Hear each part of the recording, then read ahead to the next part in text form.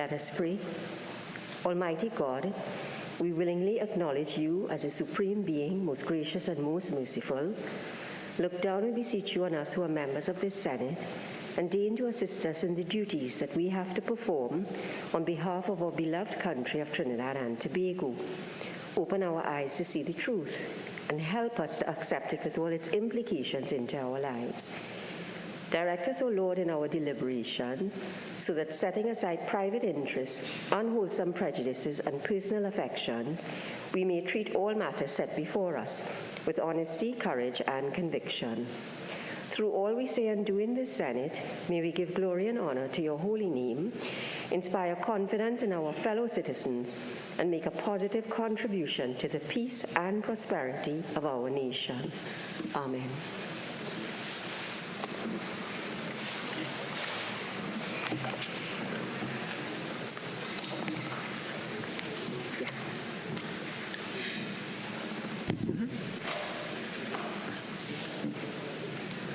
Announcements by the President. Honorable Senators, Senator Jayanti Lakshmi Dayal has requested leave of absence from today's sitting. The leave the member seeks is granted. Papers. Minister of Trade and Industry.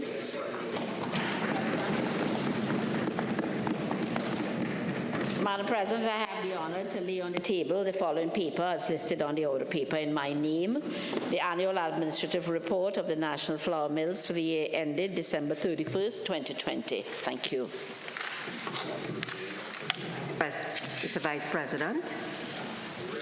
Madam President, I have the honor to lay on the table the following papers as listed on the order paper in my name.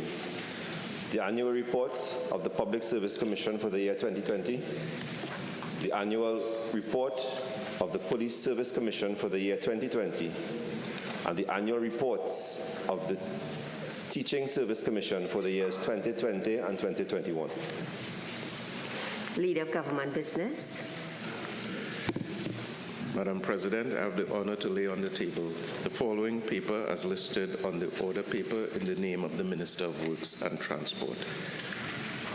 The annual report of the Trinidad and Tobago Civil Aviation Authority for the financial year ended September 30th, 2021. Leader of Government Business.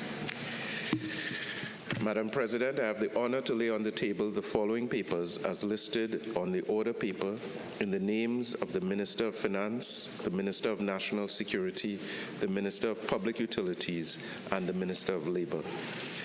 The reports of the Auditor General of the Republic of Trinidad and Tobago on the financial statements of the Fair Trading Commission for the years ended September 30th, 2019, 2020, and 2021. The annual report of the First Citizens Investment Services Limited and its subsidiaries for the year 2021. The annual report of First Citizens Bank Limited for the financial year ending September 30th, 2021. The 11th annual report of the Criminal Injuries Compensation Board for the period October 2020 to September 2021. The annual administrative report of the Trinidad and Tobago Solid Waste Management Company Limited for the period October 1st, 2015 to September 30th, 2016. And the annual reports of the Registration, Recognition, and Certification Board for the years 2019 and 2020. Public business, government business, bills, second reading. Honorable Senators, the debate on the second reading of the following bill, which was in progress when the Senate adjourned on Wednesday, October the 12th, 2022, will be resumed. A bill entitled, An Act to Provide for the Service of Trinidad and Tobago for the financial year ending on the 30th day of September 2023. Thus far, there have been 11 speakers on this bill, including the Minister of Finance, who moved the motion. Minister of Public Administration. Thank you, Madam President.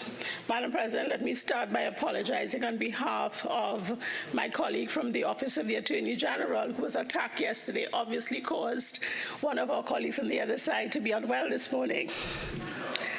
As I rise to contribute to the debate on the national budget, I must add my sincere appreciation to the Honourable Minister of Finance and to congratulate him for his steady-handed stewardship in guiding the country's finances over the past 7 years.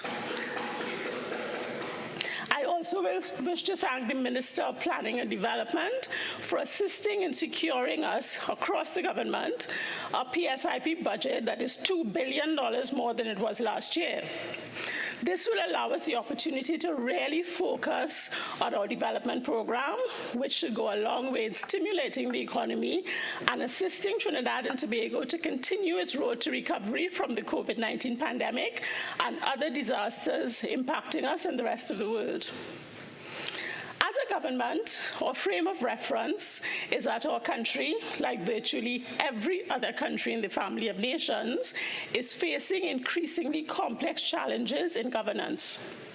The exact manifestation of these challenges may vary from country to country, but there are certain underlying characteristics. And I venture to suggest that for small countries like ours, these have an intensity and an urgency that is not as immediate in bigger countries with more resources of space, population, and wealth. The key manifestation of this complexity is that citizens in every country have rising expectations of their governments and are making increasing demands on them. As the population is exposed to more information, as it sees the threats in the modern world, crime, climate change, international insecurity, food shortages, rising prices, the need for answers and for a greater sense of personal security and for the security of their families is increasing.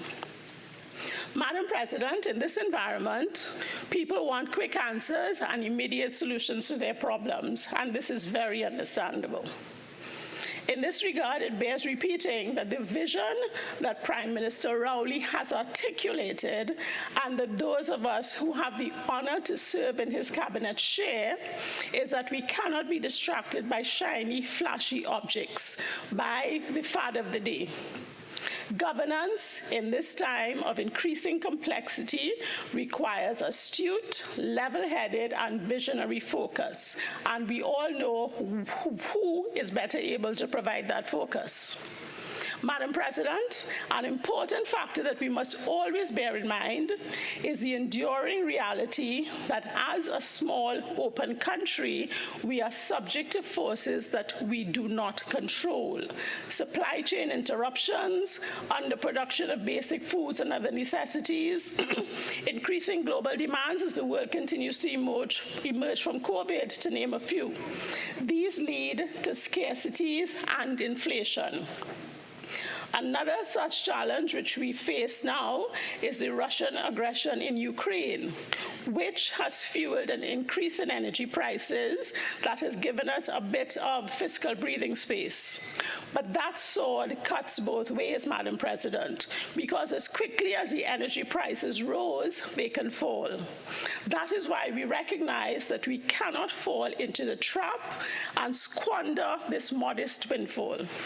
Rather, we have to balance relief with policies that speak to and contribute to sustainability. So some of the questions that we have to address are, how can we balance satisfying our needs with the limited resources that we possess? How do we ensure that we manage our expenditure, but at the same time remain mindful of those at and below the poverty line? How do we limit our debt as a country while satisfying the needs of our citizens? How do we protect and secure our future while seeking to meet present needs? One of the hard lessons of economics and of life is that unless one has unlimited resources, it is impossible to satisfy all needs. And there are a slew of factors limiting our resources in Trinidad and Tobago. This confluence of circumstances requires us to prioritize, to have a plan, to successfully implement that plan, and to make and enforce tough and often unpopular decisions. Our approach to the COVID-19 pandemic demonstrates this administration's fundamental approach. We clearly demonstrated that our priorities were and continue to be, first, protecting lives and livelihoods, while at the same time charting a course for a sustainable future.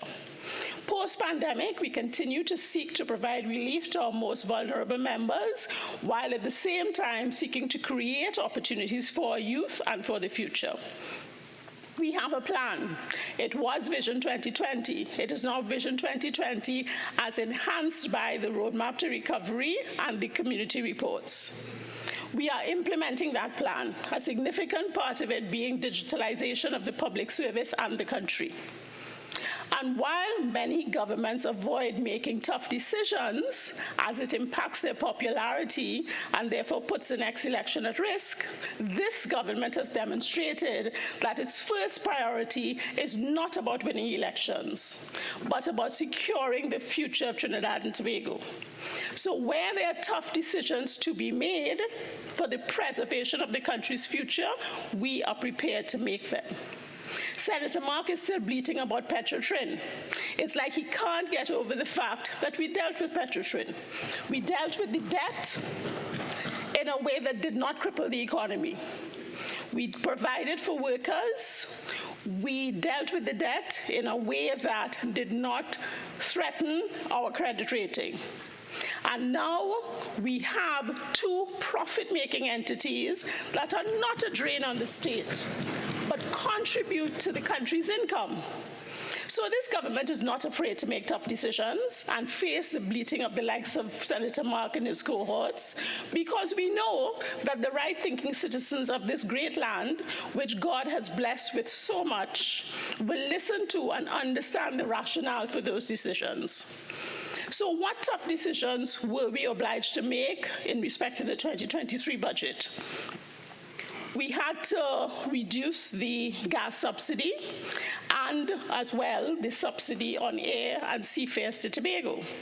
My colleague from Tobago yesterday dealt very comprehensively with why and how we see that working. So in the context of limited resources, the question of balance comes into sharp focus. In seeking to balance our income and expenditure, we will always have to answer the question, what is the opportunity cost of doing X over Y? Some economic purists say that subsidies and transfers are a drain on the economy and should be avoided at all cost. We are not of that view.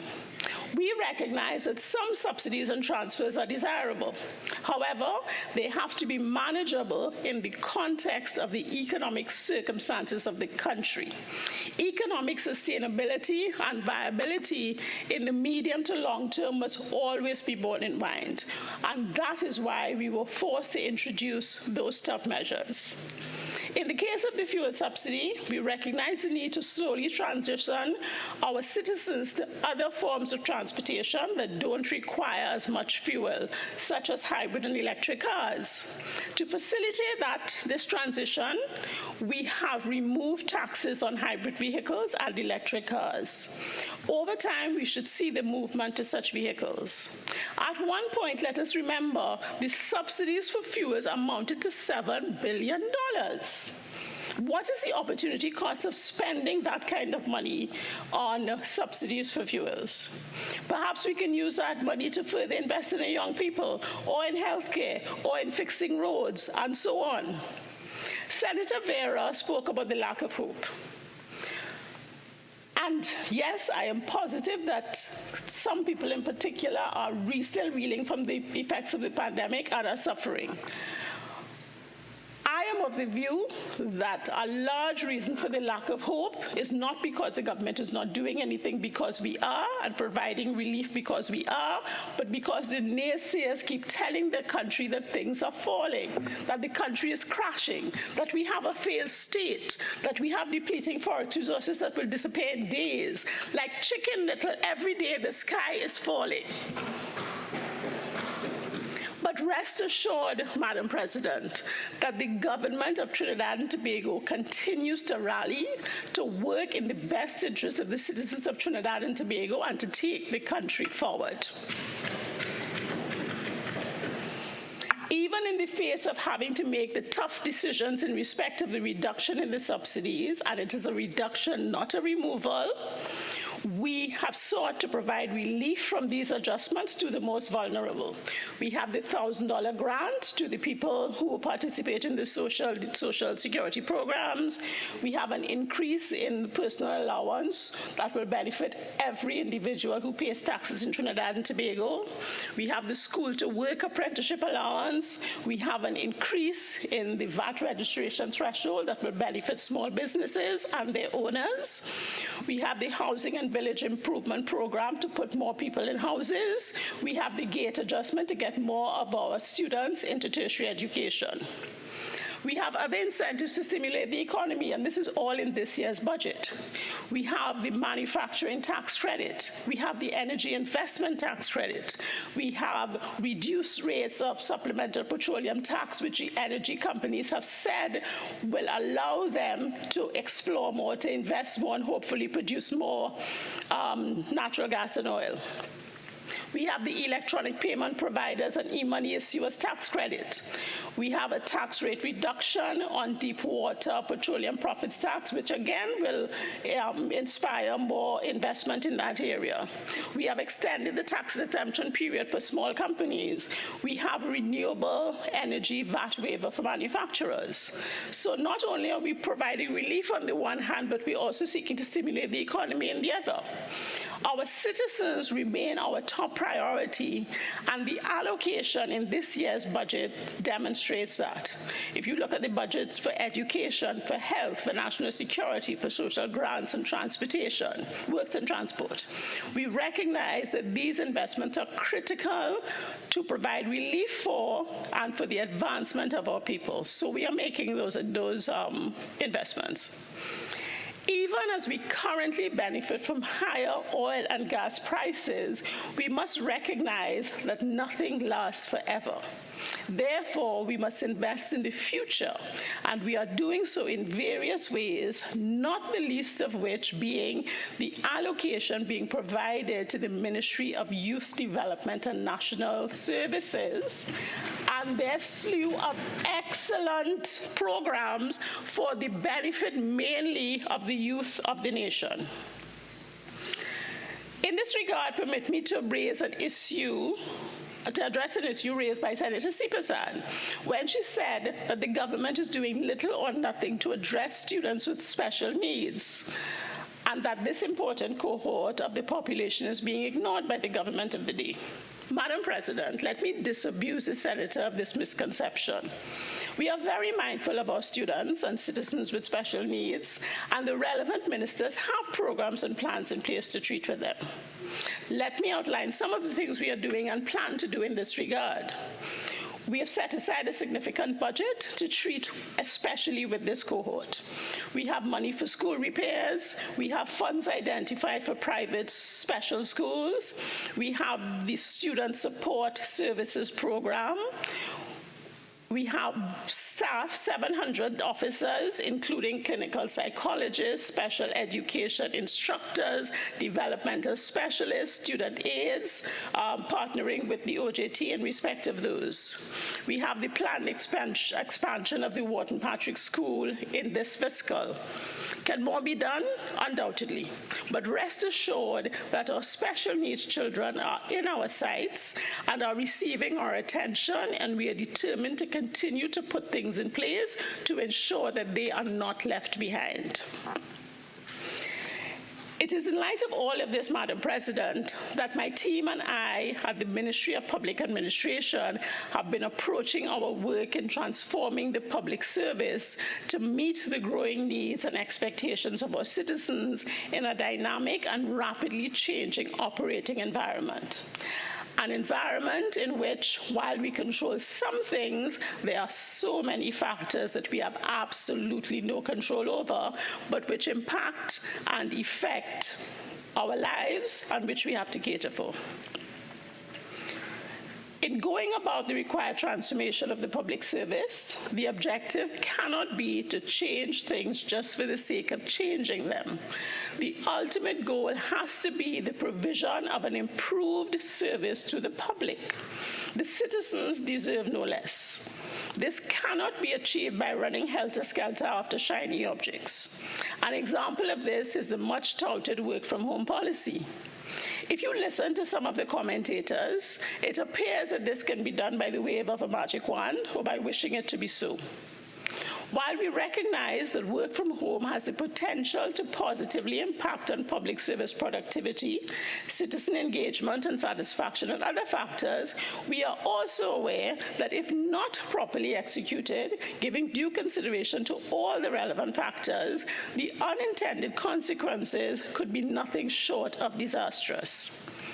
But, Madam President, we're not just talking about consequences here, we're also talking about processes, defined and fixed legal and regulatory issues.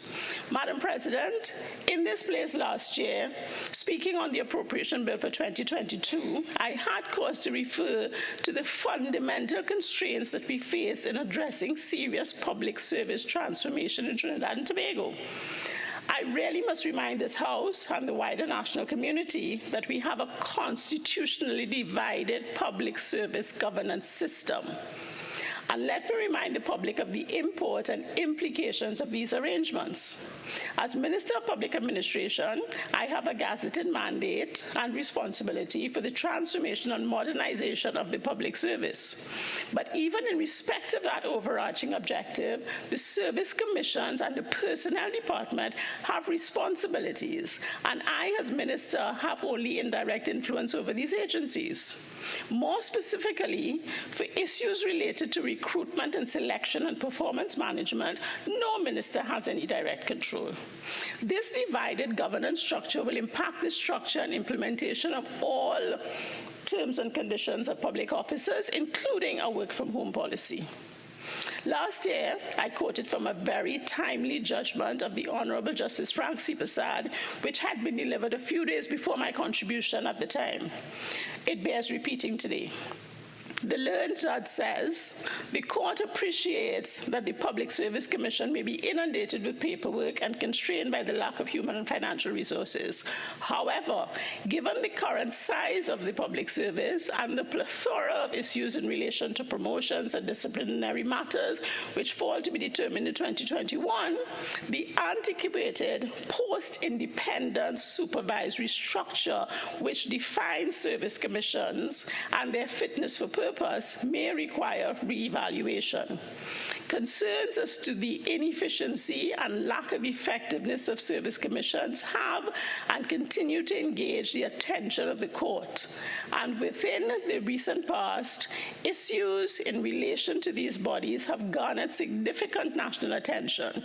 It may well be that as a developing society, there's a need, and this is Justice C. Prasad still speaking, it may well be that there is a need to evaluate and assess the utility and relevance of the service commissions, and more modern management systems may be required.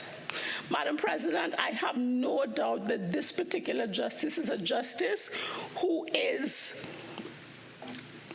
embraced by members on the other side, who is respected by members on the other side. He has indicated the need for constitutional regime. Minister, yes, sir. I have to remind you of the standing order about reference to persons involved in the administration of justice. So you've made reference to the judgment, but I think we have to stop it at that, okay?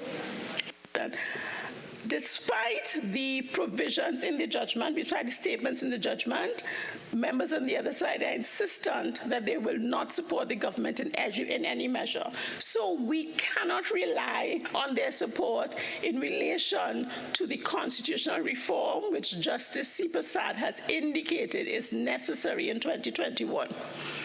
So we have to work within the constraints of the Constitution. So, Madam President, in that regard, I will now turn to what we have done in the last year to get maximum movement at this important moment when the need to transform our public service is so urgent. We have divided our transformation work program in the public service into two broad categories. Those areas over which the government, as a government, we have full control, and those for which we have a shared responsibility with constitutional restraints. We have taken an overarching approach to strategic human resource management. We have asked ourselves, what is the best way that the government can deliver the services that our citizens expect and so rightly deserve? Madam President, we recognize that there's a life cycle for a public officer, so there's a life cycle for every employee. We recognize, too, that if we want to get maximum benefit from the investment that the country makes in its public servants, all the components that affect the life cycle must be operating optimally. At the same time, we realize that it is not possible to address all of them simultaneously. Accordingly, it is necessary to make strategic decisions about what we will tackle and in what sequence, and that is what we have been doing at the ministry.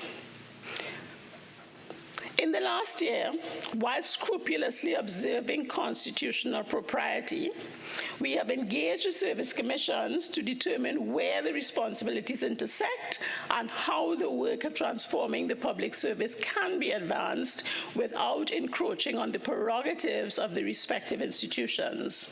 This is probably one of the areas that you are damned if you do and damned if you don't, because I will expect that the uninformed and mischievous will try to accuse us of violating the provisions of the Constitution. In pursuing this path for effectiveness, we have reactivated the National Strategic Human Resource Management Council. The council is made up of the Ministry of Public Administration, the Personnel Department, and the Service Commissions Department. These three, you will recall, are the core agencies that are responsible for the governance of the public service in Trinidad and Tobago. In addition to these, the Council will call upon other government entities to be involved as the need arises. We have examined the mandate of the Council as originally proposed. The proposed objectives of the Council are to achieve cohesion and alignment for human resource management across the public service, to provide the strategic and policy direction for a more coordinated and effective human resource function, to guide the human resource metastrata by prioritizing and appropriately sequencing the initiatives and projects as guided by the defined roadmap, to monitor the human resource management function to ensure desired results, to provide accountability and transparency of the human resource management function through timely and frequent reporting. Within this framework, all the components of the system will be aware of what the others are doing and how it all fits together. It will also give us the opportunity to respond to changes in this very dynamic environment. For the Ministry of Public Administration, we have identified some priorities that we will be focusing on in the immediate future, and I would now like to touch on these.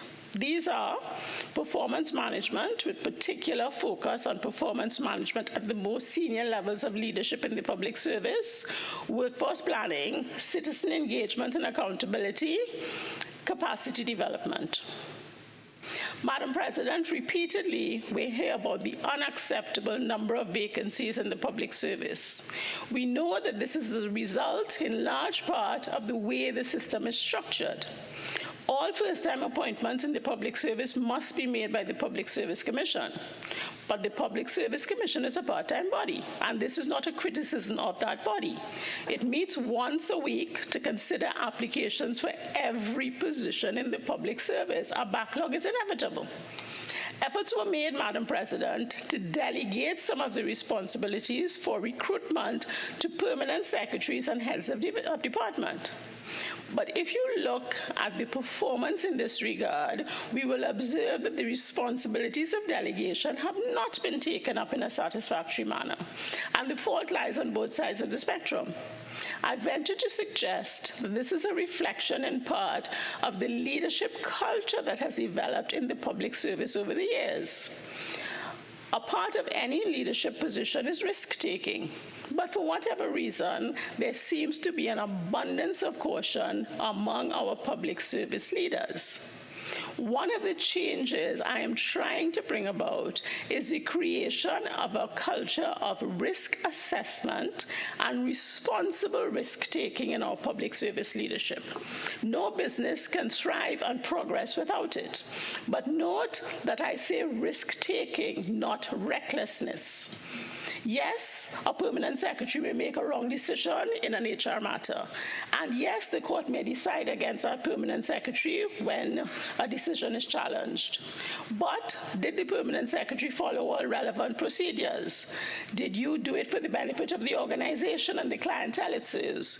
Did the performance of the organization improve as a result of the action? Then, in my humble view, you have done your job. Madam President, in January of this year, with the assistance of the Inter-American Development Bank, the Ministry of Public Administration held a seminar for permanent secretaries, focusing on the leadership required for the transformation of Trinidad and Tobago. At that seminar, the Honorable Prime Minister, Dr. Keith Rowley, shared with permanent secretaries his vision for the public service. Permit me to quote from the Prime Minister's address to that audience. Today, I want us to envision a transformed, digitalized public service, a service in which the duty of care our citizens deserve constitutes its very design and defines every aspect of our work. A harmonized service which acknowledges the challenges our citizens and country face and responds with relevant, impactful, and sustainably coherent solutions. A service where its institutions are designed and driven to develop the capacity of its workers to not only be effective leaders and technocrats within the service, but to give them the opportunities to excel in academia and the local and global private sectors. We have the very resources and challenges to create a crucible of continuous learning and development, to create a cadre of elite professionals in every respective fields. A service where it is possible, where it is a source of privilege and pride to be a part of, rather than an object of scorn in the eye of the public. The Prime Minister ended his address by providing permanent secretaries with the assurance, and I quote, "As Prime Minister, I want to reaffirm my commitment to partner with you, the leaders of the public service, to achieve our digital transformation and national development goals," end of quote. Madam President, at the core of effectiveness and efficiency in any organization is a monitoring and evaluating of the performance of the institution and the individual. Performance management in the public service is not an easy task. With the constraints of the government arrangements in mind, we are determined to address the design of a robust performance management system. We propose to start with the senior leadership of the public service because we believe that this will be the most impactful approach, as making the leadership tier more accountable will propel them to better manage the troops that they lead and on whom they rely to deliver. It is important to note that there are structural and logistic issues involved in assessing the performance of public service leadership, especially permanent secretaries. On a day-to-day basis, permanent secretaries report to and work with ministers. However, in what is really an artificial and illogical reality, there is no role for ministers in the present performance management system, if you can call it that. The only position that has an input in the performance, for the record, of permanent secretaries, the Chief Personnel Officer, and the Director of Personnel Administration is a permanent secretary to the Prime Minister. But, Madam President, it is even more intriguing that the permanent secretary to the Prime Minister conducts this exercise in his capacity as quote-unquote head of the public service. However, there is no position called head of the public service. In collaboration with the Public Service Commission and the Personnel Department, we intend to address these anomalies.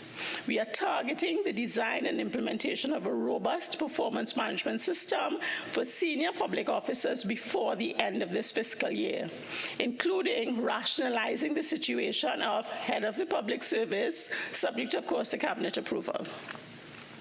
In the first meeting of the National Strategic Human Resource Management Council, we had a preliminary discussion on this important issue, and we agreed in principle that the performance management system must be multi-layered with input from the respective minister and the head of the public service. Madam President, in the last fiscal year, we also partnered with the Inter-American Development Bank to conduct a training needs assessment, or TNA, of the public service. Some 6,000 public officers participated in this survey. This has provided us with a robust data set that will inform evidence-based, demand-driven training. We will supplement the results of the TNA with a survey of permanent secretaries and heads of department to gather their perspective from a more institutional standpoint. Madam President, the information gathered from these exercises will allow us to design new curricula for developing the capacity of public officers to deliver a higher quality of service to our citizens. Moreover, it is our intention to use information technology as a force multiplier in both the design and delivery of training for the public service. We have also embarked on a program for the modernization of the Public Service Academy, which is the principal vehicle for in-service training in the public service, the intention being to provide a more effective platform for training interventions. Let me look now, Madam President, at accountability to citizens. Madam President, we are all aware that our citizens very often have concerns about the delivery of public services in the country. As we would recall, Theme 2 of the National Development Strategy Vision 2030 emphasizes the imperative of excellence in service delivery. We believe that citizens' frustrations are multiplied when they conclude that no one is listening and that they have no voice and their opinions do not matter. So the Ministry of Public Administration is currently working to implement a citizens' engagement system. This system will allow citizens to share their concerns with and challenges in interacting with government ministries and departments. This system will enable citizens to file reports anonymously if they choose and will have a back-end investigative capacity. But the system will be concerned with more than just receiving complaints. It is our intention to tie it back to accountability at the ministry and at the individual levels. The system will also inform improvements in the design and execution of public services in the country. Moving on to workforce planning. In a review of workforce planning in the Irish public sector, it was noted that strategic workforce planning is fundamental to capacity building in organizations. It facilitates the development of competencies in public servants, and it promotes greater efficiency and quality in the delivery of services. To this end, Madam President, it is our intention to mainstream strategic workforce planning as a discipline within the public service, to ensure the value proposition of strategic workforce planning is understood across the public service, and to work with the appropriate institutions in the public sector and in academia to assess workforce challenges in the public sector and to design shared approaches across institutions to common problems. Moving on to productivity management. Madam President, almost everybody in the country is a productivity expert. Everybody can tell you what is wrong, especially with regard to public sector productivity. As usual, Madam President, the answer is more complicated than those that are usually spewed. An author called Dallas Willard has said, in essence, when an organization is functioning poorly, it is usually functioning exactly as it was designed to. It is my view that the public service was not designed to promote productivity, and that we are seeing the results of that. So I must agree with Senator Vera, who said that our regulations are not designed for efficiency, our processes are inefficient, and that there is unnecessary red tape. I agree even more that our regulations, processes, and policies must exist to serve the citizens and not the other way around. That has been my mantra since I was appointed to this portfolio.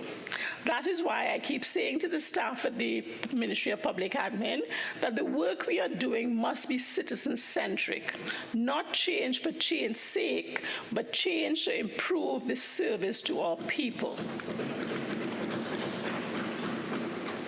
As I mentioned previously, we are treading carefully because we do not have all the leeway to address these important matters. As a government, consistent with the vision for digital transformation, we are engaging in business process reviews in the public service, and then we will IT enable the re-engineered processes to see improvements in productivity. In much the same vein, we understand the loss of productivity as a result of long commutes and traffic jams that could be debilitating and depressing from a work standpoint. You have 5 more minutes. Thank you, Madam President. Early in this contribution, I referred to the cause for a work-from-home policy. The passion is understandable, but the zeal must be tempered with wisdom. There are multiple moving parts for a work-from-home policy. The first is the process by which this has to be introduced. It requires consultation with workers' representatives, as it will affect terms and conditions of employment. There's a nature of the work to be addressed, because we have to ensure that the work can indeed be performed remotely. And there's a flip side to this concern, which is, would a worker whose work is determined not to be appropriate to be performed remotely be able to claim unequal treatment? This is part of the reason why workers' representatives have to be involved in the process.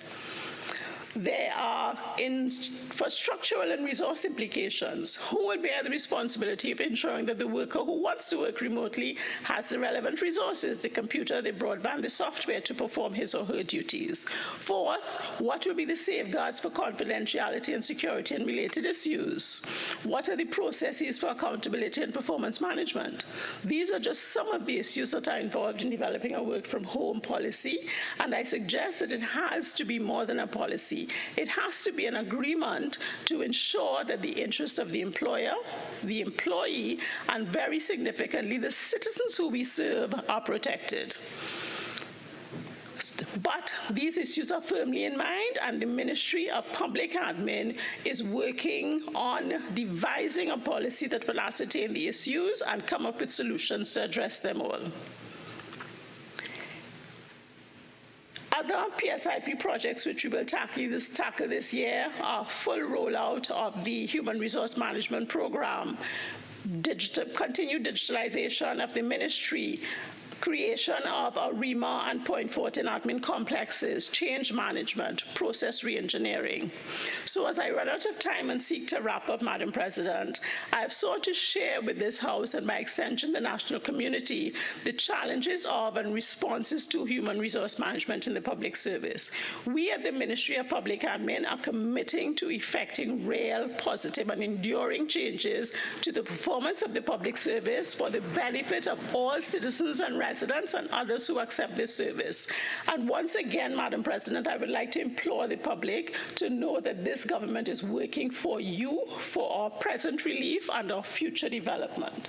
And I urge you to not listen to the cries of the alternative government, who are alternative for that reason, that say otherwise. I thank you, Madam President. Senator Dillon-Remy. Thank you, Madam President, for the privilege to be able to contribute to this appropriation financial year 2022-2023 budget. I am pleased to hear the presentation from the Minister of Public Administration, because I have noted that one of the things the government talks about is that it has kept public servants employed during the COVID pandemic. Not one public servant was sent home, is the mantra. My concern has always been not one public servant sent home. but how efficiently are they working, and who is taking that into consideration as the persons who access care within the public service, as they come for their services, who is concerned about the quality of services they are getting. So I'm happy to hear the minister talk about efficiency, because working in the public service for 30 plus years, I know it has been not very easy, and from what I understand, things are not necessarily getting better.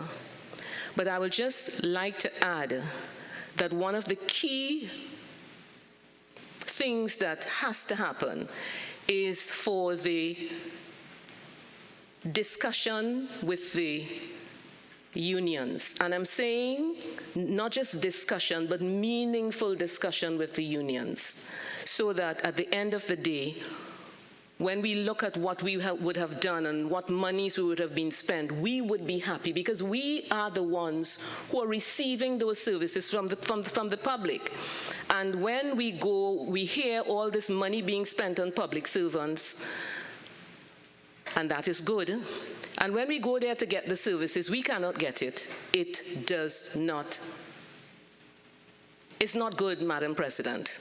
So I am happy to hear about the programs that are being done in the public sector investment program for this year that will help with the delivery of services from the public sector, making it more efficient. So, Minister, I wish us all the best. I know it's not easy, but I wish us all the best, because at the end of the day, we are the ones who are going to be getting the improved service. Madam President, this bill is crafted at a time when our country is trying to navigate and pivot in a post-pandemic setting, and the aim of it is, the theme of the budget is tenacity and stability in the face of global challenges. The budget statement presented by Minister Imbert on September 26, 2022, requested authorization from the Consolidated Fund to spend $48,543,241,359 from the Consolidated Fund for the fiscal year 2022, with the estimated revenues for this year being $56.175 billion and the expenditure being $57.685 billion and a budget deficit of $1.5 billion. Madam President, before I press in, I want to make it clear that I note the efforts made by the government to try to make good decisions in terms of balancing the budget with the increased revenue that the country has received as a result of what is going on with the rise in oil prices. And I understand that the balancing act is not easy. But Madam President, there's a saying that the surgery was successful, but the patient died. I want to see successful surgery and living patients. And as far as I'm concerned, some of the measures that have been taken, well-intentioned as they are, has fallen short of rendering live patients, as I think it's disproportionate in its impact. The people who are being asked to use coal pots, ride bicycles, show restraint are for the most part already doing that, Madam President. They are stretched beyond their limit. And if we were like those people in the Ukraine in a war where everyone was being asked to tighten their belts, I could understand. But that is very different from what exists in Trinidad and Tobago. It appears more and more that the matter of concern and contention is that the people giving the advice are not feeling the impact in the same way that those who are on the ground. And therefore, I think that it may be that they're out of touch with the daily reality faced by the average citizen. And I could understand that, as I said, that there is need for restraint. Madam President, I heard the minister speak about Vision 2030 plan.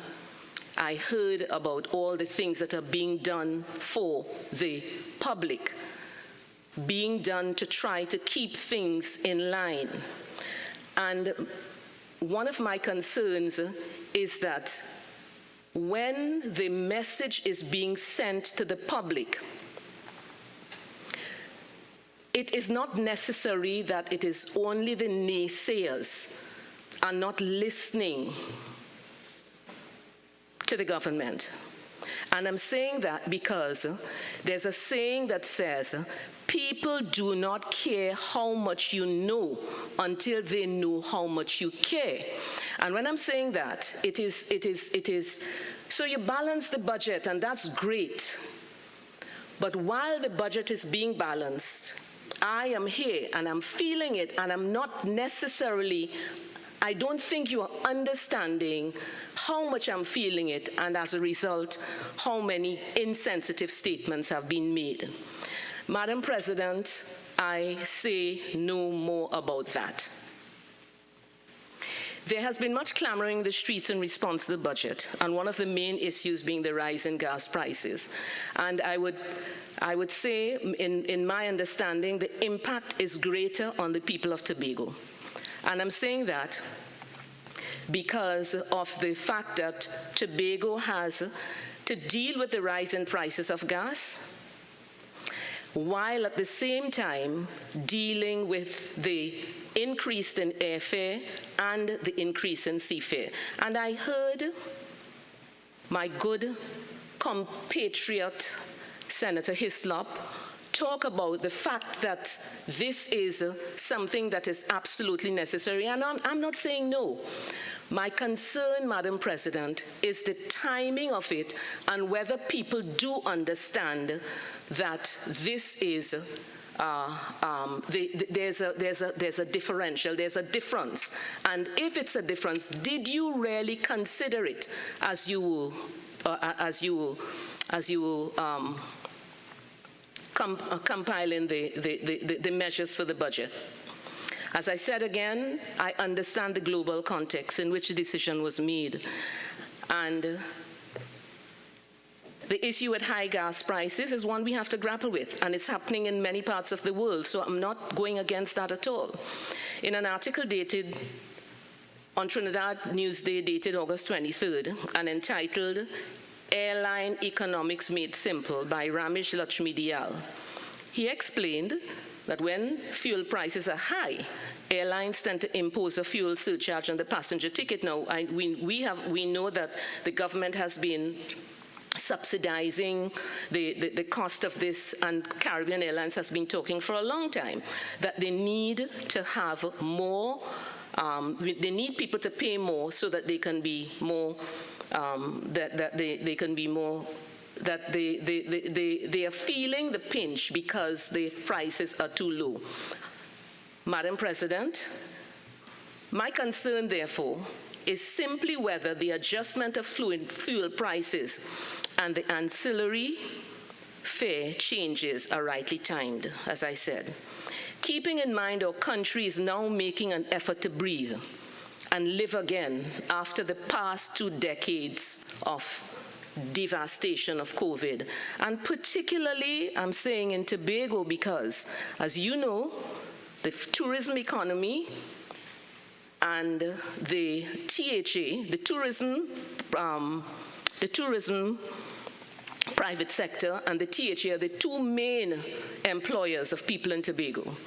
There has been no tourism product over the last 2 years, and the THA has been doing what it has been doing. It means that people in Tobago are suffering as a result of the COVID pandemic. And now, immediately after, and I really was very pleased to hear the Minister of Finance in his speech talk about how well the economy is doing and how much they are doing and how much we should not waste, etc. I get all of that. I get all of that. But while this is happening, you have people who are on the ground already and trying to breathe to get up, to live again, and they have this coming at them. As I said, triple whammy for Tobago. There's already a 30% cost differential for persons living in Tobago. In addition to that, people of Tobago do not traverse the sister islands for the same reason as people of Trinidad do. As we know, business activity, medical reasons is what people come to Trinidad for the most times. But when Trinidadians come to Tobago, for the most part, it's discretionary. They come to Lime, and we love that. We want them to come because right now, it's the main source of our tourism income, the domestic tourism. That is where most of the funding is coming from. The tourists coming from abroad, the numbers are very small because of as I said, the impact of COVID. Even though other Caribbean countries have got their act together much more than we have, it is not so in Tobago. Our tourism product is mainly dependent on Tobago. So I just wonder whether that was considered too, as the prices were raised. How would that affect the persons coming to Tobago, from Trinidad to Tobago, even though it's discretionary? Some of them may say, okay, well, I can't afford to pay that, I'll go somewhere else. I do not know, but I'm just saying I have to put it on the table that the impact of this budget for Tobago has to be taken in a more serious manner. I would recommend that the government seriously considers the recommendation again of Mr. Ramesh Lakshmi Dayal in an article dated 8th of August entitled, "The Tobago Flight Loses 40,800." That he was one of the recommendations that a new two-tier pricing system may see Tobago residents alone pay a subsidized fare. I know that may be very difficult, I would hear that, but it is something that I would really think should be considered. Madam President, is it this another time for the discussion about the type of aircrafts used to facilitate the travel between Trinidad and Tobago? And I'm saying that because they have talked about the cost of a seat on an ATR, which is the flights traveling between Trinidad and Tobago. Apparently it costs some $1,790 or something like that for one seat to travel between Trinidad and Tobago. Is that the only option that we have? If Trinidad, travel between Trinidad and Tobago is considered essential, would you consider using a more efficient craft that is less costly? My understanding is that the Dash 8s that we used to have before, still functioning, and apparently the cost per seat for a craft like that is something like $600 and something, which means that yes, you will still have to pay a subsidy, but it will be far less. I'm just asking, if travel between Trinidad and Tobago is considered essential, at least it is for Tobagonians, would you consider the air bridge differently?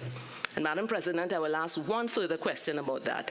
The prices, the subsidy for between Trinidad, it was talked about $100 million in subsidy for the airfare for the air bridge, but there was a $700 million subsidy for the rest of the travel for CAL. What is happening with that? Was it a plan for reducing the subsidy for international travel? Just asking that as a question. CAL should be efficient, CAL should be productive. I'm not saying anything other than that, but I'm saying we have a situation where for Tobago, at this time, it is difficult. Madam President. Madam President. Yes. Senator, would you give way? Just for a little bit, to shed a little bit of light on the question that you were just asking in relation to CAL. I wasn't going to deal with it in my contribution, but as we are talking about it now, what I would just say is that the problem with the air bridge, as I understand it and have been told over the years, is the technology and the fact that to do a 20-minute flight and burn gas taking off and burn gas landing is just not economical from a fuel standpoint. And so when you're saying if we could use a more fuel-efficient aircraft, we might be pressed to find one because of the technology that we have right now. I know in the aeronautical airspace we're talking about moving from gas engines to electric engines, and at that particular point in time we may do better. But the problem is not so much the aircraft itself, but how we use the aircraft. And what is happening is that all these seats on the aircraft are subsidized, and what that basically means that the richest man in Trinidad and Tobago is getting the seat on the aircraft for cheap, and the poorest man who actually needs the subsidy is also getting the seat on the aircraft for cheap. So you really have to look at how we use those seats on the aircraft to make it more economical, because I'm absolutely sure that the businessman who has to go to Tobago would have no problem paying the $700 or $800, which is the full price of the seat, whilst the poorer individual may be able to use other seats on the aircraft that are subsidized. And that's just my comment on that, and I hope it sheds some light. Thank you very much, Madam, Mr. Minister. But Madam President, I hear that, and I would say that I understand right now there are discussions with CAL and the Tobago House of Assembly, and I know that these discussions have gone on and on and on. And there was a time, Madam President, when I used to be going from Trinidad to Tobago to provide services there, very efficient year with those smaller aircrafts. As I said, my understanding is that the type of crafts that are traveling now between Trinidad and Tobago is one of the issues, and therefore I'm asking whether another type of craft would not work. So I hear you, Senator De Freitas, but I put the case on the table. Madam President, I really do not wish to talk in detail about what the allocation to the Tobago House of Assembly is. At this point, I know I sound like a broken record, but my contribution regarding the allocation to Tobago is that there should be a debate in the House of Representatives and in the Senate about the autonomy bill. If there was such a bill that was passed, we would not have to be discussing line item for Tobago and what they do for this and what they do for that. The only thing that will be discussed is what is apportioned to Tobago is this % of the budget, and this is given to Tobago, and then Tobago goes and discusses its budget as to how exactly it is going to spend the money that has been allocated to it. Madam President, that is what we should be discussing now. We want a vote of confidence in the bill, and in order to do that, it has to be passed in the House. May I just remind members, please, that I'm trying to listen to Senator Dillon-Remy's presentation, and I am getting a little disturbance. Continue. Thank you, Madam President. There is a need for the passing of the bill in the House. It needs the opposition's support. There is a need for passing of the bill in the Senate. It needs the particular majority that has to come from the Senate. So in other words, government and opposition, or government and independent senators. And I'm saying this, Madam President, because there's a view in Tobago that people in Trinidad really do not want to give Tobago autonomy. And that is because it is seen that Tobago is the kind of island that they could talk about as being an albatross around the neck. That is what we hear about Cal. Tobago, the air bridge is seen like an albatross because it's drawing money. Tobago wants to be able to perform in the manner that they can, notwithstanding what is going on right now in terms of at the leadership level, notwithstanding that. That happening at the leadership level is one thing. The people from Tobago want to be able to do their thing appropriately. So, Madam President, I'm not going to talk in any detail.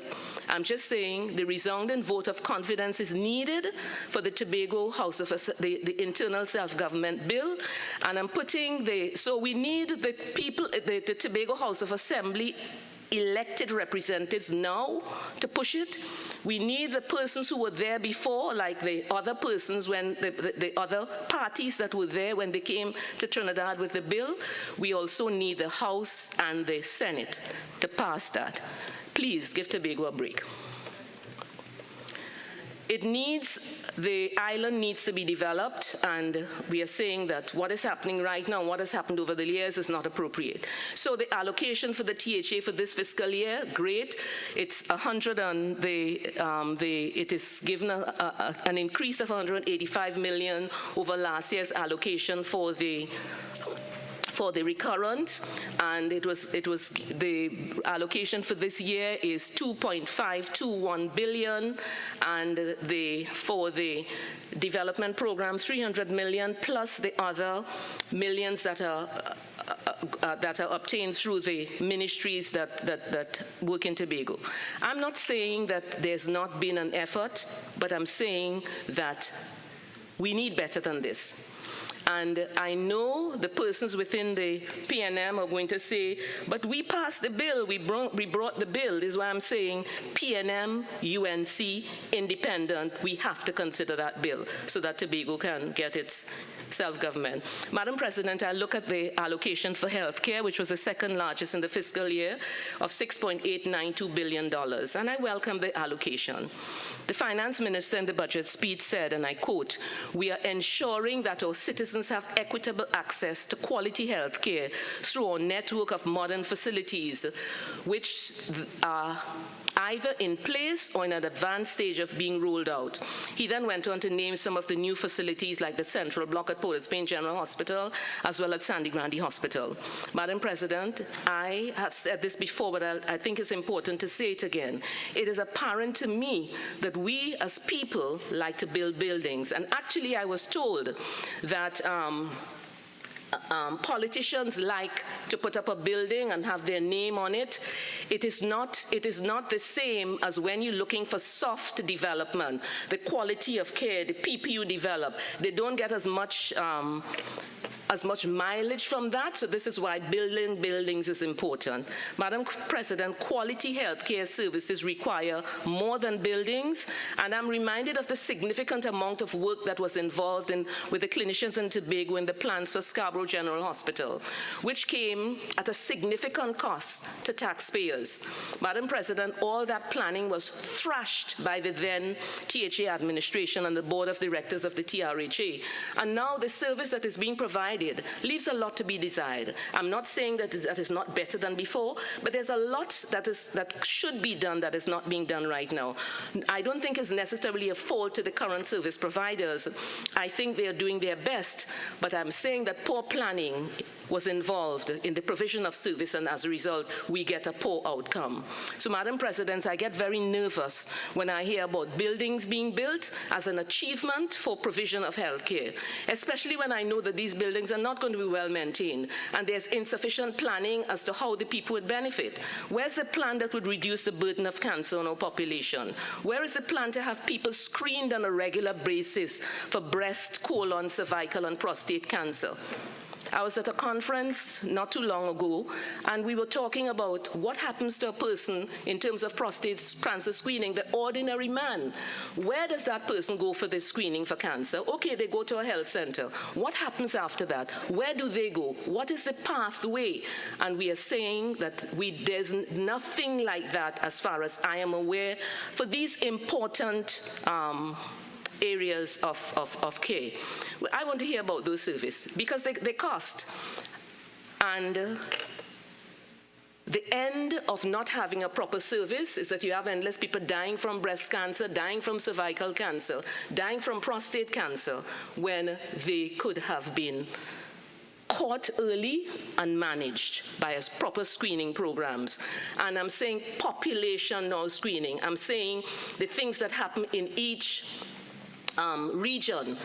Each regional health authority should know what their plan is, what number of patients they have, how many females, how many males, what is the age, and as a result, what programs they are going to be putting into place. I'm saying that that is necessary.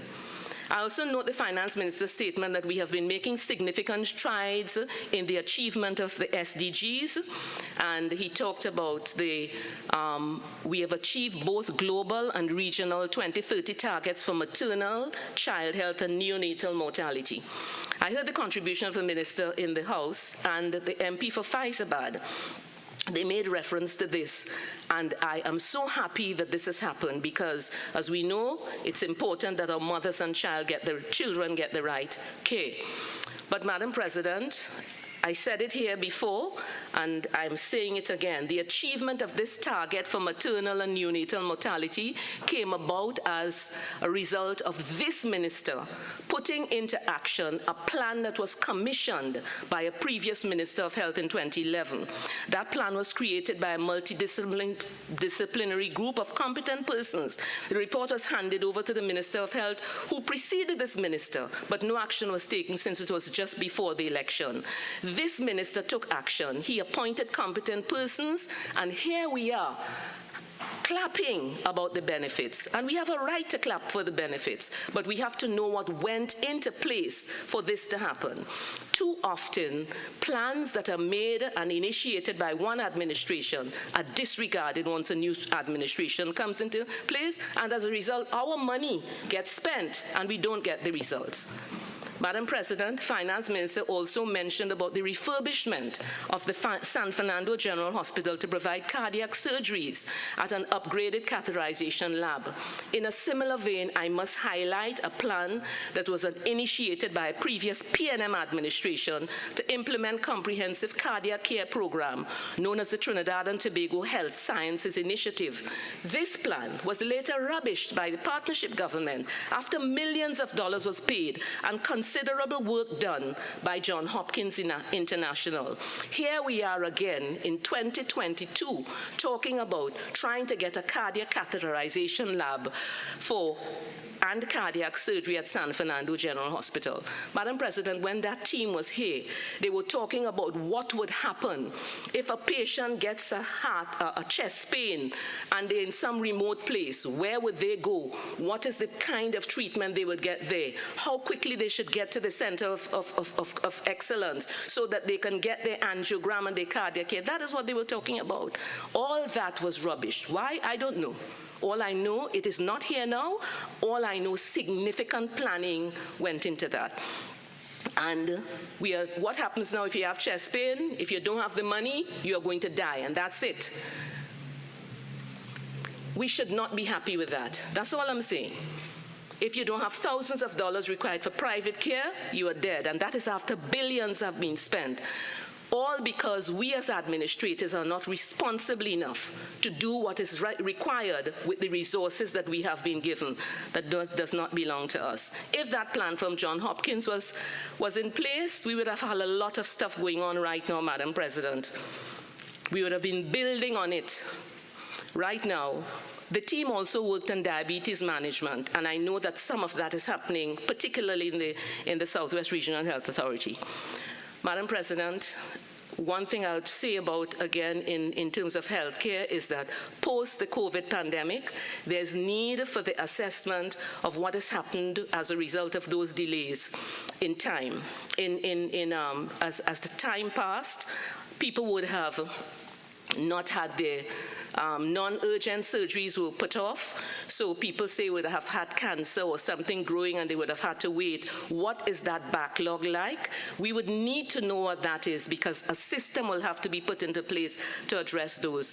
It is not our problem alone. I was looking at the British Medical Association article which talked about that it was updated this month in October, and they're talking about millions of people waiting for treatment. So it is not our problem alone. It's happening worldwide. It's just that we have to address our issues here, and it requires a coordinated approach. And the World Health Organization, in an article that they had, they talked about what countries should be doing now to reduce their backlogs, it can't be what you did pre-pandemic level. You have to consider things like possible hiring more healthcare workers, health staff, flexible recruitment and training, etc. So something put in place during this year so that we can handle that backlog. Madam President, I will go now, I think, to my final point. And no, I will talk about mental health. The Minister of Health did talk about what was happening because the pandemic has significantly affected our mental health. And the Minister of Health did talk about the Minister talked about the implementation of a program, Find Care TT, during his contribution. I do welcome the program that talked about encompassing websites so people could get access to 24/7 care, and the data used to derive that they will be able to pinpoint further decisions, etc. So in other words, they are trying to do something as far as the mental health is concerned, and I'm very happy with that. I will just mention here that this model of integrating mental health into primary care that is talked about now exists in Tobago. It was pioneered by retired psychiatrist Dr. Helen Marceau Crooks. It was endorsed by the National Mental Health Committee and executed by appropriate funding by the TRHE. So you needed everything to put in place. Madam President, I would talk about national security. It's not an area I normally focus on, but I would just want to make a few points in this area, because we all understand that crime is a problem, both white collar and blue collar. White collar and blue collar, white collar. Crime is crime, Madam President. Put in nice terms, it's crime. The Ministry of National Security was allocated $5.798 billion, the third largest for this fiscal year. We heard, again, enough about which government could fight crime better. There was a time when you talked about crime, people talked we needed a commissioner of police, and that will solve the problem. It has not solved the problem. We've had a commissioner of police for a period, and then now we are still having issues. We have heard that we're having crime because the passage of the anti-gang bill was there and you locked up persons, etc., etc. Madam President, we've had enough of that. Yesterday, instead of lamenting the possibility that there was a lost opportunity to handle a blue-collar crime, we were entertained by which ram you're talking about. When I saw TikTok with that thing, I said, this is what we are talking about. While we are fighting here, and as the Calypsonian says, we are kissing, Rome is burning. Is it because the people who are being murdered are of a certain demographic, Madam President? I have to ask that. Otherwise, we would not be, it would require a more urgent response from us. Is it that when the Treasury is raided and people are not brought to justice, it is not taken seriously because it's not our personal money? If it was our personal money, we would have wanted to do something about it.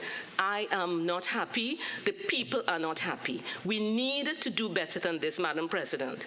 It bothers me that at this level, where how we operate in these august chambers, we need to stop.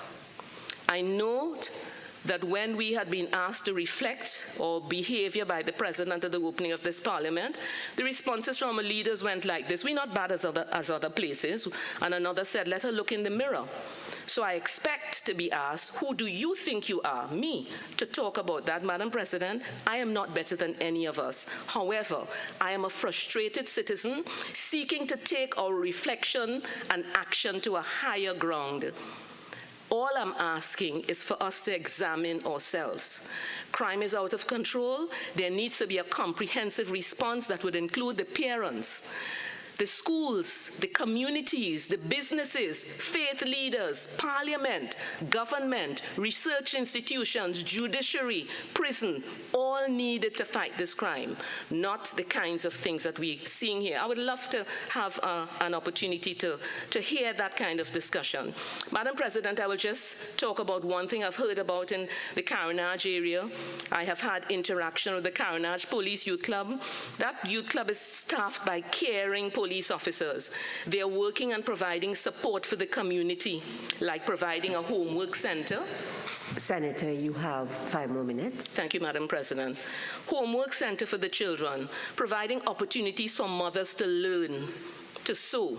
They're providing opportunities for employment for youth through entrepreneurial activities. They are getting support from churches and business in the area. They are showing those young people that they have potential, and they are helping them live out their potential. I understand that this is happening in other areas in Trinidad and Tobago also, but wherever it is not, Madam President, that model should be multiplied. This helps to deal with the issue of crime at root cause, not just waiting for them to get bad to build more prisons. And talking about prisons, we need models also for prison reform. I know Senator Hazel Thompson are here always talking about reform of the criminal justice system, and Senator Paul Richards also talks about those things. We need models for those, Madam President, if we are to deal with. We are talking about a fiscal budget. We are talking about spending $57 billion. We need to be seeing progress in these areas. In conclusion, Madam President, I wish to borrow 2 noteworthy statements as I close. The first is from John Maxwell that says, actually one noteworthy statement: you cannot deliver what you do not develop. And I wish to make 3 points on this statement. The first is that for too long we have been talking about diversification of resources without the real fruit. However, if we are to deliver a future that offers more security in our income and revenue and our job market, one that delivers more and a greater level of infrastructure, a more educated population, a healthier society, then we need to start developing. I know I would be told that we've started already. Well, we need to make the developmental process more robust. I'm accepting that. The second is that for Tobago to start delivering at a new level, development must take place. I believe that this development looks like the passage of the self-government bill. It's time to start developing. The third relates to the quality of human beings that are delivered into the society. If we wish to deliver human beings that are purpose-driven, principle-centered and values-based, then parents must develop their children, teachers develop their students, and leaders must develop themselves. It is time to start developing. Bear in mind that it's not the case that we wake up one morning all of a sudden and the state of things is worse. These things are caused by incremental steps, seen and unseen. The effects of every natural disaster has taught me that one can start from any point to build again. I say that where we are as good as where we are now is a good a starting point as any. So I ask us as a country, what are we developing and what will we deliver? Madam President, I thank you. Senator John.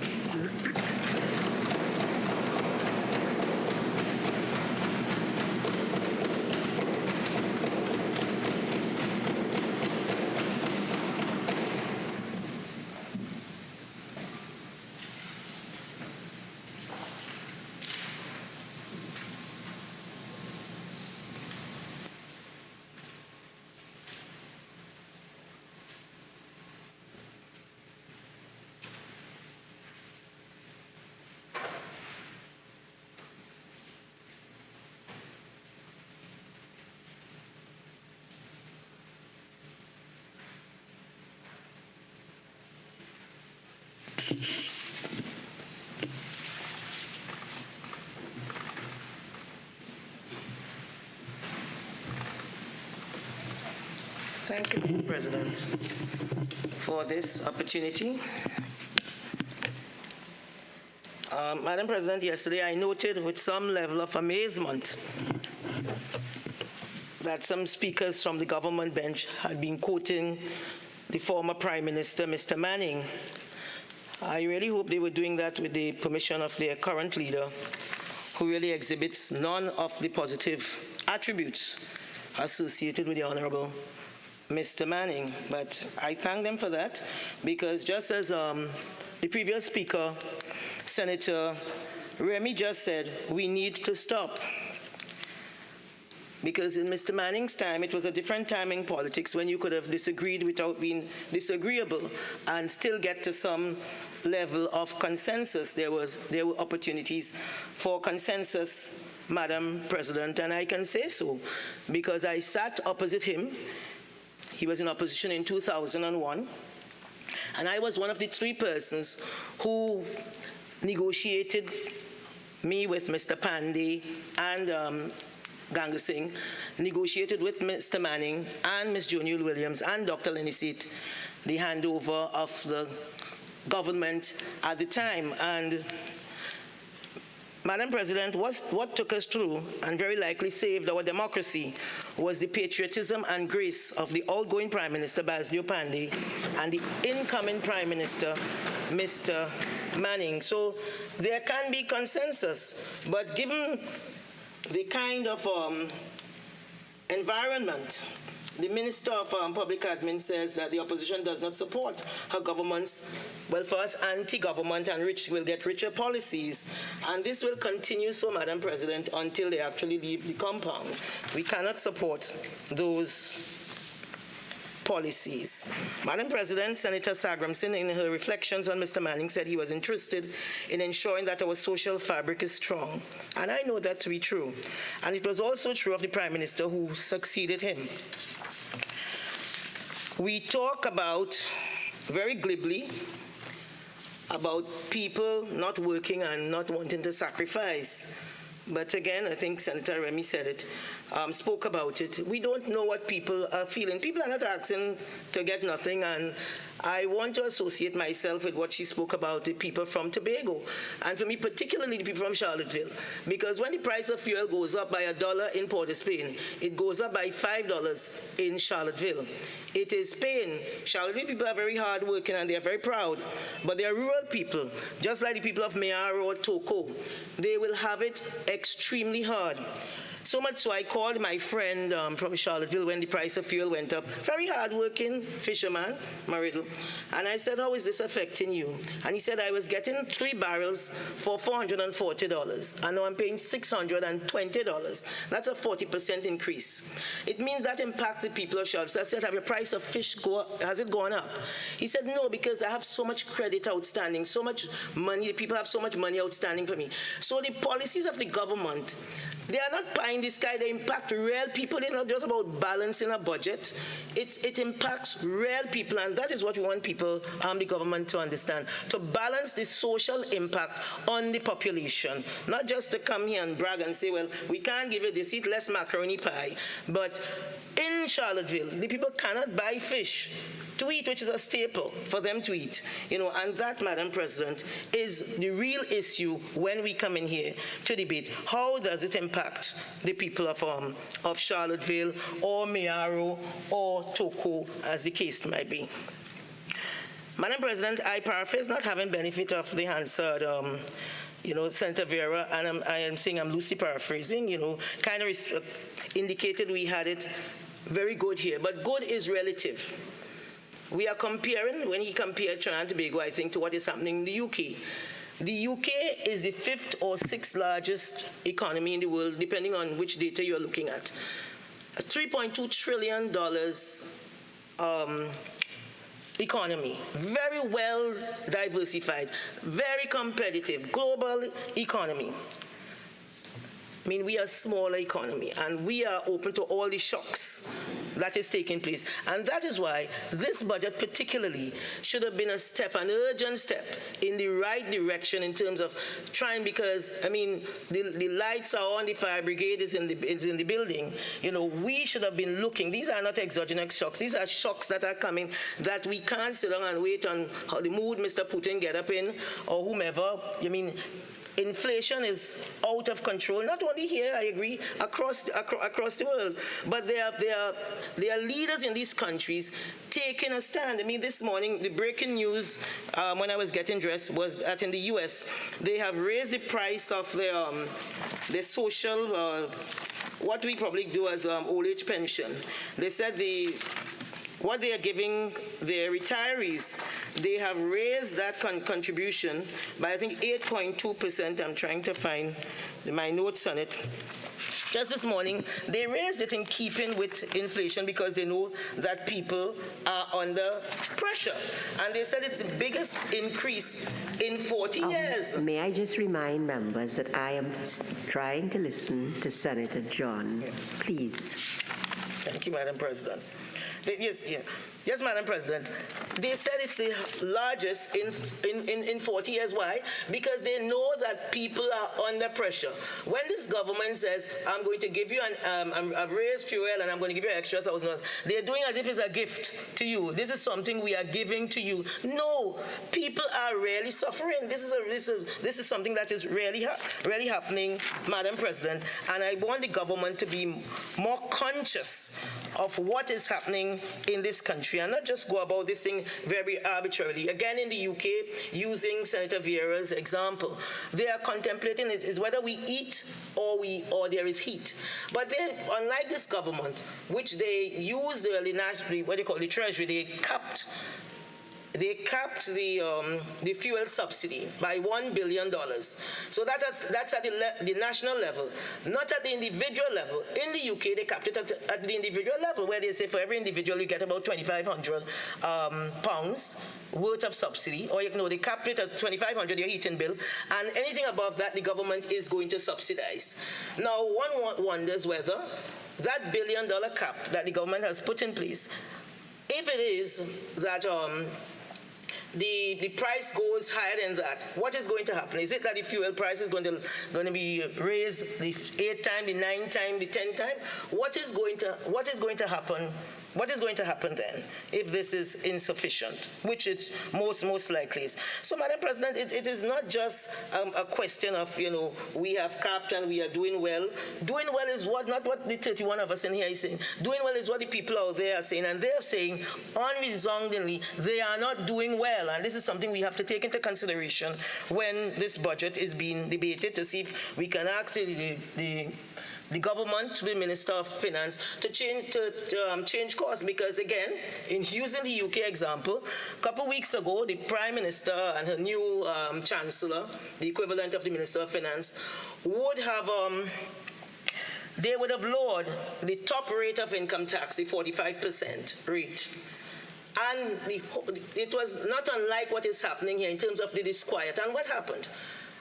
The Prime Minister and her Chancellor, they did something what they call, in England, they say they made a U-turn. In Trinidad and Tobago, we'll say they back. But what the Prime Minister said, she said, we get it. We have listened. The abolition of the 45% rate has become a distraction from our mission to get Britain moving. Right? And then she laid out the vision about boosting wages, creating opportunities across the country. Because that is what we have to do. We have to create jobs, boost wages, and so on. And then the Chancellor said, we get it, and we have listened. This government, like stick break in their ears, they don't listen to anybody. And as one commentator describes the government as relentlessly insulting the public, whilst they pose the question, have you heard the comments targeted at citizens in the Parliament? Whenever you think they cannot get worse, they do. And that continues. This arrogant look down and just talking, whatever comes to them out. And that is not good enough. People are not saying they are not willing to sacrifice, but they want to understand, what am I sacrificing for? So basically, the budget is not really a cohesive plan that you could wrap yourself around. As Dr. Terrence calls it, he said the truth of the matter is we do not have any plan. What we have are bits and pieces of initiative, and that is what it is. He said the time has run out for the energy transition, and now not only do we not have a plan, but need to move post-haste to implement that plan, and that is what I think we need to hear. And you can't refer people because they are not hearing it, and they are asking, where is the plan? Yes, the piece of initiative, where does it fit within the plan? So, Madam President, this foreign direct investment that we need so badly, so urgently, it will not help, we are not getting it because one commentator from the other place said, capital is coward. And what it means is that it goes, as he said, it goes where it is welcomed. So basically, if it is our crime remains out of control, capital will not come to these shores because, as I said, crime is totally out of control, and as Senator Vera described it, the criminals as bloodthirsty monsters. So, Madam President, in the Minister's budget statement at page 126, he states, improving service to our citizens and solving serious crime, in particular murders and violent crimes, is central to the mandate of the Trinidad and Tobago Police. But this is not only a matter for the TTPS.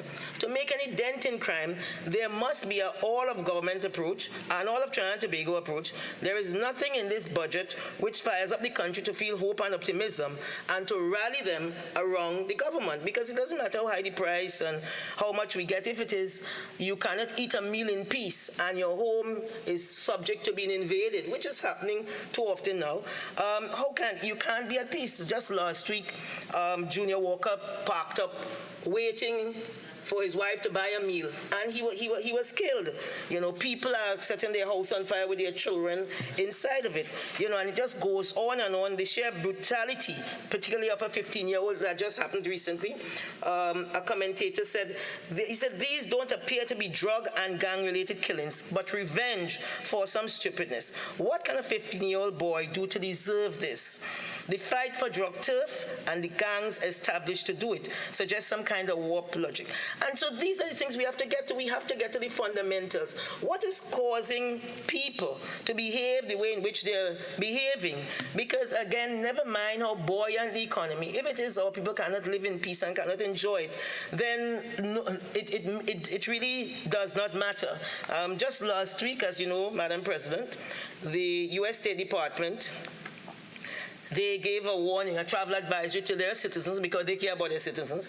And they said, do not, the highest level of the advisory read, level 4, said, don't travel into Port of Spain. Of course, the government of Trinidad and Tobago, instead of trying to get to the root of it, they argue with everybody, as if everybody must be some department of Alizé House. But that is not good enough. It is the truth. People know there is crime, just out of control crime. And never mind what is in the budget, it is not going to work. So again, Madam President, under the heading Sport and Youth, we are ensuring that our youth population, this is what is stated, particularly the age group 15 to 34 years, which account for 25% of the population, that they achieve their full potential and become productive members of society, and to make sure no one anywhere in this country is held back by their circumstances. I think that is what it is. I looked through the investment program, the other books that support this high ideal, which is a good ideal, because too many, again, in another newspaper report, Newsday 9, we saw where 1,771 children are in court for criminal offenses over the last 4 years. And these offenses are, 5 of the most common are possession of ammunition, possession of firearm, robbery with aggravation, shooting with intent. These are young men and women, maybe in the prime, and certainly in the prime of their lives, Madam President. But I'm not saying how are we building the building blocks to ensure that, we start to get at the root of this problem. There is nothing in the government's policy, coming out of the one shot, one kill. One has not seen where they're saying, okay, fine, that has not worked. So the issue of crime has to shift towards a prevention first policy, because early intervention, Madam President, saves lives and it saves money. You don't have to throw all this money at having more policemen or more boats or what have you. This money, the opportunity cost, this is where the opportunity cost of the money we have to look at the opportunity cost. That can go into more social programs, more community center, more laptops, more stadiums, more everything else. The money that we are spending to just have maybe a ratio of 1 policeman to 1 member of the population. Because, Madam President, everybody knows that talent and energy and enthusiasm and flair, it's all over Trinidad and Tobago. This is not ascribed to one group, but it is the opportunity that is not. And again, using that UK model, last week I was looking at the leader of the opposition, Sir Keir Starmer, making his presentation to their convention. And he was a former director of public prosecution. And he said early intervention would stop another life that could have gone in a different direction had someone stepped in earlier. He said it's that kind of injustice that must drive us to think differently about our public services, whether it is in health, how moving treatment towards community, in education. It means not just imparting knowledge, but developing creativity, the resilience. These things take work, and in crime, it means a model of policing that can focus on prevention and give victims that faith in the system that their suffering will not go unpunished, and that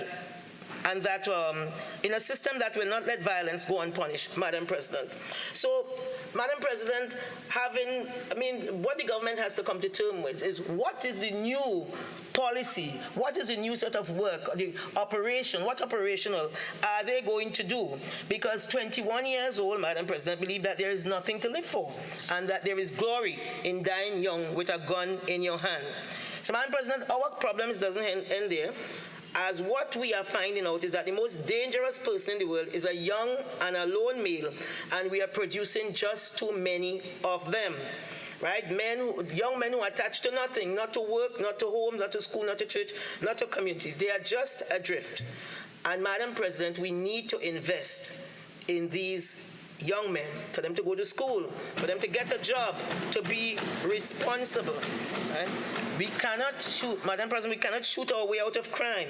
It cannot only be what has been advocated by the U.S. National Rifle Association, the Vice President, Mr. Wayne LaPierre, when he announced during a press conference that the only way to stop a bad guy with a gun is a good guy with a gun.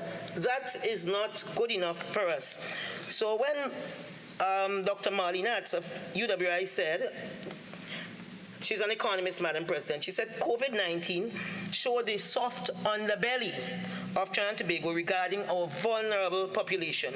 She said there is need to consolidate social protection programs and make targeted efforts to reach the most vulnerable in our society, right? And that is what, again, this is about the vision. How are we, because around all the dollars, all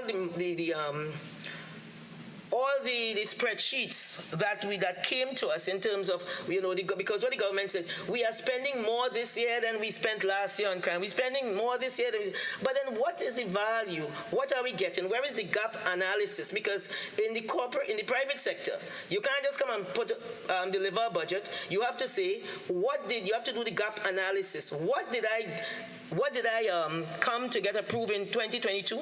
And what did I do with what I received? That is a gap analysis. We never got that. As a matter of fact, data is something that we need. Reliable data is something we need so desperately. And I looked at the budget statement of 2021, I think. No, 2020, 2021, 2022, or maybe it was 23, 22, 21, something like that.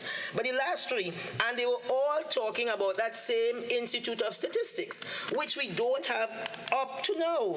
And if it is we don't have that, the National Statistical Institute, how do we know how many of these young men are out there running crazy? How do we know if they want to do agriculture?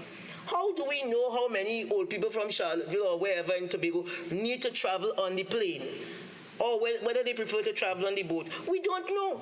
So what we are doing is not a quantitative, scientific kind of projection. It's qualitative. We don't know what is happening. Why all of these people are falling into gangs and what have you. So, Madam President, we really need that, because I can sit predictably, and I think every first Friday of a succeeding month, by 8 a.m., you get from the U.S. what they call the job report.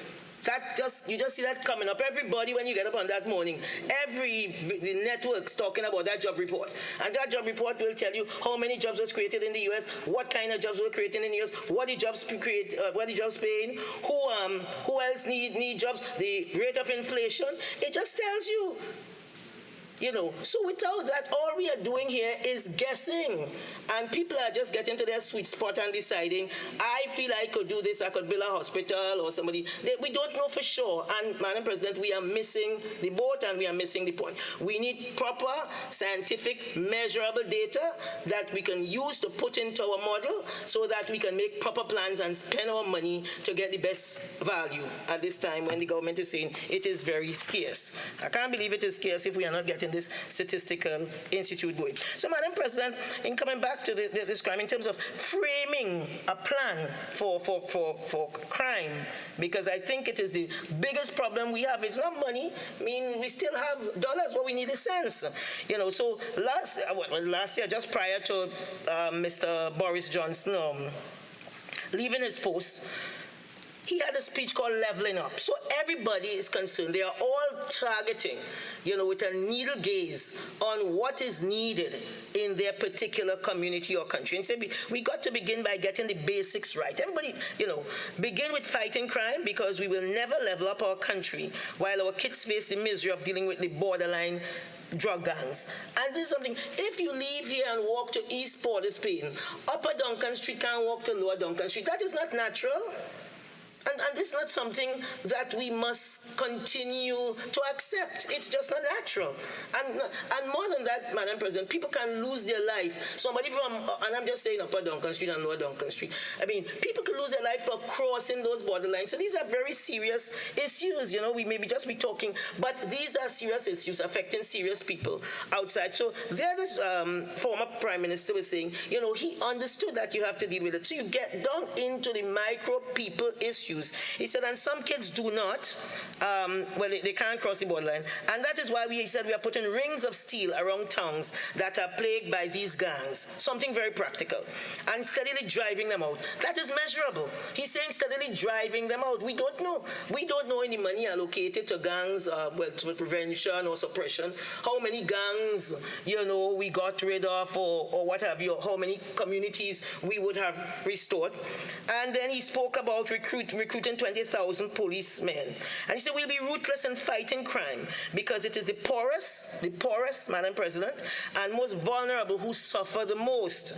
And to give kids alternative to these gangs, we will invest in grassroots sports of all kinds. So that is vision, and hence the reason we really need the vision. The only way things will change, as this change that Senator Remy is calling for, is if there is a vision and people buy into that vision and everyone can rally around that vision. That's the only time things are going to change, Madam President. So Madam President, which gives us the opportunity to focus on the micro, small, and medium enterprises, because what I think the minister had said in his statement is that these MSMEs, that sector, he said they employ, the minister said, employ women, youth, and groups in vulnerable situations. And if they do that, and you could find these micro, small, medium enterprises in just about every nook and cranny across the country. And here is where, again, focus should come into place, because if they employ women and youths and groups in vulnerable situations, there's where you put your money, But many SMEs are saying, we can't get Forex. And these are folks without any access to really the banking sector. There are no fancy overdraft and so on. There are no friendship with no bank managers, because the banks, of course, are tripping over themselves in declaring supernormal profits. It's not their business to treat with the vulnerable in our community. So some of the measures the government took during COVID exacerbated the problems within the MSME sector, and mainly they have no extensive credit facilities with the banks. Many are unbanked, and that even affected their ability to access the grants during the COVID, because they pay no NIS and all of these things, so they couldn't even access the relief, it seems. So, Madam President, it is just pain on top of pain. But they accessed it? Well, somebody stop me. I don't know. Oh, sorry. All right. Madam President, so a vibrant SMME sector is advantageous to the government because these people are mainly self-employed and therefore not a burden on the Treasury. Yet they face many challenges in Trinidad and Tobago, and which brings us to the ease of their doing business. And we have spoken ad nauseum about this ease in 2019. I think it was 105, and that is really far, far away from home, Madam President, when you are 105. And there's a metric that you could follow, and certainly, I mean, I saw them in another place to me making light of it. But these are, the people are facing serious issues, whether with the Register General Department, the Board of Inland Revenue, National Insurance Board, Tongue and Country. What I'm being told is that it's a nightmare to register a business and registering post-incorporation documents. Some of these documents, such as annual returns and beneficial ownership declarations, are needed by the banks to approve financial facilities such as overdrafts and loans to get loans.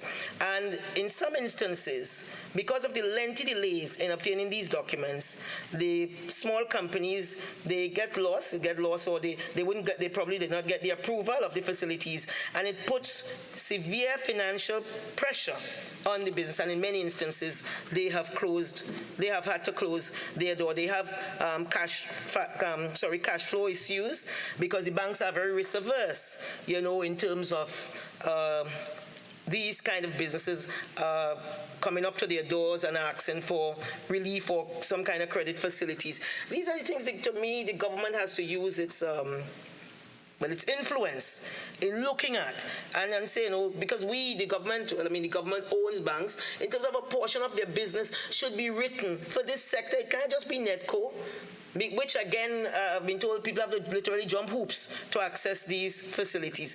I don't think people are not asking for something for nothing.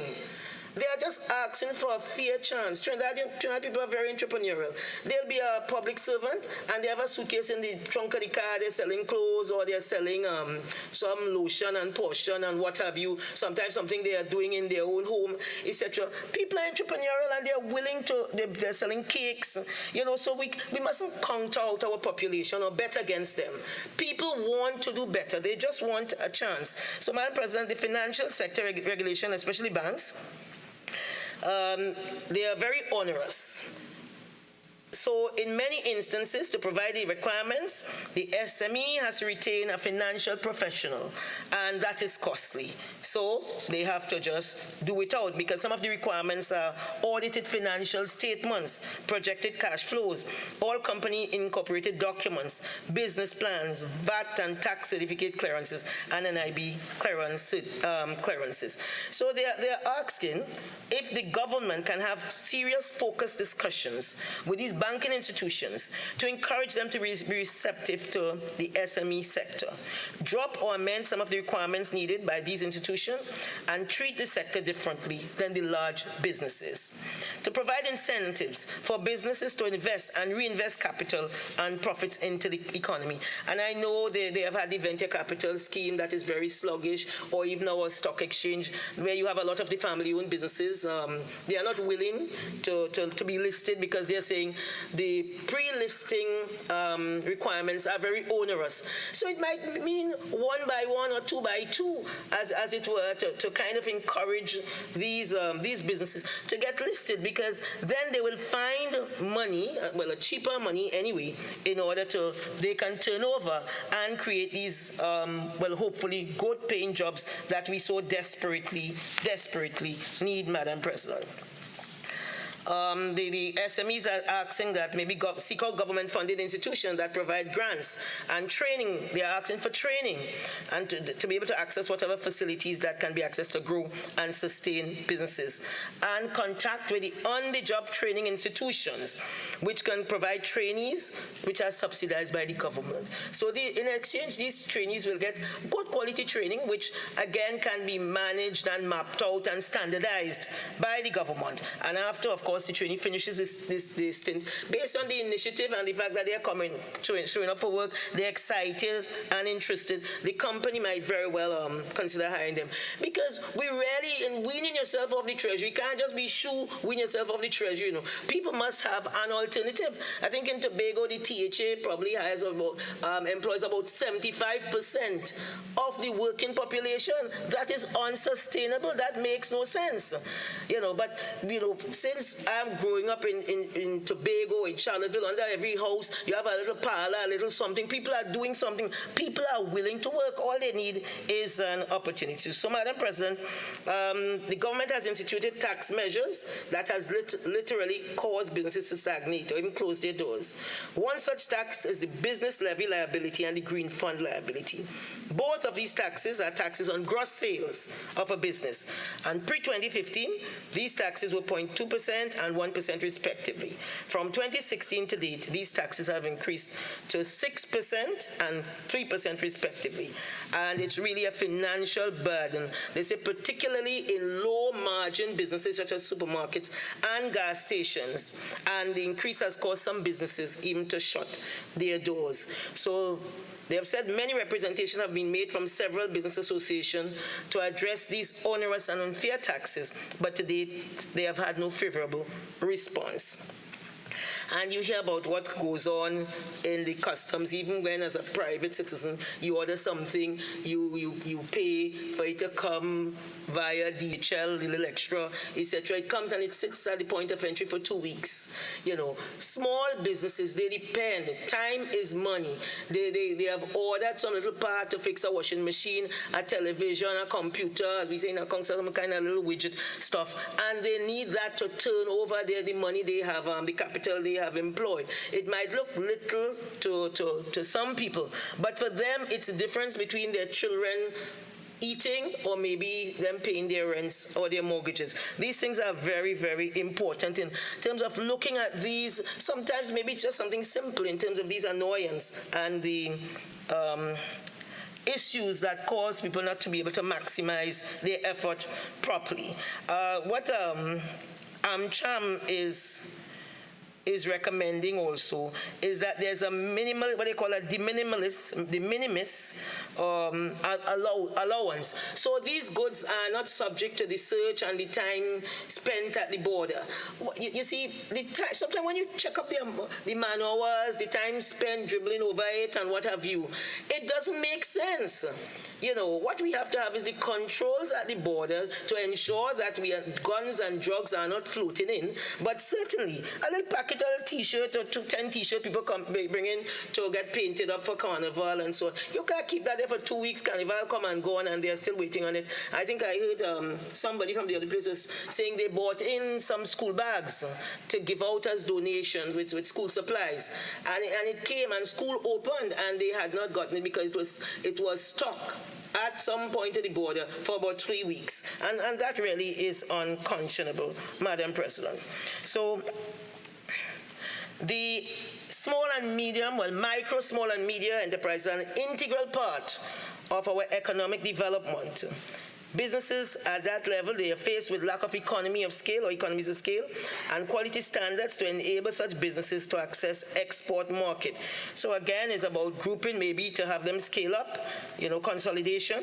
And the government continues to preach diversification, but has not put in any effort in place to ensure that the SMEs have a shot at being able to earn foreign exchange. They're talking about the increase in the VAT registration threshold, where you to be registered from 500,000 to 600,000 limit. The comments were VAT is not supposed to be an expense to the registrant. By increasing the limit does not help the registrant, as all purchases by the registrant will be VAT inclusive. And since this business is not registered, he will have to include the input VAT in the cost of the goods because everything is passed on to the customer, right? And it just results in higher prices. And I've been asked through this House to address with the Minister the willingness of the tax authority to register taxpayers below that threshold, and that it's very bureaucratic and inefficient, this registration process. And of course, we have heard about the ongoing challenges with VAT, with the VAT refunds. Madam President, the personal deductions in the fiscal measures, which were increased from $84,000 to $90,000, which gives an additional $6,000 in disposable income in the hands of the taxpayers. This measure affects individuals who are working for $7,500 per month. So the relief is needed at the low end of the working population, but again, maybe it might have been a little more beneficial to raise the minimum wage from $17.50 per hour to $20. This will result in an additional $400 in the pockets of the most vulnerable in the society. One of the other measures was the national insurance pursuing raising the retirement age to 65. Senator John, yes. you have 5 more minutes. Thank you, Madam President. This has implications to raise that retirement age to 65 has implications for those coming in, because if someone sits down in that job from 60 to 65, it means the younger people at 18 and 20 and so, they are delayed in terms of getting in. So, Madam President, it means all the young graduates from the universities will become disenfranchised and have to wait another 5 years. So, there's just a small group of people, as far as I'm concerned, who support this budget, because it's really about, and maybe it's those who subscribe to the rich getting richer. Right, because for the average income earner, this budget increased the price of gas, diesel, and kerosene by $1 a litre. And of course, this is all passed on to the people, Madam President. So it's very, very difficult for people to make it. It is not that I said they don't want to do better, or they want to just sit back. Madam President, very quickly, there's an issue that is affecting the insurance industry, not unlike what is happening with the banks, and very soon they may be blacklisted. Well, they already, because Trinidad and Tobago remain on the blacklist, quite frankly, and Germany has improved, or they have instituted a new law which has a 15% withholding tax. So if there's a disaster, to really cut a long story short, a real disaster, and we are saying with this climate change, etc., the reinsurers are in Germany. Hanover and Munich Re are domiciled in Germany. It means any settlement will have to be net of 15%, and therefore any our local insurers will not be able to settle. So just in this little summarized version, I'm hoping that all of the ministers concerned will be aware of this, and basically they will do something about it, because I've been told that this will move from insurance agencies to the energy company and to the banks. So, Madam President, as economist Dr. Keston Perry summed up this budget perfectly, he said it's a mediocre budget for the rich by a callous government. Right? That is what he said, and he said this is one of the most callous and one of the most neoliberal governments the country has ever seen. So he said he doesn't know what philosophy the government is following. So basically, this budget really should have been jobs, jobs, jobs, but with the government that we have, what people are saying, it's that it is forward never, backwards ever with this government, Madam President.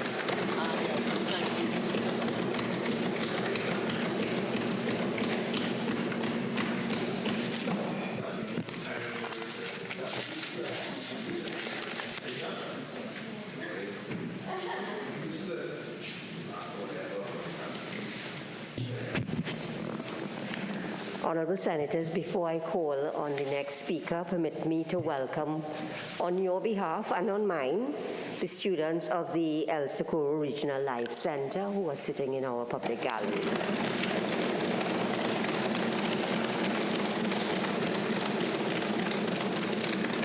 I now call on the Minister of Agriculture, Land and Fisheries.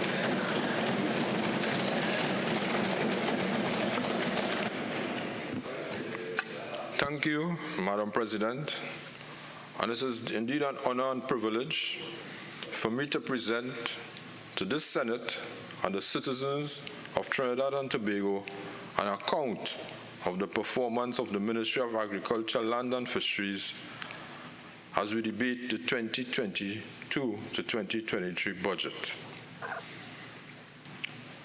Madam President, I would like to start by offering my congratulations to the Minister of Finance, the Honorable Colm Imbert, for his efficient delivery of the 2022 to 2023 budget. His aid for this PNM administration, geared towards tenacity and stability in the face of the global challenges. I would also like to extend my gratitude to the Minister of Planning, Minister Penelope Beckles, Minister of Planning and Development. And while Senator John was speaking, she brought back some memories to me about former Prime Minister Patrick Manning, may his soul rest in peace. And I came from a background where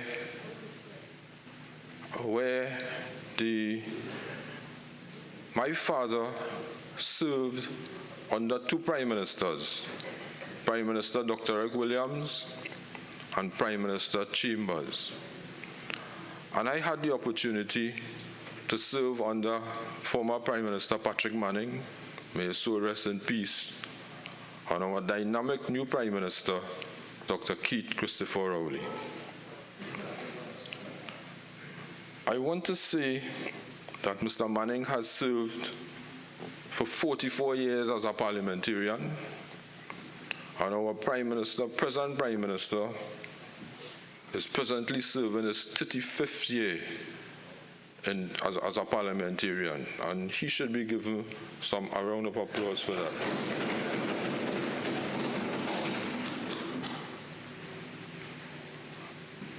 Madam President, I served, well, before I move to me, my father served as a councillor, as a deputy mayor, and also a mayor of the borough of San Fernando. I myself serve as a councillor, a mayor, a minister of local government, and now the Minister of Agriculture, Land and Fisheries.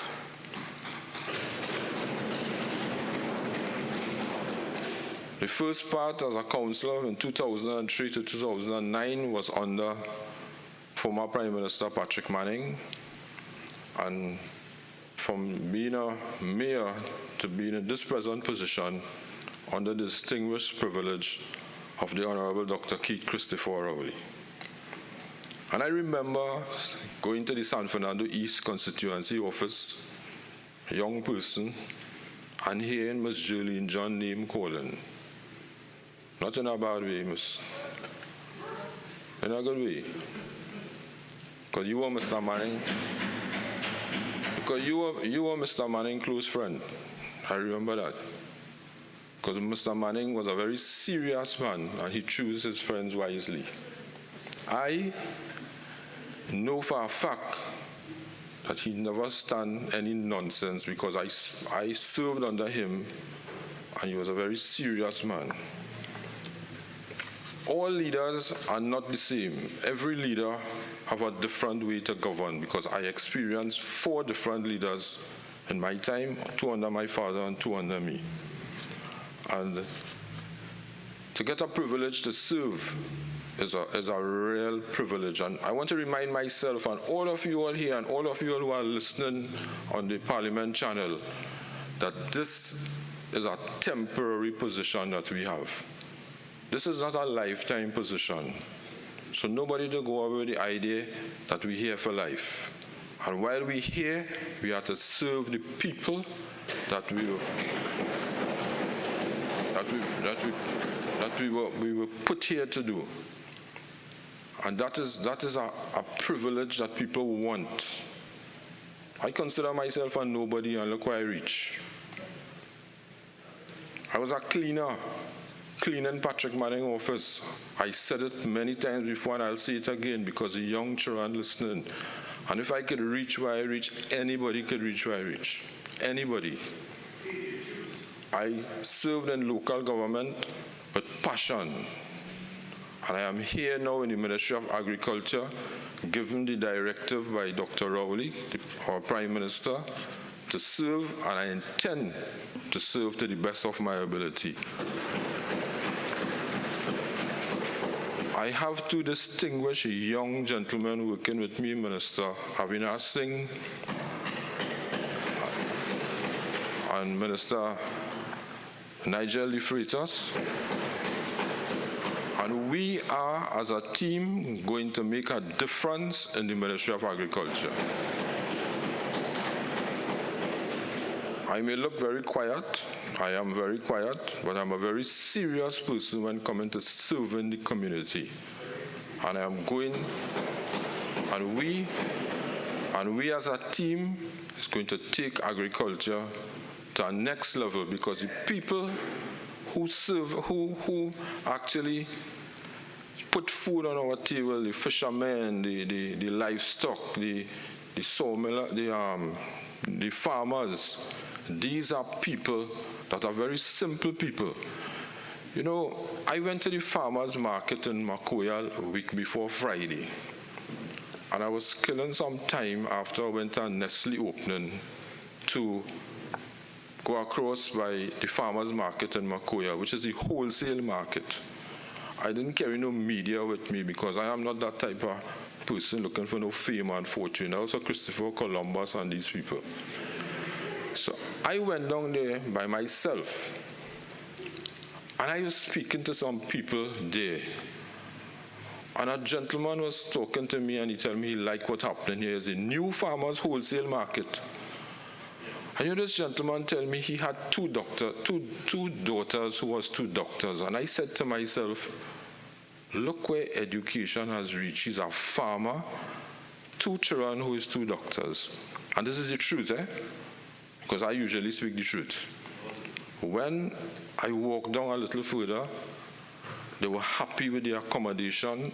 And I'm going to extend that farmers market, because all the people talk about farming and farming and farming. You can't even get enough space in the market to sell your produce. A gentleman tell me he looking at me on television, and he wants his son to come out like me.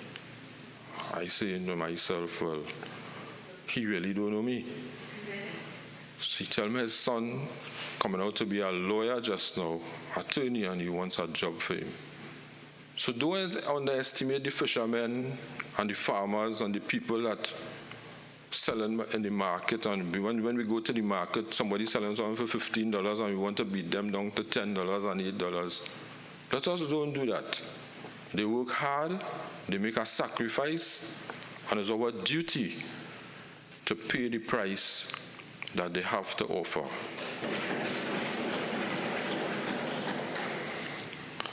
Members, Madam President, I have been serving in this capacity as the Minister of Agriculture, Land and Fisheries, and I must say, I served in local government for 40 years, and I am serving in this capacity going close to 7 months, and I love this job. I love what I do. I want to interact with the farmers. I was just waiting on the budget to finish, to hit the road with my two colleagues, go to every farm, go to every community, every fishing depot, and listen to the people. Listen to what they have to say and how we could help them. I'm going to make sure that whatever the people want, we have competent staff at the ministry, and the staff have to get serious, because I'm a very serious person when coming to work. The staff has to be very serious. As I said, just over 6 months I'm there, and I intend to work with my colleagues and everyone there at the ministry. I want to say a special thank you to my former colleague who has made way for me to come in here, and he has laid a strong foundation in the Ministry of Agriculture. And I want to recognize, we both came from Rio Claro because although I was born in San Fernando, my father came from Rio Claro and I spent most of my life there. I want to recognize former Senator, my colleague, and a gentleman who I call upon for advice, Clarence Rambarat.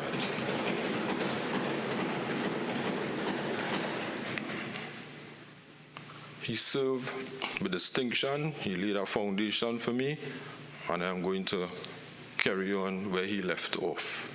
And as the same with in my former position as Minister of Local Government, I have an excellent relationship with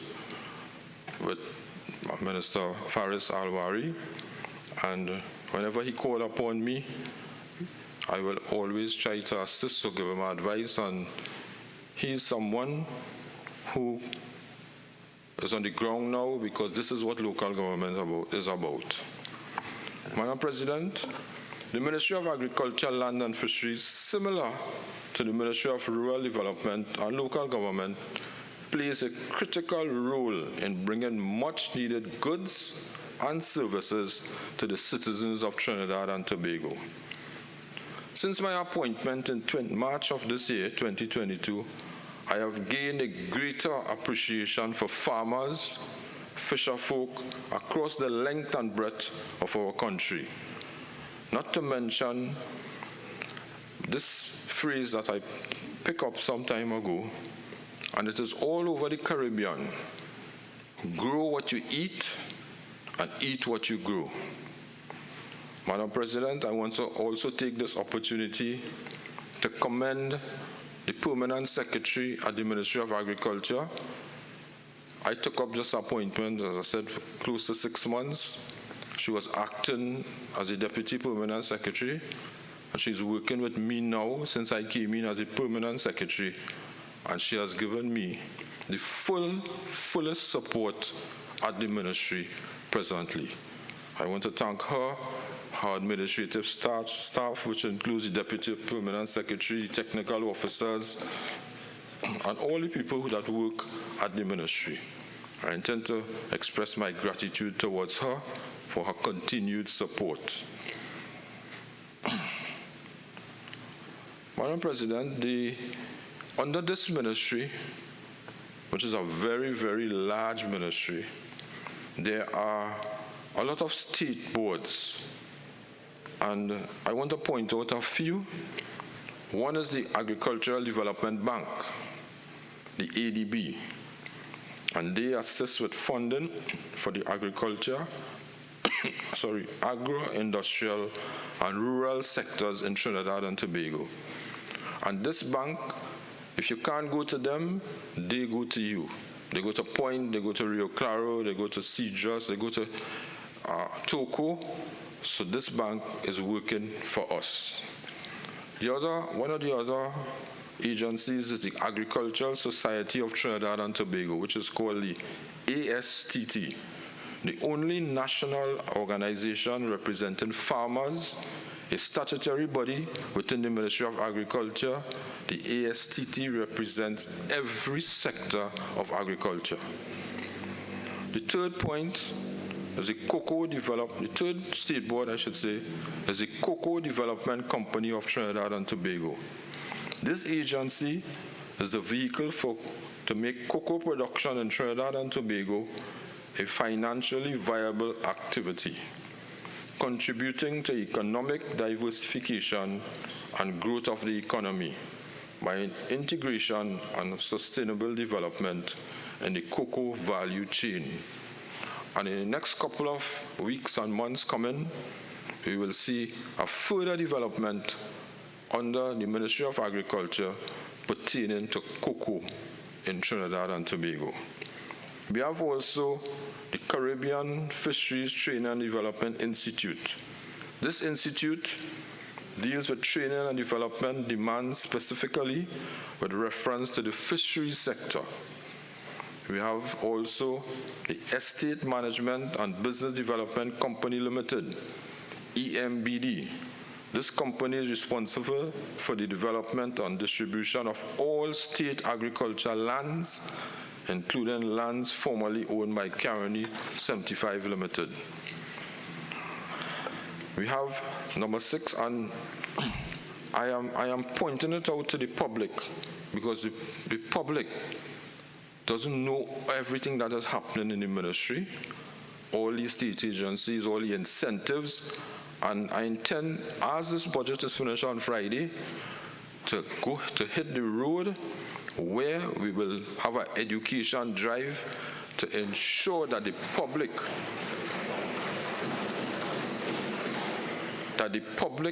and the young farmers, people interested in farming, know everything that is happening in the Ministry of Agriculture.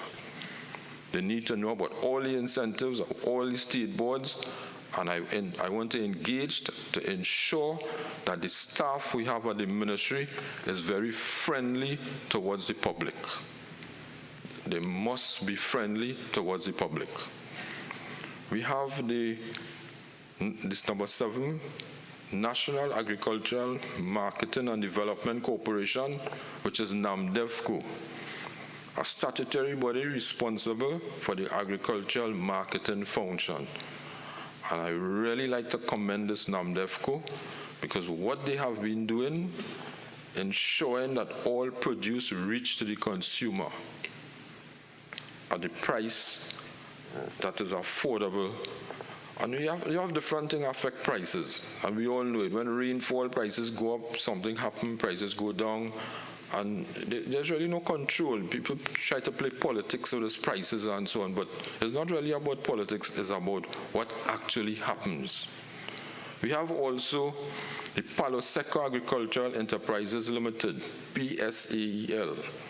It's a statutory body with responsibility for leasing lands for agricultural purposes and the management and surveillance of non-oil lands, assets of Petrotron and other state agencies. We have also the 9th and last one is the Zoological Society of Trinidad and Tobago.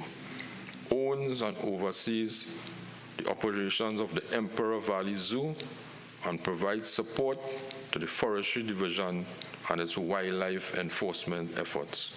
So I would like to thank all the presidents, the chairman, the vice chairman, the deputy chairman, and all the board members for giving service to these boards.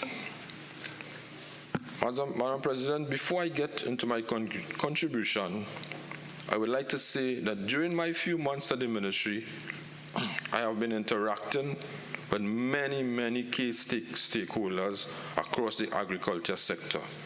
I have started to interact with farmers, fishermen, university graduates, experts in cocoa, in rice, in poultry, in coconut, honey, and many others. And I want to say that I will continue to have an open door policy.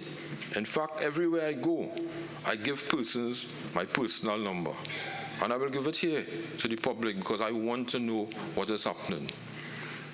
I don't know if it's right for me to say it, Madam President, but I give my phone number to everybody. And my phone number is 683-2020.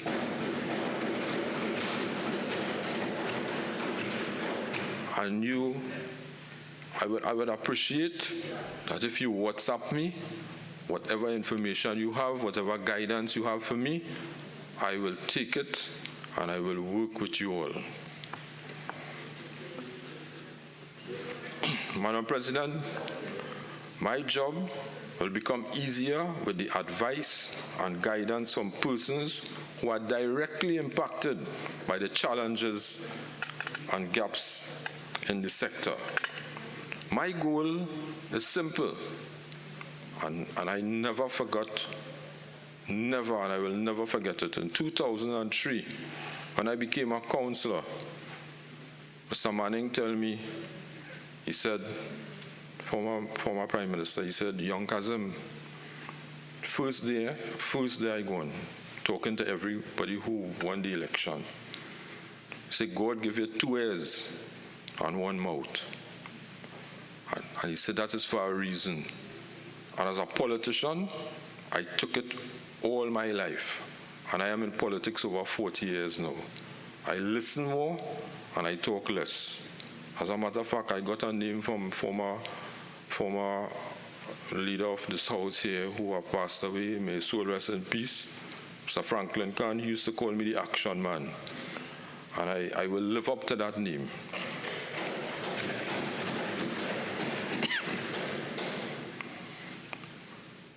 Madam President, agriculture impacts on every citizen. Madam President, I now want to speak a little about the TT Agri Investment Forum and Expo 2.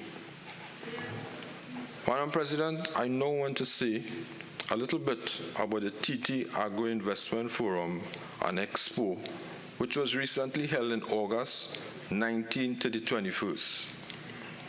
The TT Agri Investment Forum and Expo 2, Transforming Agriculture Through Innovation and Investment, was highly praised and appreciated by our farmers, fishermen, agro-processors, as a great opportunity for networking and business development.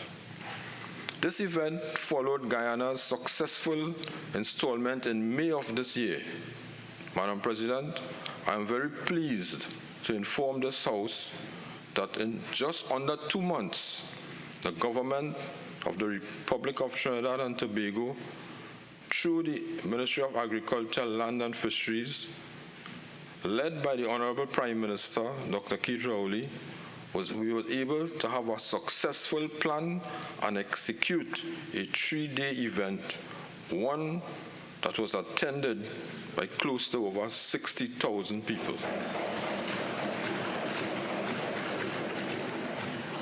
Madam President, in attendance of this CARICOM-led event were over 50 persons from governments across the region. This include 8 heads of government, and I want to name them because we were blessed and we had the opportunity for them to come and take part in this. First, His Excellency Dr. Irfan Mohammed Ali, President of the Cooperative Republic of Guyana, the Honorable Mia Amor Motley, Prime Minister of Barbados, His Excellency Chandrika Prasad Santokhi, President of Suriname, the Honorable Ralph E. Gonzalez, Prime Minister of St. Vincent and the Grenadines, the Honorable Philip J. Pierre, Prime Minister of St. Lucia, the Honorable Dr. Terrence Drew, Prime Minister of St. Kitts and Nevis, Dr. the Right Honorable Keith Mitchell, Prime Minister of Grenada, and His Excellency Jovenel Moïse, President of Haiti. We had 10 Ministers of Agriculture, the Honorable Zulfikar Mustafa, Guyana, the Honorable Permanent Sweden, Republic of Suriname, the Honorable Pernell Charles, Jamaica, the Honorable Samantha Marshall, Antigua and Bermuda, the Honorable Ian Douglas, Dominica, Senator the Honorable Adrian Thomas, Grenada, Honorable Brady, Republic of Haiti, the Honorable Alfred Prosper, St. Lucia, and the Honorable Sabato Caesar, St. Vincent and Grenadines, as well as a lot of participants from CARICOM Secretariat and CARICOM private organization. The forum segment, Madam President, was attended by over 800 persons and included discussions from experts both locally and regionally on topics such as food and nutrition, agriculture, innovation, technology, agriculture, financing and marketing, agriculture, trade and investment, It served to stimulate conversation among key stakeholders, such as policymakers, potential foreign and local investors, financial partners, and donor agencies to explore gaps, opportunities, and investments to achieve the vision set by the CARICOM heads of government to reduce the food importation bill by 25% by 2025. Madam President, let me speak about the Agro-Expo segment quickly. Approximately 150 farmers participated at the farmers' market.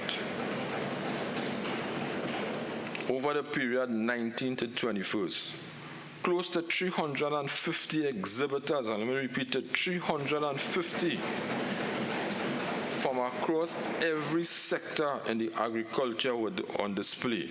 We are very proud of this because it shows that primary producers and agro-processors saw the benefit of this expo.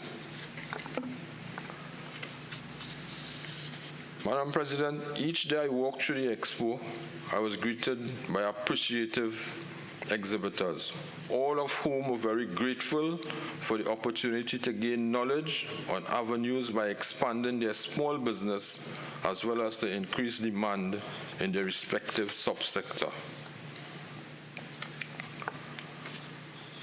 Madam President, I want to, at this point, appreciate all my colleagues, led by the Prime Minister, for this initiative, and I got full support from all my colleagues. I had especially a young team working with me, about 10 people, and they put this whole Agri-Expo together. Madam President, at this juncture, I would like to show my appreciation to one of my colleagues who stood with me, among my other colleagues, but who stood out with me. And I want to show my appreciation to Senator the Honorable Paula Gopeesingh.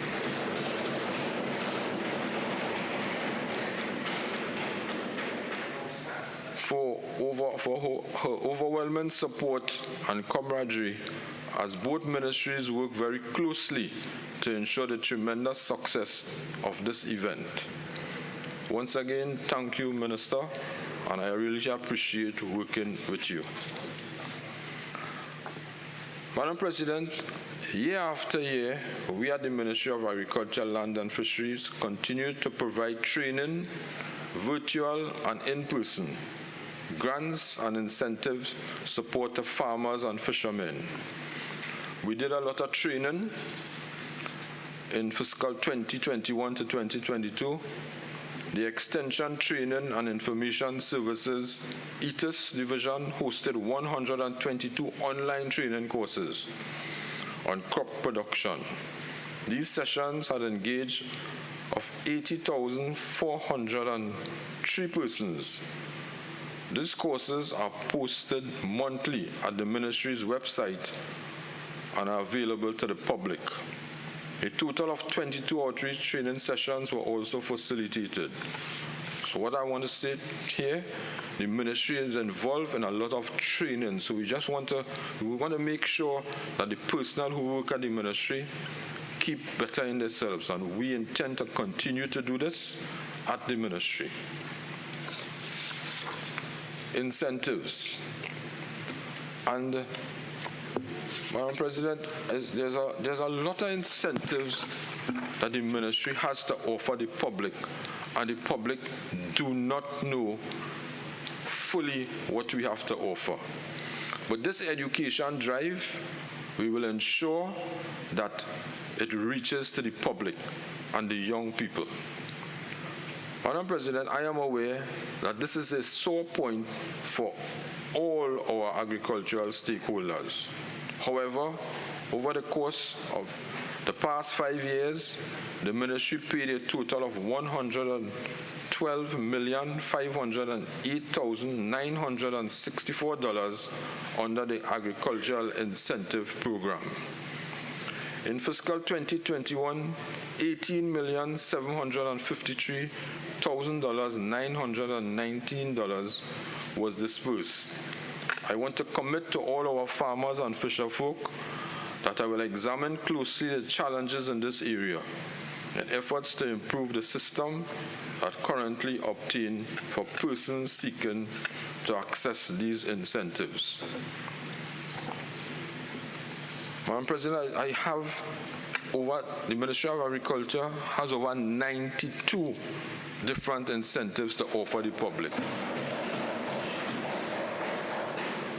And while we have all these incentives, the public doesn't know how to access it.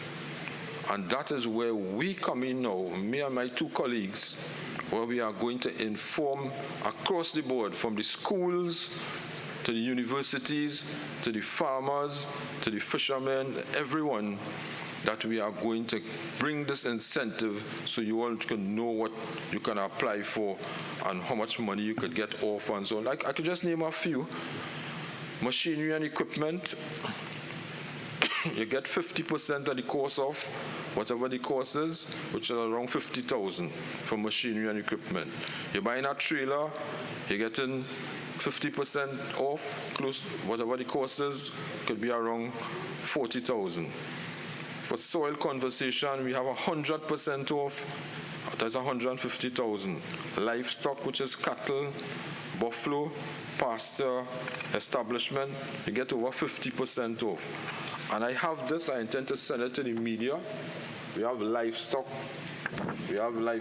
incentive with rabbits, poultry, waste management, livestock.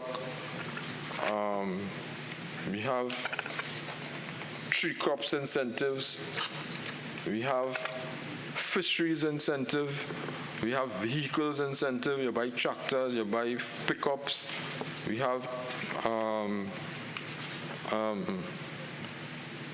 post-harvesting operation and marketing incentive, new farmers and youth incentives, security incentives, which you all know that pre-Allyson is a very important issue now, and I will talk a little about before I finish.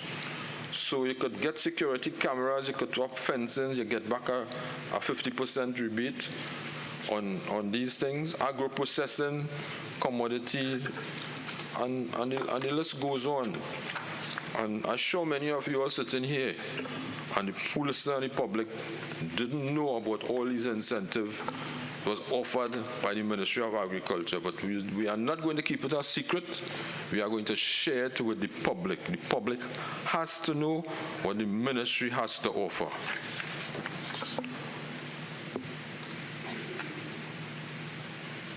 We had another grant. Since assuming office in March, I have seen the impact of both the agro-incentive grant and the Youth Fast Track program. I can recall conversation with these agricultural entrepreneurs who were truly elated to get the support of government to expand their current operations. Approximately $14 million were given in grants, and these were taken from every location in the country. It didn't come from one area. It came from Rio Claro, it came from Cedros, it came from Tobago, it came from Diego Martin, from Sandy Grande, and they were so appreciative of it. 26 young persons were presented with this U-Track investment. Madam President, we intend to digitize the Ministry of Agriculture. And this is so important now as the world is going in that direction of technology. We don't want somebody calling the ministry and it going to a PBX, and you're trying whole day to get onto the ministry, you can't get them, and I know how it is because I have been trying to reach certain people in certain places, and it's difficult to get through. So we are going to be assisted by the Minister Bacchus, who has offered to come and help the ministry, myself, my colleagues, and the entire ministry. And he has set aside that day, I don't waste time. I tell him I want him as early as possible. And he said he'll be there by Tuesday or Wednesday. So we will get this going, and the ministry will have this as an advantage so the public can access all these. We have also NAMDEVCO have an online market, and to facilitate both buyers and sellers electronically. And I was just told by one of my Minister, you have 5 more minutes. Thank you, Madam President. I was told by one of my colleagues last week or week before that there are certain somebody who sells pizza. They import pineapples, at least a container or 2 containers every month. We want to ensure that these pineapples come from within Trinidad and Tobago. And we will work together with these people. Madam President, let me set out the key elements of the budget statement and supporting documents concerning the Ministry of Agriculture.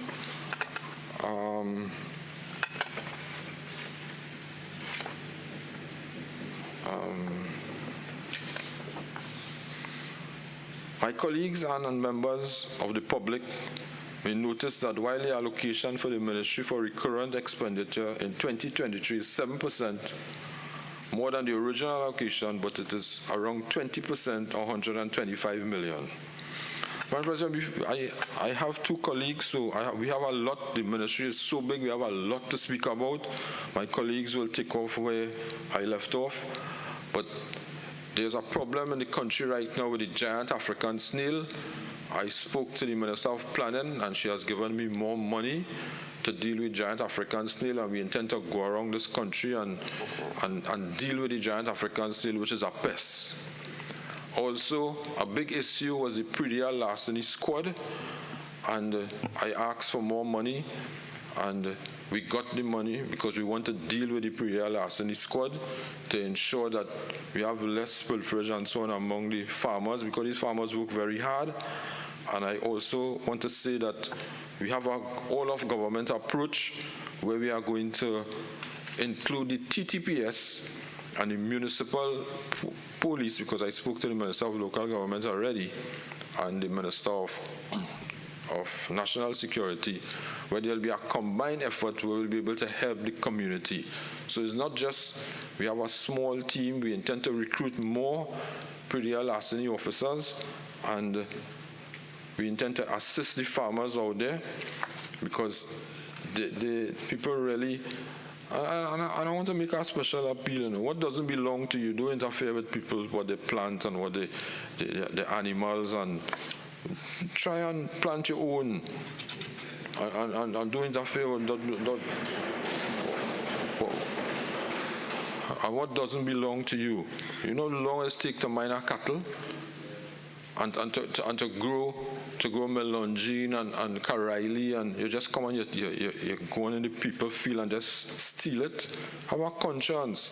These people putting food on our tables. Right? We intend to use drones and Madam President, there's so much, and I really want to thank you, Madam President, and all my colleagues for giving me this opportunity to, spread the word. And by the time I come back here in the mid-year review, I will give you a better detail on all what we have done. And we intend to work very hard, and we intend to satisfy all farmers, fishermen, and fisher folks. May Almighty God bless all of us in this chamber with good health and long life. Thank you, Madam President.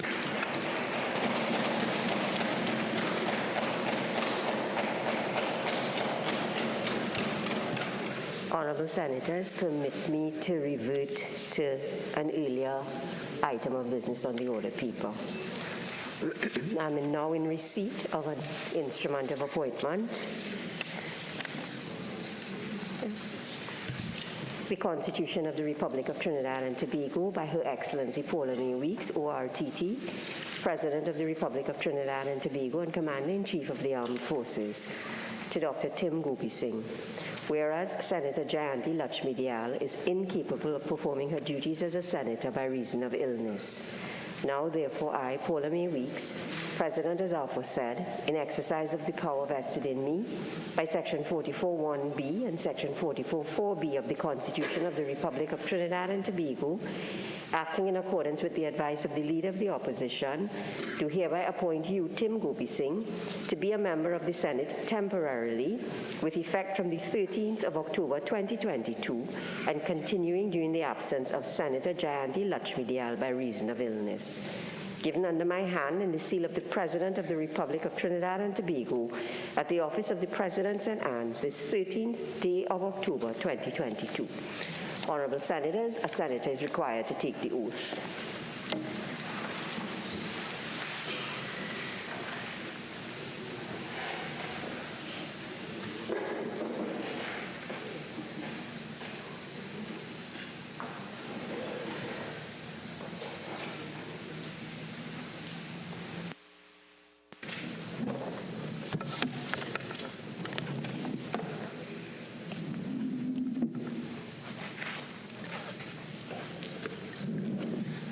I, Tim Gopeesingh, having been appointed a Member of Parliament, do swear by the Bhagavad Gita that I will bear true faith and allegiance to Trinidad and Tobago, will uphold the Constitution and the law, and will conscientiously and impartially discharge the responsibilities to the people of Trinidad and Tobago, upon which I am about to enter.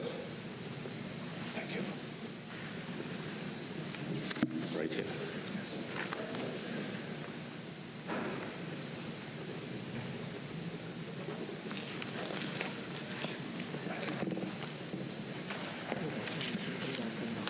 Thank you, Madam.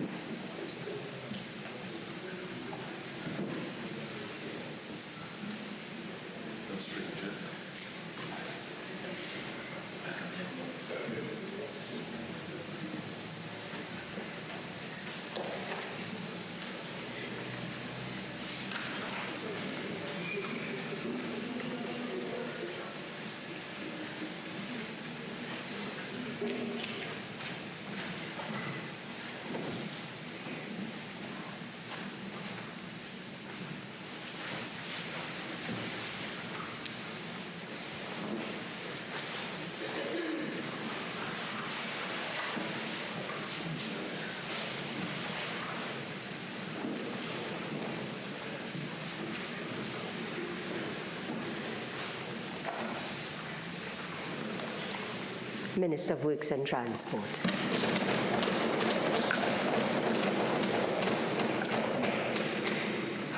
Thank you, Madam President.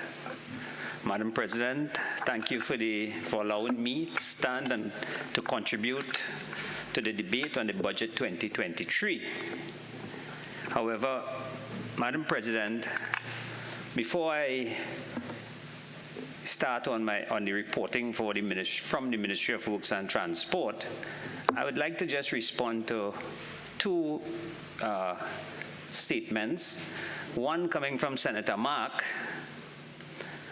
and one to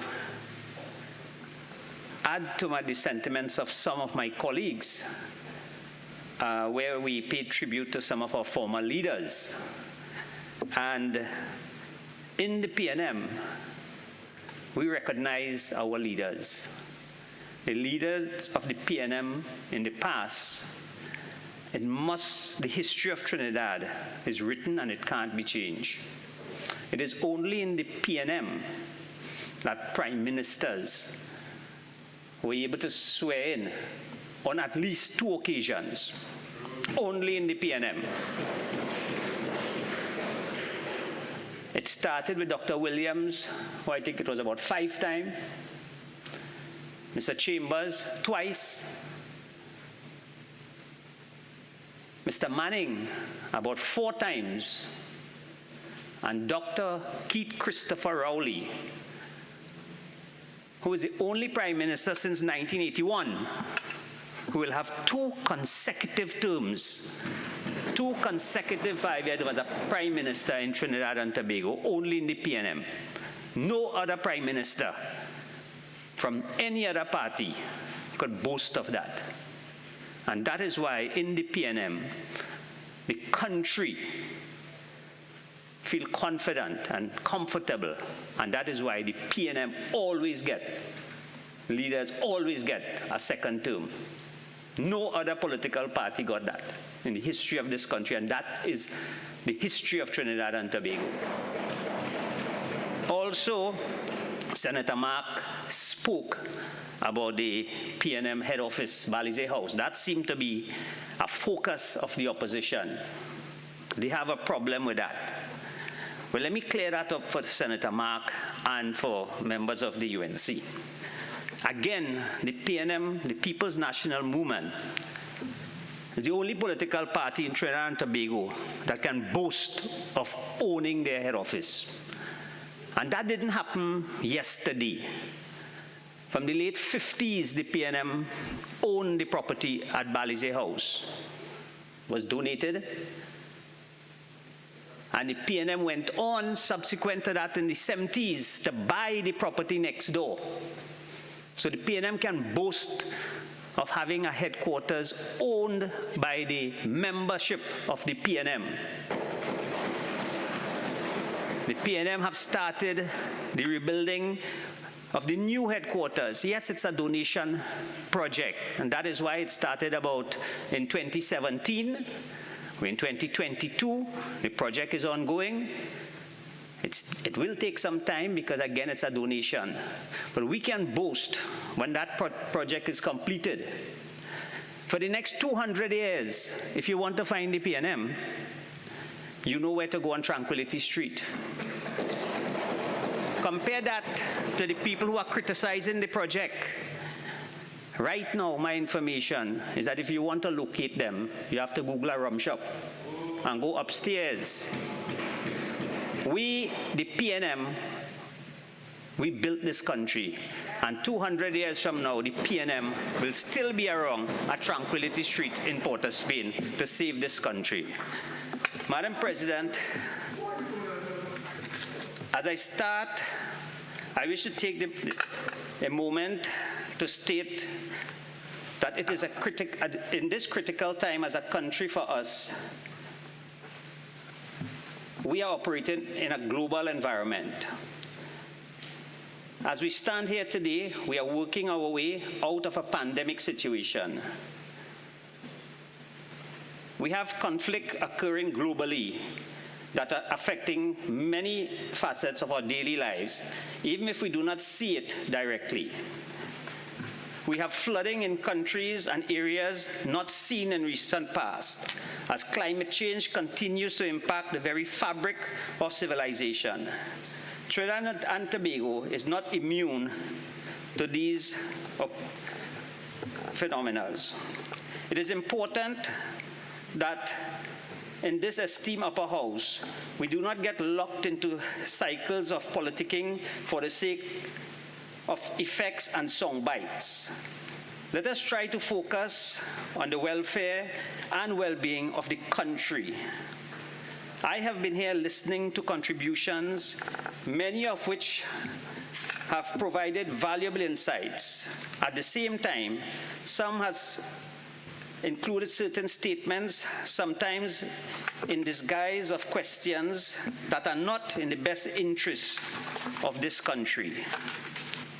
As a country, we must be able to take the hard decisions required for our long-term stability. In another place, I have spoken to the insights of the guidance of the Ministry of Finance, Assessment and Forecast, tenacity and stability in the face of global challenges, as well as the Ministry of Works and Transport team, bridging the gap to Trinidad and Tobago's sustainable future. In this respect, I will seek to give this House an overview of the Ministry of Works and Transport activities in certain key areas, such as roads, drains, transportation infrastructure, which continues to prevail as issues of major concerns to the people of Trinidad and Tobago.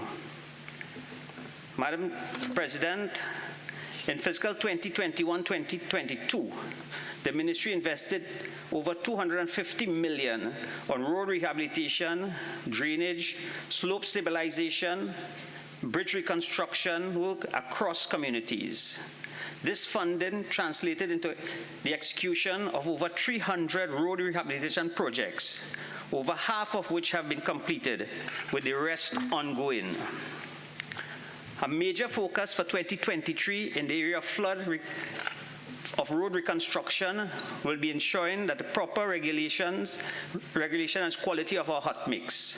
The ministry will also be reviewing the existing road maintenance strategies with the assistance of the IDB. In other words, Madam President, we are working with the IDB now to ensure that going forward, all our road maintenance strategies and mix is in keeping with what is really required at this point in time based on the changes in the weather pattern and so. In the short term, a spot patching program has been developed to engage small contractors to undertake small patching across Trinidad. The contracts involve labor and equipment only and not hot mix. Asphalt concrete cement is supplied to the various contractors by the Ministry of Works and Transport. This allows the ministry to control the quality of hot mix being supplied, thereby improving the durability of spot patching. This arrangement also promotes the development of small contractors while addressing a real problem facing certain roads. Phase 2 will engage an additional 25 contractors that have been procured. Upon completion of this exercise, members of the public can expect a vast improvement in the driving experience. The ministry is anticipating the continuation of this project in 2023. Madam Speaker, by bringing these small contractors on board, this will assist the ministry. The ministry has 8 patching crews at this point in time, which is really insufficient for the amount of work on the roads under the Ministry of Works and Transport. So this program is to bring on at least 25 to 50 small contractors to assist the Ministry of Works. We will be giving them the mix, and they will just have to go out and assist us in repairing the infringements on the roads, while we work with the bigger contractors to do major road rehabilitation. In many areas, the issue of WASA aging infrastructure has contributed to the deterioration of our road network. The ministry will continue to work with WASA in order to further forge proper alliances that will enhance road maintenance. And Madam Speaker, again, this has nothing to do with the fact that the problem with WASA is that WASA infrastructure is aged. In some areas, there are some lines that is over 100 years old. Whenever these lines pop a leak, WASA has to go in and repair the leak. So the challenge we have is really the age of WASA infrastructure, and we are working with WASA to try to solve that. The ministry does, if we have to do major rehabilitation on a road, we will communicate with WASA. And before we go in, WASA will tell us, there's no project on that road. However, if lines that are there pop leaks and so, we can't expect WASA to leave it like that. What we're working with WASA to do is to have a quicker response time so that at least we could bring back the road to normalcy in the shortest possible time. To ensure our roads last longer, the ministry is currently reviewing the design and specifications of road rehabilitation and construction material. Madam Speaker, again, a lot of our roads would have evolved over time, and basically there's no foundation in these roads. What we are looking now is, rather than just going and repave roads, before we repave the roads, we want to ensure that the foundation on the road could withstand the vehicles, the amount of vehicles now traversing on the road. So it's a whole comprehensive review of how we actually repair roads going forward. Trinidad Lake Asphalt now falls under the purview of the Ministry of Works and Transport.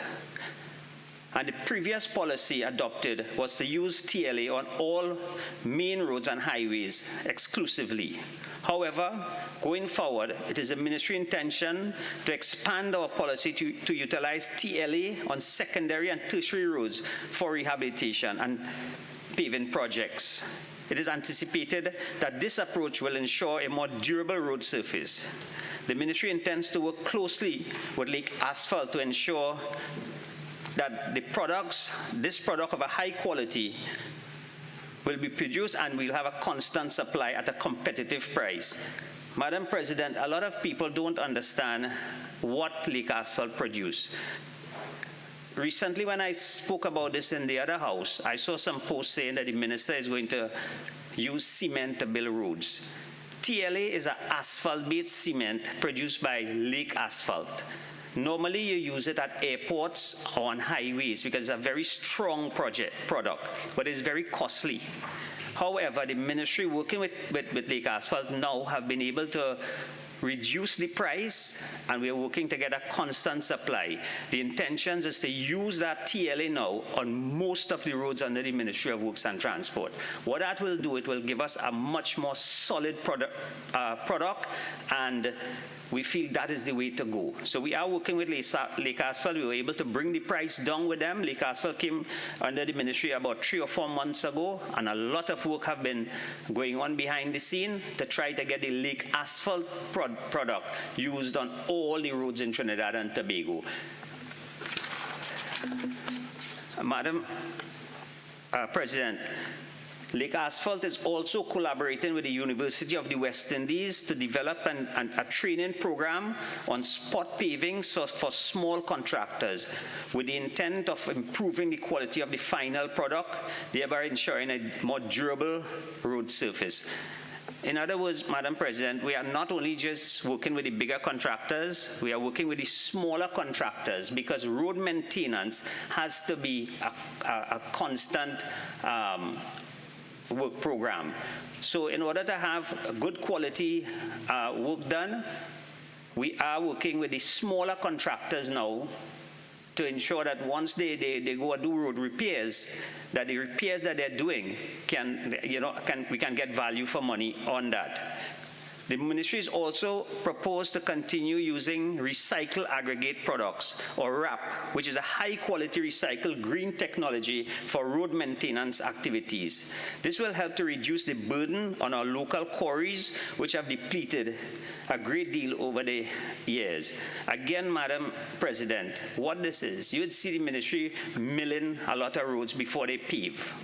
This material, we have found a way to recycle this material, because we have these material piled up at different stockpiles, and then you have people, they want 5 loads of this, and this was just discarded in the past. What we are going to do now is to reuse this. We have found the technology to recycle this material and use it on the road network. What it will do, rather than we have to put 4 inches of asphalt, once we use this stabilizes the road, and you just use 2 inches of the asphalt after that. So it will reduce the cost, and we'll get a much stronger road surface. What this means is that the material required from the quarries will be significantly reduced as well. So these are the areas that the ministry is really looking at. The Highways Division is working towards achieving ISO 9001 certification in design, construction, and project management procedures. By achieving this internationally recognized status, the ministry will have the ability to provide consistently high-quality service, use effective processes, and well-trained staff. The ministry is also working to implement data-driven software solutions to update the inventory of all roads across Trinidad. The tools are expected to improve the efficiency, accountability, and effectiveness of our road maintenance team during the inspection, planning, and execution phase of work. This will allow the ministry to generate an objective and unbiased road condition survey, thereby reducing subjective methods and user error. The ministry intends to work closely with the Ministry of Rural Development and Local Government, the Ministry of Agriculture, Land and Fisheries, and the Ministry of Housing and Urban Development in completing this exercise. This project will allow us to identify and confirm the roads that fall under the various maintenance organizations in Trinidad, classify roads based on usage. The ministry will be able to identify the main roads which are most traversed and prioritize these roads for maintenance purposes, and identify orphan roads that do not fall under the purview of any of the road maintenance organizations in Trinidad. This exercise, when completed in accordance with the law, will make provisions for any road maintenance organizations to legally adopt these roads, and once they are upgraded by the owners or developers to acceptable standard. Madam President, for too long, our population have been given excuses about this road don't fall under me, that road don't fall under me, go to the local government, go to agriculture, that is an orphan road because they develop.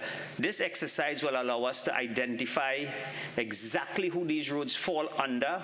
It will also create a maintenance schedule for roads, and one of the technology that we are using now, I think we are working with the IDB on that, where you use technology to observe any infringements on road safety and things like that. This is computerized equipment positioned in vehicles that will just be driving on the road and actually picking up infringements. That way we can go back to look at the road supervisors and so to ensure that they are doing their work. We could check the records and everything. And it will take off this idea of somebody saying, no, that road is good, we need to fix this road. This information will give us the roads that are most traversed and the roads that are in definite need of fixing and help us to prioritize the repairs. Madam President, it's not only about the repairing of the existing roads. To demonstrate further how the Ministry of Works and Transport is pursuing a sustainable future through strategic infrastructure and enhanced mobility, I will highlight our ongoing highway projects, in addition to making travel easier and more efficient. Highway contributes greatly to reduce traffic congestions.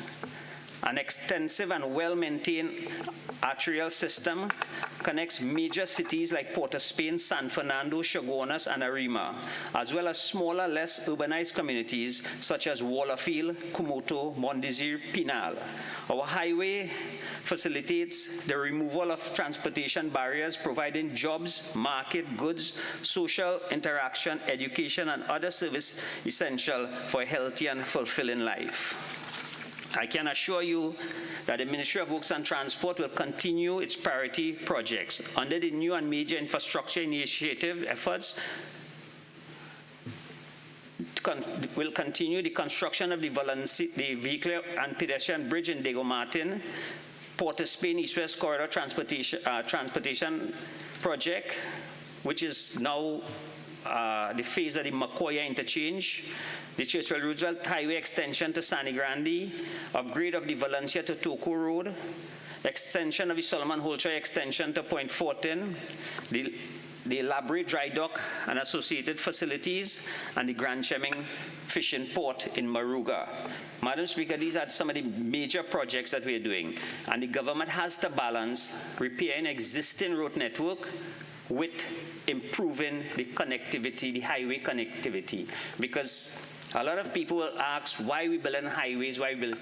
Just try to imagine going from Port of Spain to San Fernando without a highway.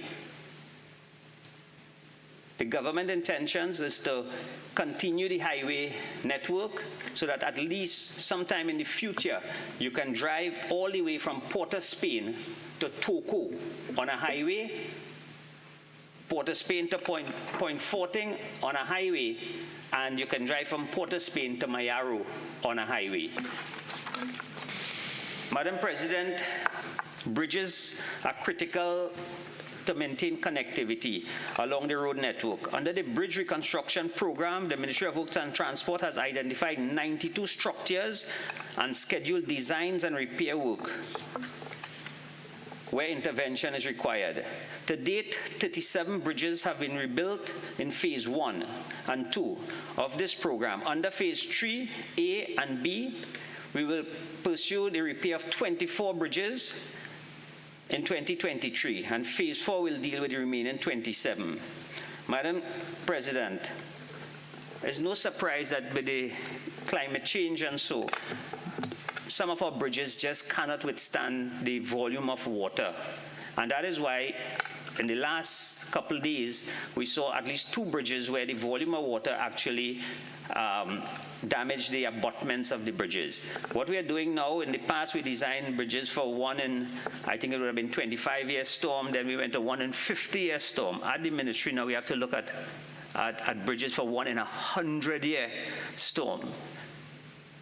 Because we don't want to build bridges now, and 5 years from now, you realize the capacity in these bridges are, we have gone past that capacity. Because when you do a bridge now, you do that bridge for 20 years down the road. So this is a very costly exercise, because if you build a bridge for a 125-year storm, and you have to build that same bridge for 1 in 100-year storm, it's about 3 times the price. But the ministry continues to, in this bridges program, the aim is to upgrade every single bridge in Trinidad, to remove all the wooden bridges across the island, especially on the major road network. And we are on course to do that. Under the landslips, which also pose a threat to efficient connectivity, the ministry remains committed to a successful implementation of the landslip repair program. Currently, to address this, there's a total of 328 landslips, and I'm sure after this rainy season, that figure will go up considerably.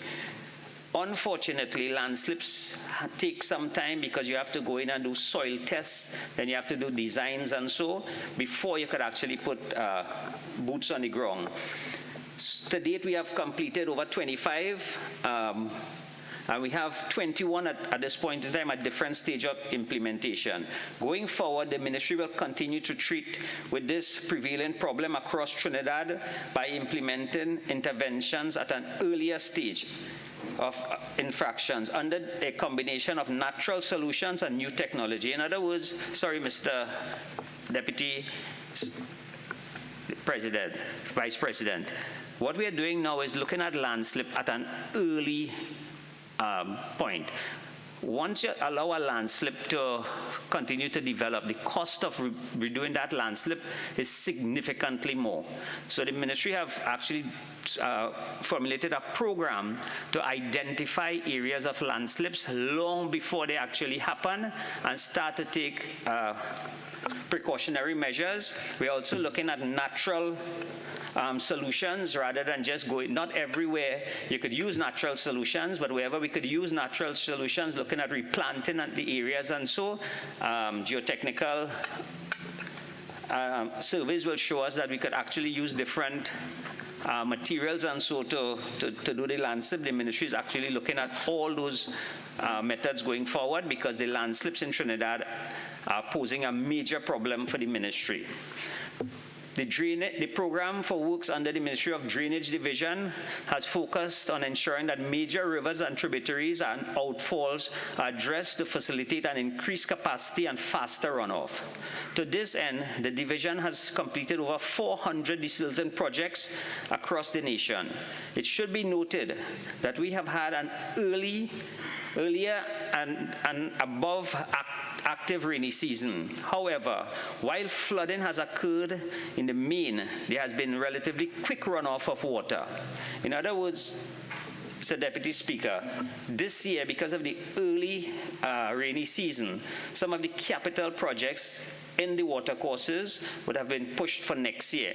The ministry went on to do more desilting programs, and that is why with the amount of rainfall that we're getting, in most instances, the water is running off within 10, 15 to half an hour after the rain stops. So that is one area that the ministry continues to do a lot of work on. And going forward, the ministry is working with the Andean Development Bank for more major drainage programs. We also continue our work on the upgrade of the sluice gates across the country. For example, the Tulsa Trace Pump House and the Trinidad Point sluice gate systems, which have been giving some problems for quite a while. New pumps, new pump house, new gates, and that project is about 95% completed. In fiscal 2022-2023, this pump and gate program will shift now to the Caroni catchment area. What we are doing in this fiscal year is we're going to be putting a lot of emphasis on the Caroni River, where we are actually redoing all the gates, looking at rebuilding all the banks, and actually widening the Caroni River anywhere that land is available. Because we must appreciate that the Caroni River takes almost all the water out of the east-west corridor and even in central to some extent. 22 projects have been executed in the last fiscal year, 7 currently being implemented. In addition, the ministry has been undertaking work in the strategic drainage, with the strategic drainage plan. Focus has been on the following river basins where drainage studies have recently been completed. In the Caroni River Basin, the North Oropouche River Basin, the South Oropouche River Basin, the Ottawa River Basin, the Caparo River Basin, and Port of Spain. Additional structural and non-structural measures are prioritized for short, medium, and long-term execution. It is expected that projects from this plan will continue to be implemented in January 2023 with the onset of the dry season. Mr. Deputy Speaker, we have had several drainage plans in Trinidad and Tobago, several drainage studies. None of them came up with an actual operational plan. So we paid people to do the studies, but nothing about implementing. We engaged the Andean Development Bank, and they took all the studies for us, and they are now giving us projects to implement. And that is why you have all these gates and pump coming out, the expansion of the Caroni River, and we are actually looking at areas where we can, look at ponds, and so where we can retain water and then release it into the channels. So we're looking at all the plans that we had before, and we actually have now started to get operational programs coming out of it. Mr. Deputy, Mr. Vice President, there have been a lot of talk about this government not doing enough work in the southern part of the island. Today, I wish to categorically deny that. The ministry have done over 60 projects in the south, and I wouldn't call the projects out, but the ministry have been from time to time being accused of not doing work in the Southland. The program for the Silton comes up where each division will submit to the Director of Drainage all the projects that they want done. And that scope of work is formulated by the Drainage Department. Because we recognize that in certain areas you have to do the silting because of the geography of the area. And the Southland is one area like that. And that is why a lot of emphasis goes into the Southland. But no matter what you do in certain areas, you will get water ponding because the land is designed like that. There are certain areas that once the rain falls, the water has to pond in certain areas, and it will take time, especially when you have high tides and so, for this water to go back into the water channel, then to go into the ocean. But I give the assurance throughout Trinidad and Tobago that the drainage program takes into consideration every part of the island.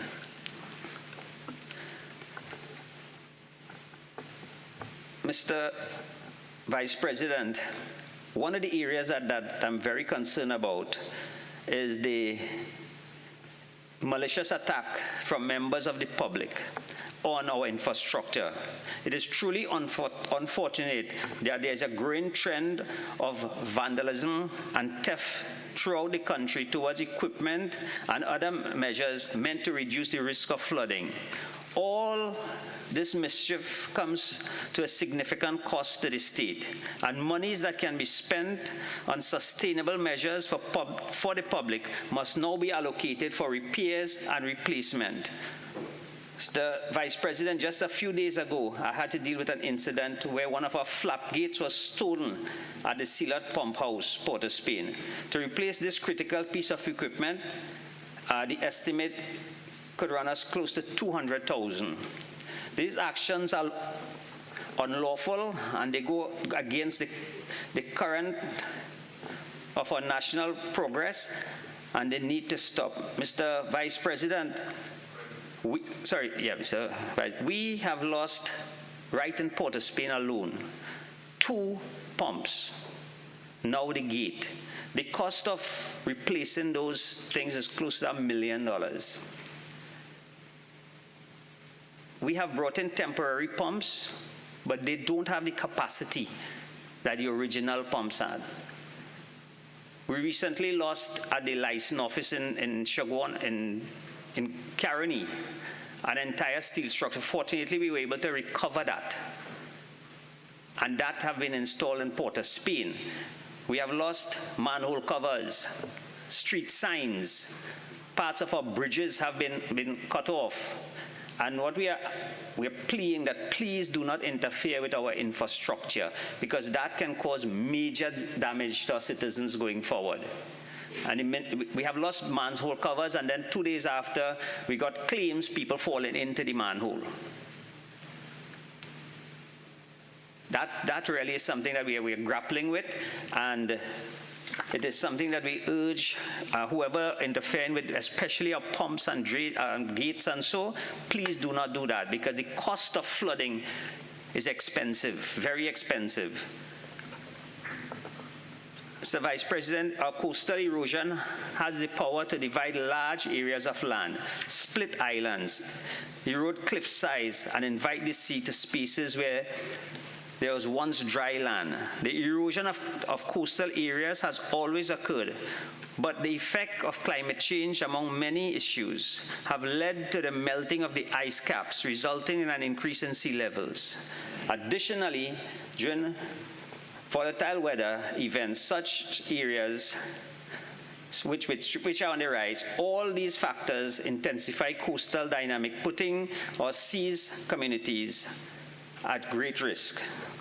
Mr. Vice President, right now I'm dealing with an issue on the Paria Main Road, where the road is actually collapsing because of coastal erosion, hitting at the bottom of the hill and actually pulling the road. Coastal erosion is real, and the coastal unit at the ministry will continue to intensify the programs. This year we have about 11 projects to start, and that is something that we will have to continue to monitor, because coastal projects are very expensive.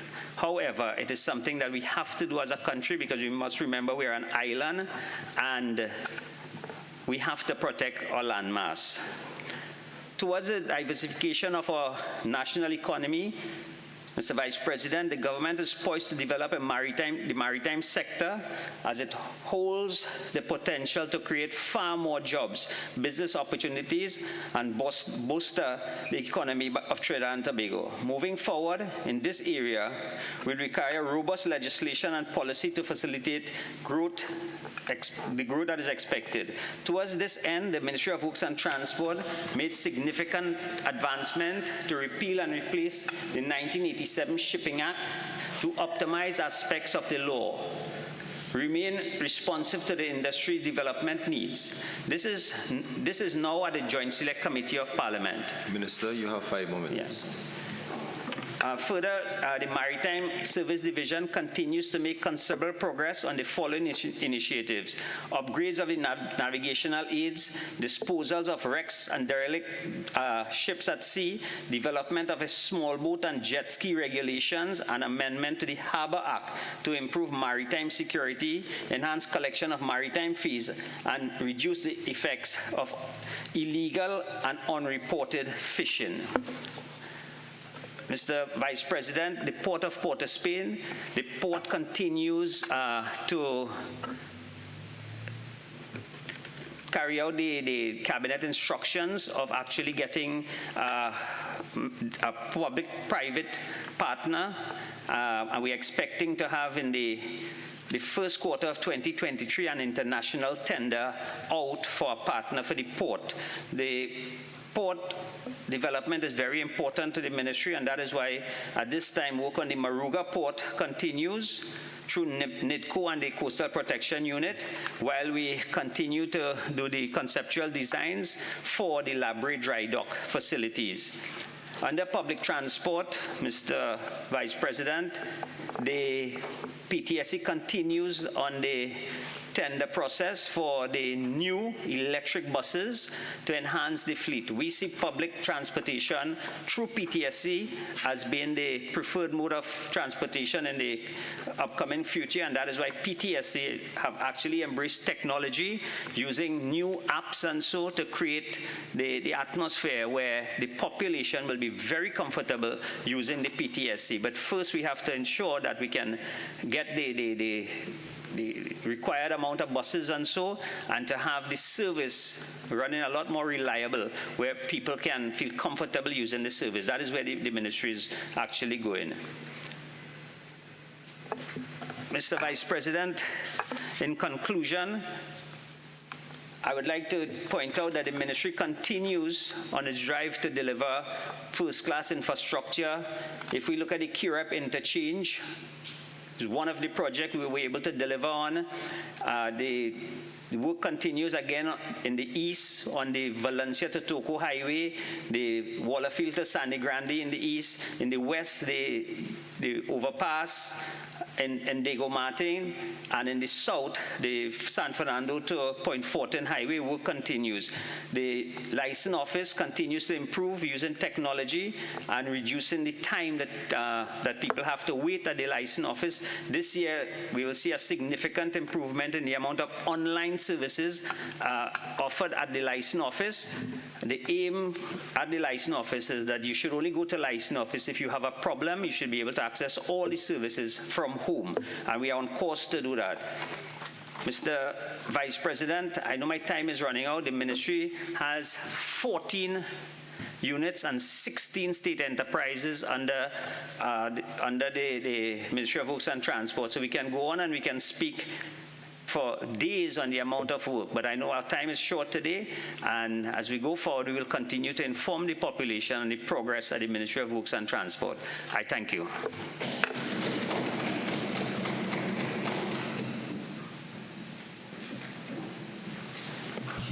Senator Nakhid.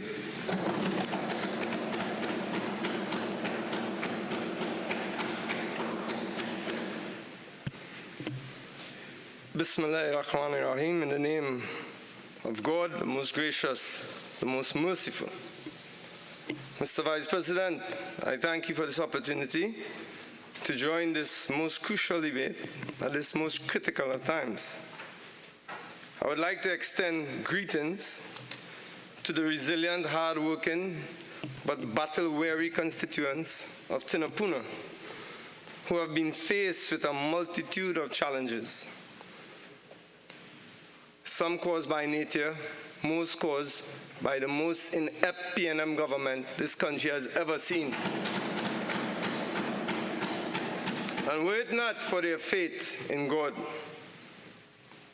and the hope and the sincere hope that the UNC will soon assume the reins of governance, they would be in a much more dire straits. Mr. Vice President, it was in my junior year of university, very hectic year, and I was in a class called Global Foreign Policy, and I was asked, much to my horror, to put together in a group project a budget that would work towards alleviating the problem of the Palestinians in that unfortunate conflict with the Zionist entity. That was the first part of the question. The second part was to suggest who would be the appropriate diplomat to see that budget through. The class was not particularly a hard class academically, but the professor was a very hard professor. And he had no interest in hearing about my exploits with the soccer team, the football team, that we are on our way to the final against UCLA. So the night before we were due to travel to play that game against UCLA in the championship final, my paper was due that morning, that very morning. So I was up 2 o'clock, had a couple very nice friends who helped type. At that time there was a typewriter and they were typing the paper. And I put all the financials and everything, and I thought I had it right. And this, at the end, for the second part of the question, a bit facetious, but in a more or less almost cynical way, I put who I thought would be able to complete that budget, see that budget through. I have to say that I received a C- for the first part of my paper and an A- for the second part. I never forgot what the professor said to me on review of my budget. He said, your budget was the ultimate perversion of what a budget should be. All the financials in place without any plan to address the needs of the people on the ground in Palestine. He said this ultimate perversion is what economists who do not represent the human side of economics, that's what they propose. And this is what we have in the budget presented before us. There are some financials, a lot of speculation, but if we note quite clearly, what we have is a budget, as the youths on the ground say, sells a lot of dreams. We will do that. We will do this. There's this in the works, but only when it relates to the people on the ground, the grassroots communities. When it relates to the people that do not need the benefits of such a budget, the people who are well off, everything has been done for them. Everything has already been completed. This is well and truly a budget that represents only the 1% friends and financiers of this PNM government. And Mr. Vice President, it's sad to say that even the economics of this budget, because I heard Senator Mark comment that in such a budget, nominal GDP should never be used, and which is correct. Real GDP should be used, which accounts for inflation, cost of living. And I do not think that we need to ask why the Minister of Finance does that. And I will answer Senator Mark. It's a nominal economist and a nominal Minister of Finance that will use nominal figures.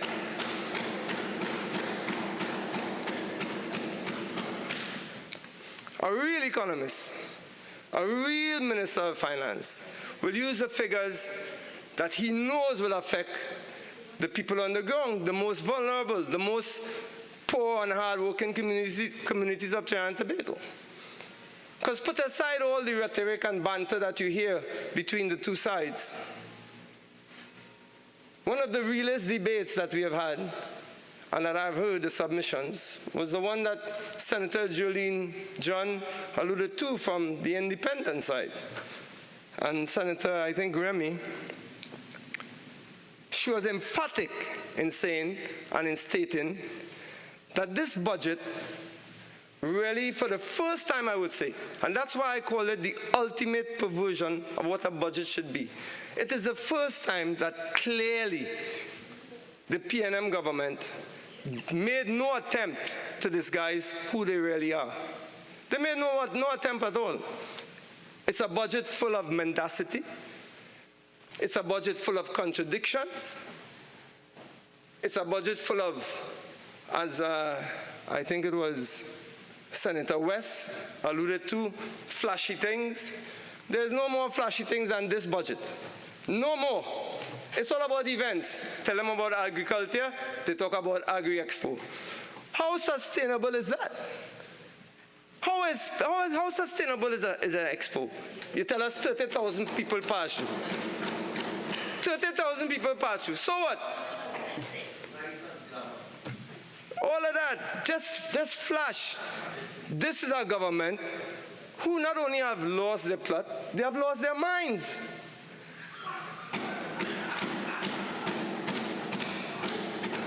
This is our government.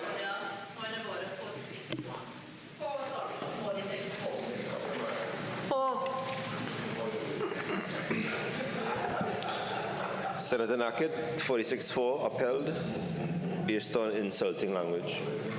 Mr. Vice President, I have sat here and heard that side refer to our side as being over a rum shop and drinking rum, and you upheld that? Senator Nakhid, I have made my... Senator Nakhid, you're going good in your presentation, senators. I have made my ruling. Can you please proceed? All right, please. Thank you very much, Mr. Vice.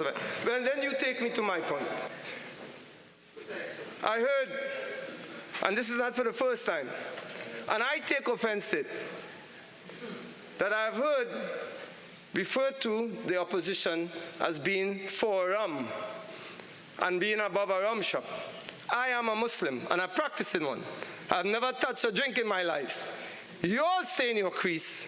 You all bat in your crease, however wide it may be, and know your place. Know your place. If I hear any comments of that, I will respond in kind. Senator Nakhid, your role today is to make a contribution. I am responding, Mr. Vice President. To make a contribution. I am responding. Pause for a moment, Senator Nakhid, and understand the difference between contribution and chastisement. Can you continue your contribution, please? The ruling has passed. Thank you. But I thought I would respond and let them know that side that it's an affront to the Islamic community to continuously refer to alcohol and the like when we have Muslims as part of the United National Congress.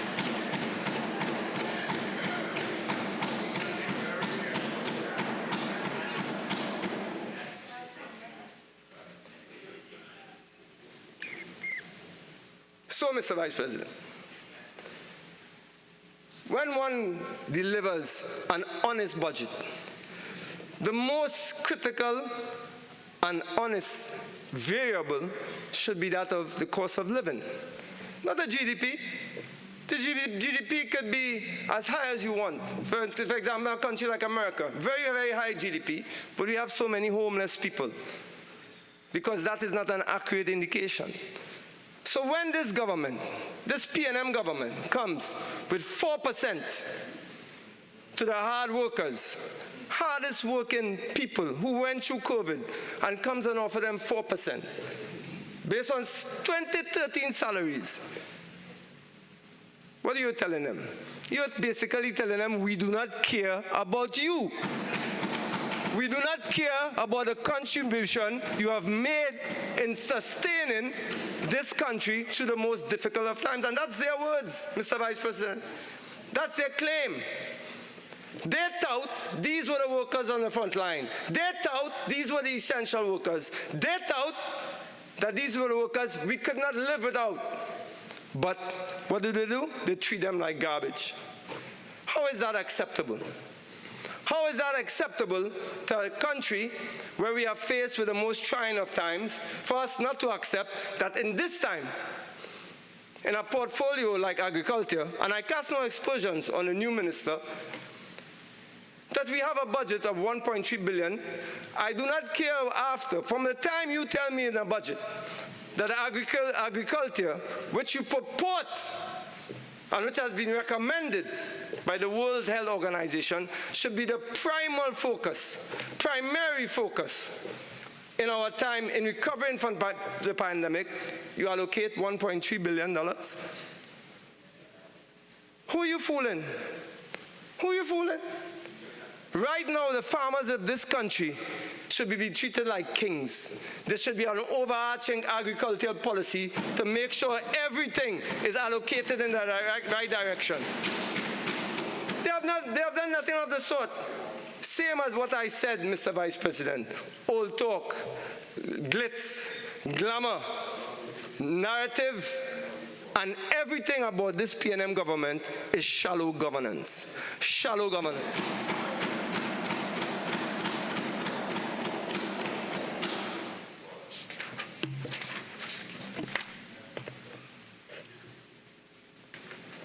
Mr. Vice President,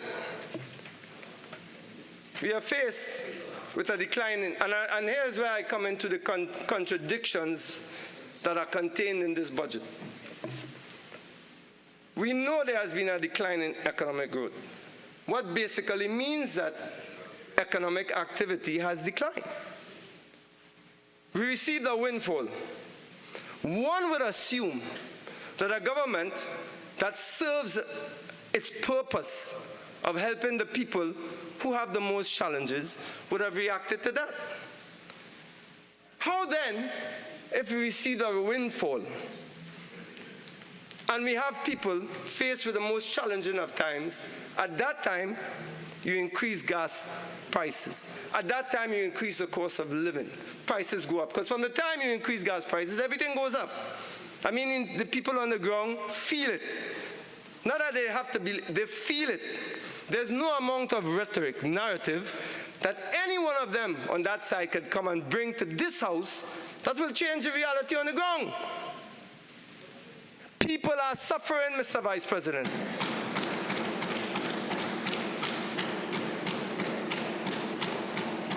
And you know, Mr. Vice President, I grew up with a partner of mine. He was in St. Mary's with me. But he was from behind the bridge, southeast part of Spain, but brilliant boy, brilliant boy. I mean, talk about bright, not in an academic sense, just a sense of the world bright I'm talking about. But he's my adversary. He like All Stars, I like Desperados, you know the thing. He asked me the other day, he said, Nakhid, I always say I ain't talking about pan, they really talk about calypso. I told him I don't really talk about calypso because, in my opinion, the calypsos that I like are so reflective of our country's suffering. I mean, there's no other genre, none you will find, that so reflects the inhumanity of such a PNM government.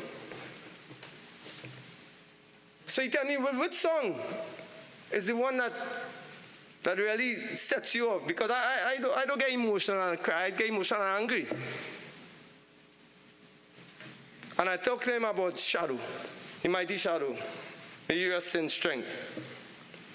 And his song, Poverty in Hell, for me, if you don't just breathe through the lyrics and listen to the music, because you know everything is a whine and a stink and dirty, but if you really look at the lyrics, they are the most, I not come here and talk about no spider, no fly. I talking about poverty is hell. You know what that means?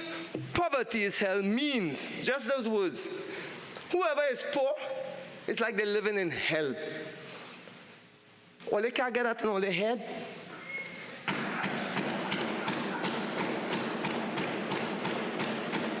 They have nothing to say after that. Poverty is hell. And all they want to come and tell me all they went through that. But you are the exception.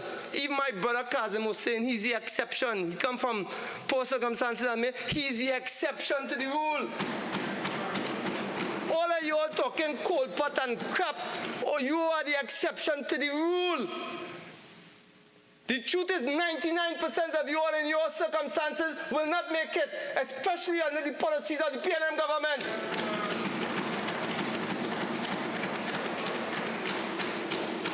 Mr. Vice President, listen to him. And he was a Desperados fan. I only learned today from my uncle, Uncle Rudolph's brother, Uncle Kenneth, that he was a Desperados fan too. Listen to Mighty Shadow. Listen to him. Poverty is hell, and the angels are in paradise. I can't tell you one philosopher, and I know all of them, because I'm a well-read person, from Rousseau to Nietzsche to anybody who could give me that. Poverty is hell, and the angels are in paradise. So we could hear, and I cast no aspersions, an elitist submission. I cast no aspersions on the man. An elitist submission by Senator Vera. Not him, but the submission was elitist. Listen to it.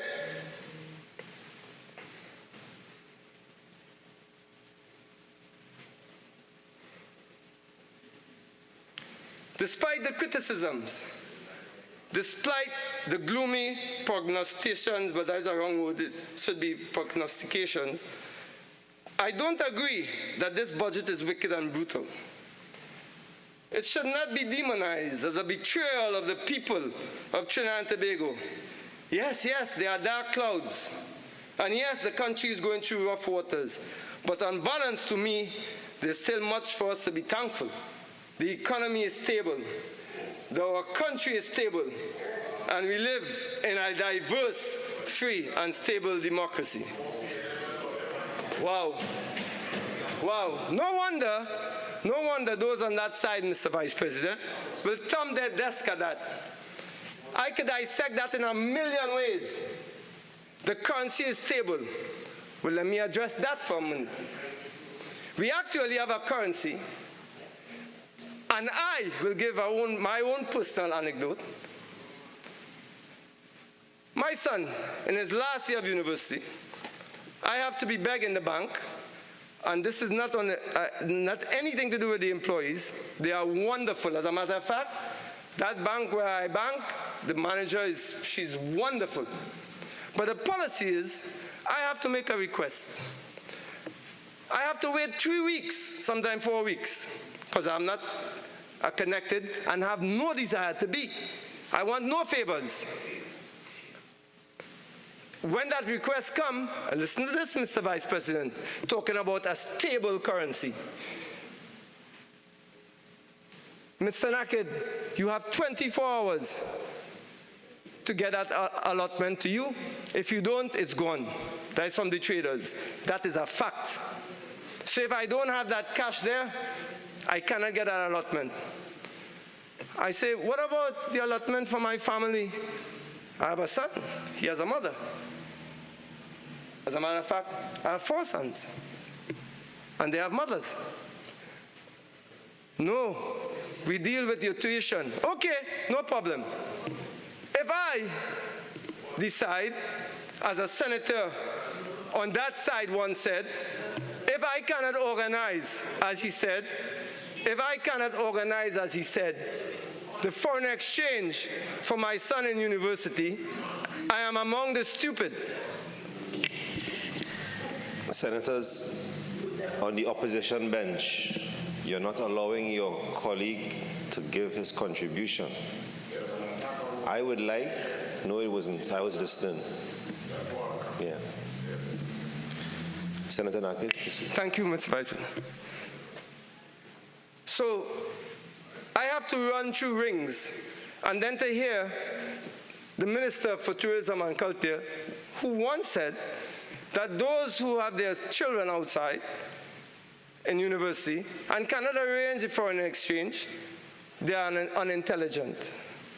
You believe that? Unintelligent. Because we cannot arrange foreign exchange for our kids, and if not, we should send them to UE. Was it UE or UTT? UE? We should send them to UE. So my son, who was born in Dubai, who lived his life between Beirut and Spain, and now lives in America, I have to bring him to UE to please the minister, because this PNM government doesn't know how to handle their affairs.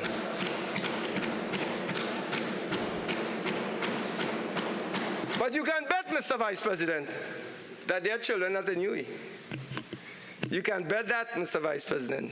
As a matter of fact, even when we try to send them to UE with $500,000 grants, we don't hear nothing about it. So, Mr. Vice President, I will use, during the course of my contribution, as I go on, Words from that bard, that philosopher, I call him, the mighty Jearlean. But first, I already spoke about that very frenetic, frantic, erratic, whatever you term it, contribution by the senator in our response to Senator Lutz-Medial. I would like to go into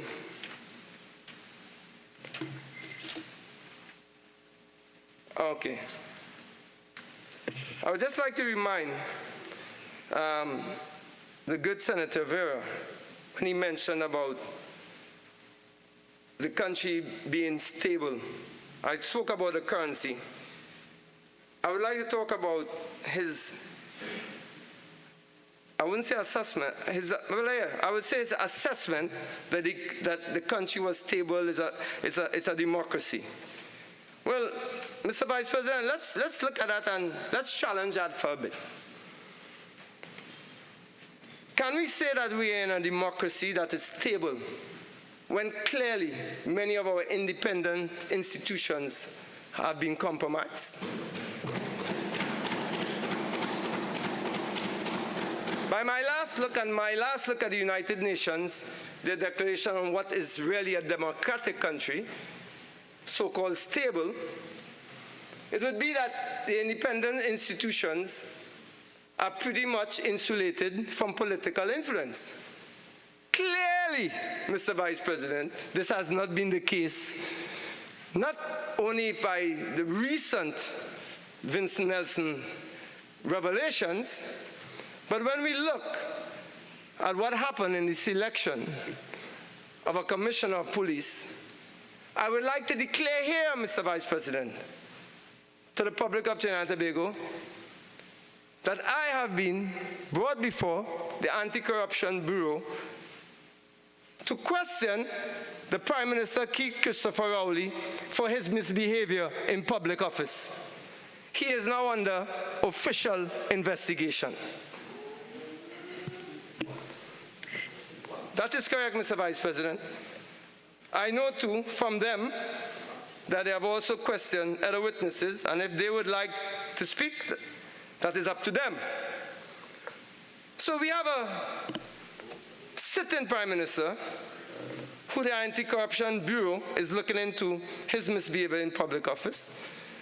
We have a former Attorney General who, it seems, is at sea to explain who signed off on that indemnity agreement.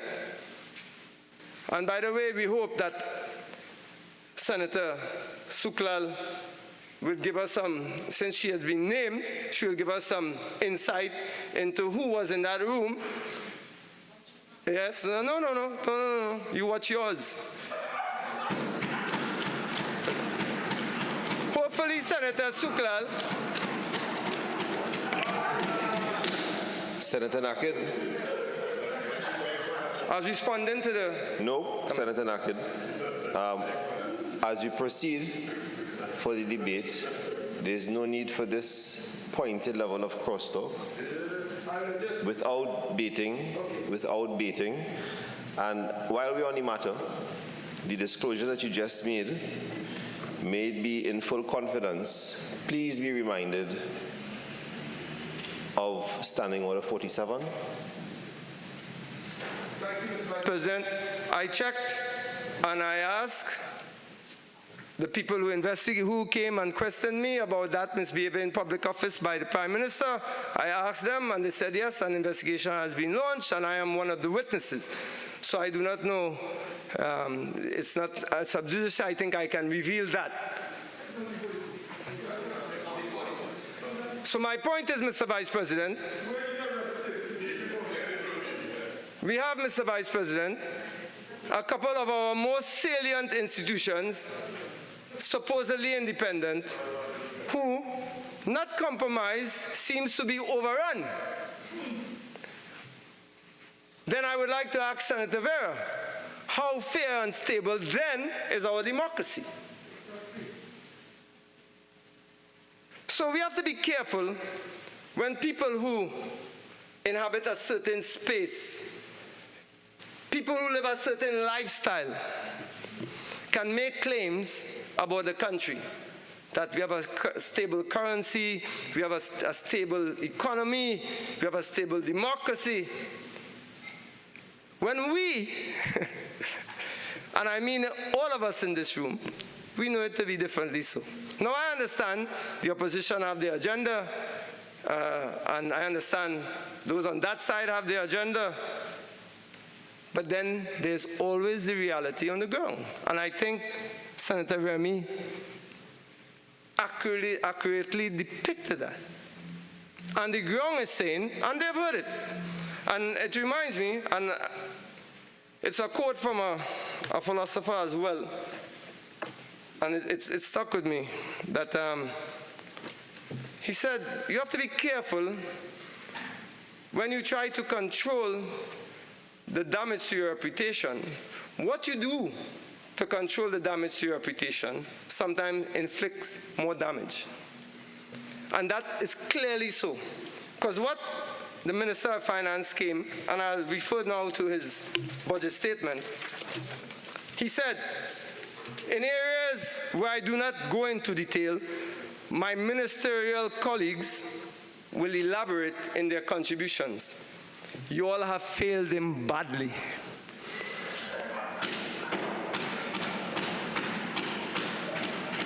It's among the worst contributions that we have seen. And I'm not talking about only here, but also in the other place.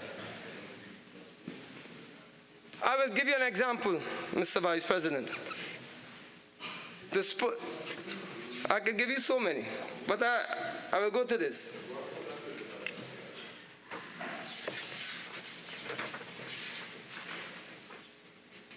Mr. Vice President, how much time do I have?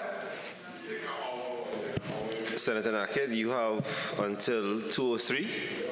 You have roughly 7 to 10 more minutes again. Mr. Vice President, is it possible to get time from anybody on that side, since they don't seem to be using it wisely?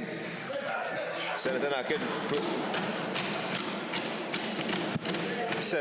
if you would just try to get into your message at this point, maybe you can utilize your time more effectively. Thank you. Mr. Vice President,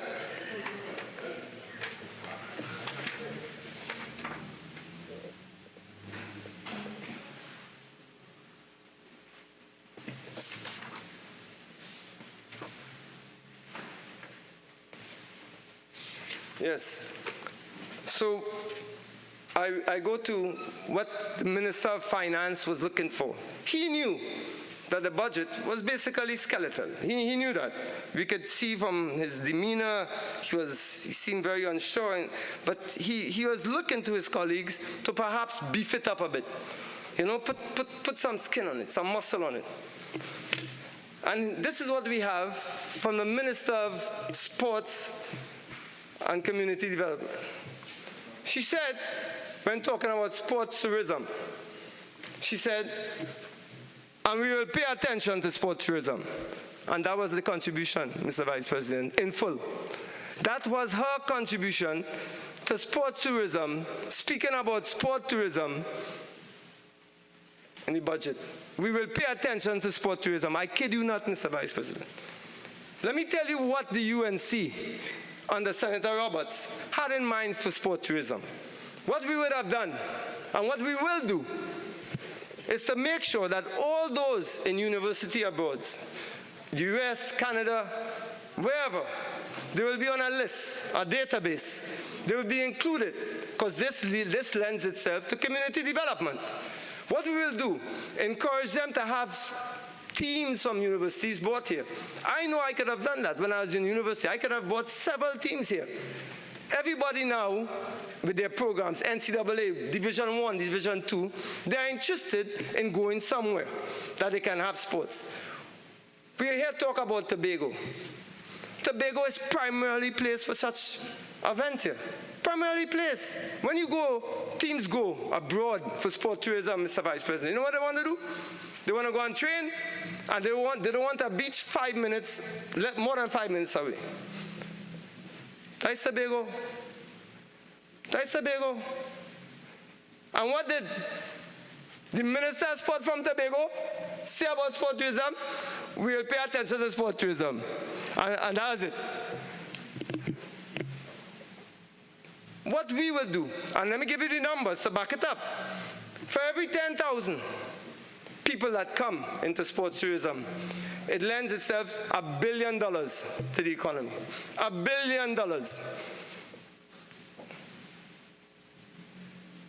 Do you know how many people we have in universities abroad? We have at least, I'm talking on the football side of things. I'm not talking about volleyball, I'm not talking about tennis, I'm not talking about swimming. Senator Roberts, who in my opinion, the best sports minister this country has ever seen. And I know they will want to come and talk. I know they will want to come and talk, Mr. Vice President, and I will adjust it frontally, because I know he doesn't like to, but I will adjust it frontally. Till I talk, when they talk, they come up only here, not outside. Live sports. Live sports, nowhere in that audit is the name of Senator Roberts mentioned. Nowhere. So they will come here and say it, and it will get resonance. But you know what's funny, Mr. Vice President? It seems that when the UNC places money in the hands of the poor and working class people, that side has a problem with it. But when they're given money so Calco and Namalco can rebuild Balize House, they have no problem with that.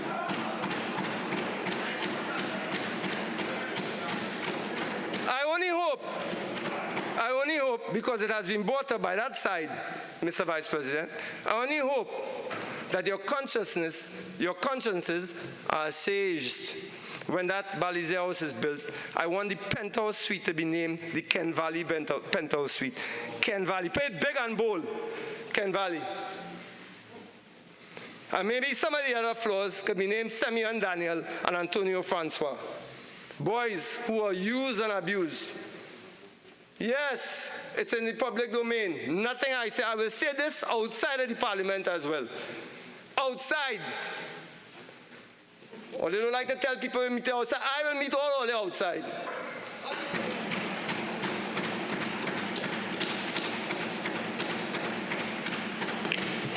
Senator Nakhid, you have 5 minutes remaining. Thank you, Mr. Vice President. Mr. Vice President,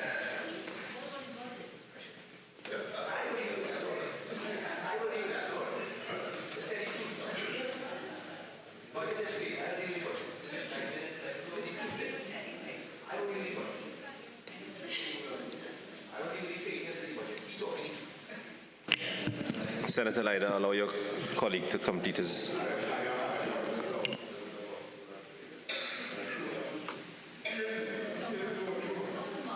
Mr. Vice President, so in wrapping up, for me, I would like to leave for those, because there must be good people, no matter how they display themselves. There must be some iota of decency over there. There must be. I will leave them with, for me, the most heart-wrenching lines of a calypso, of a sobriquet,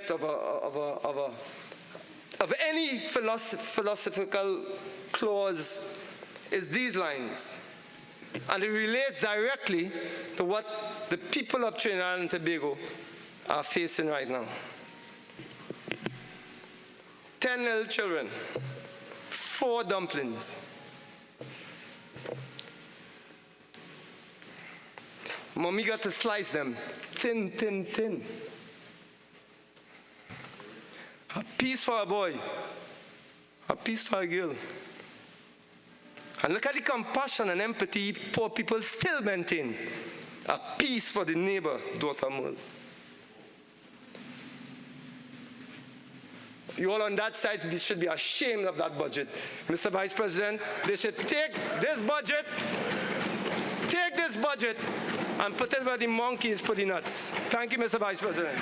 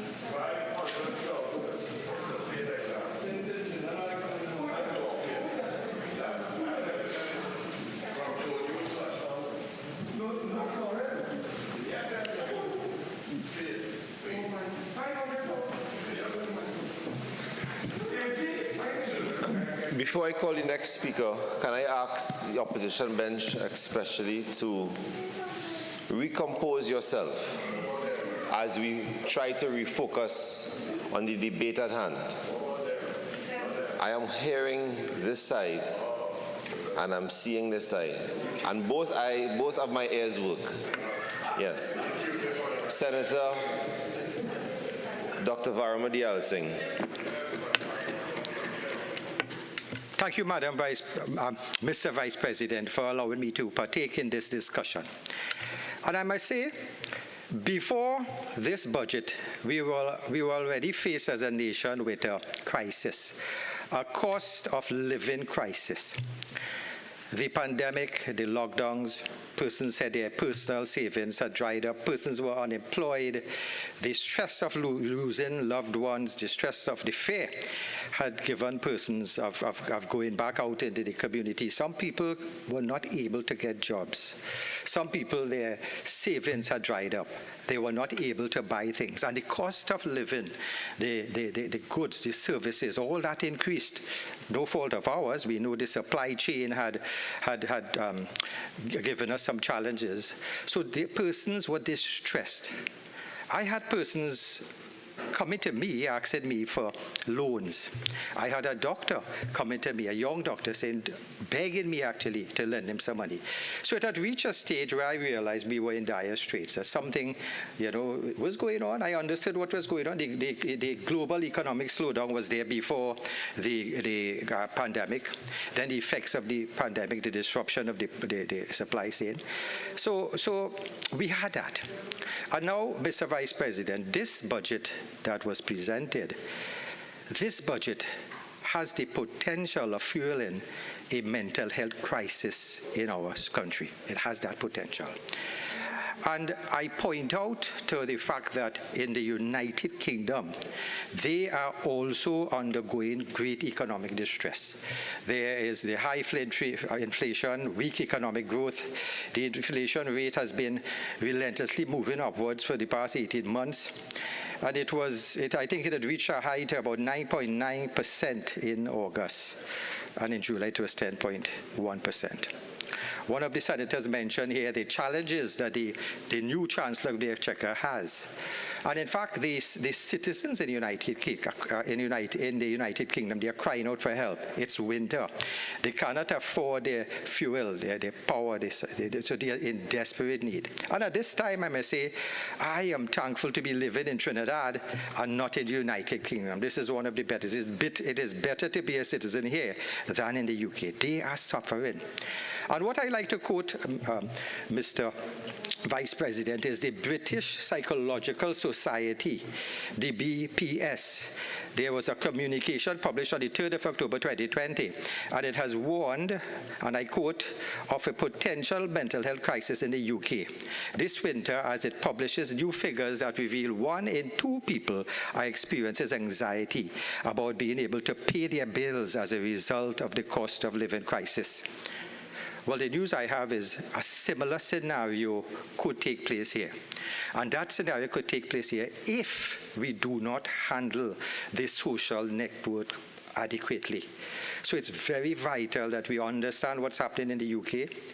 The burden of mental health is there. And we have to understand we have to take that burden that mental health can put onto the society and added economic stress.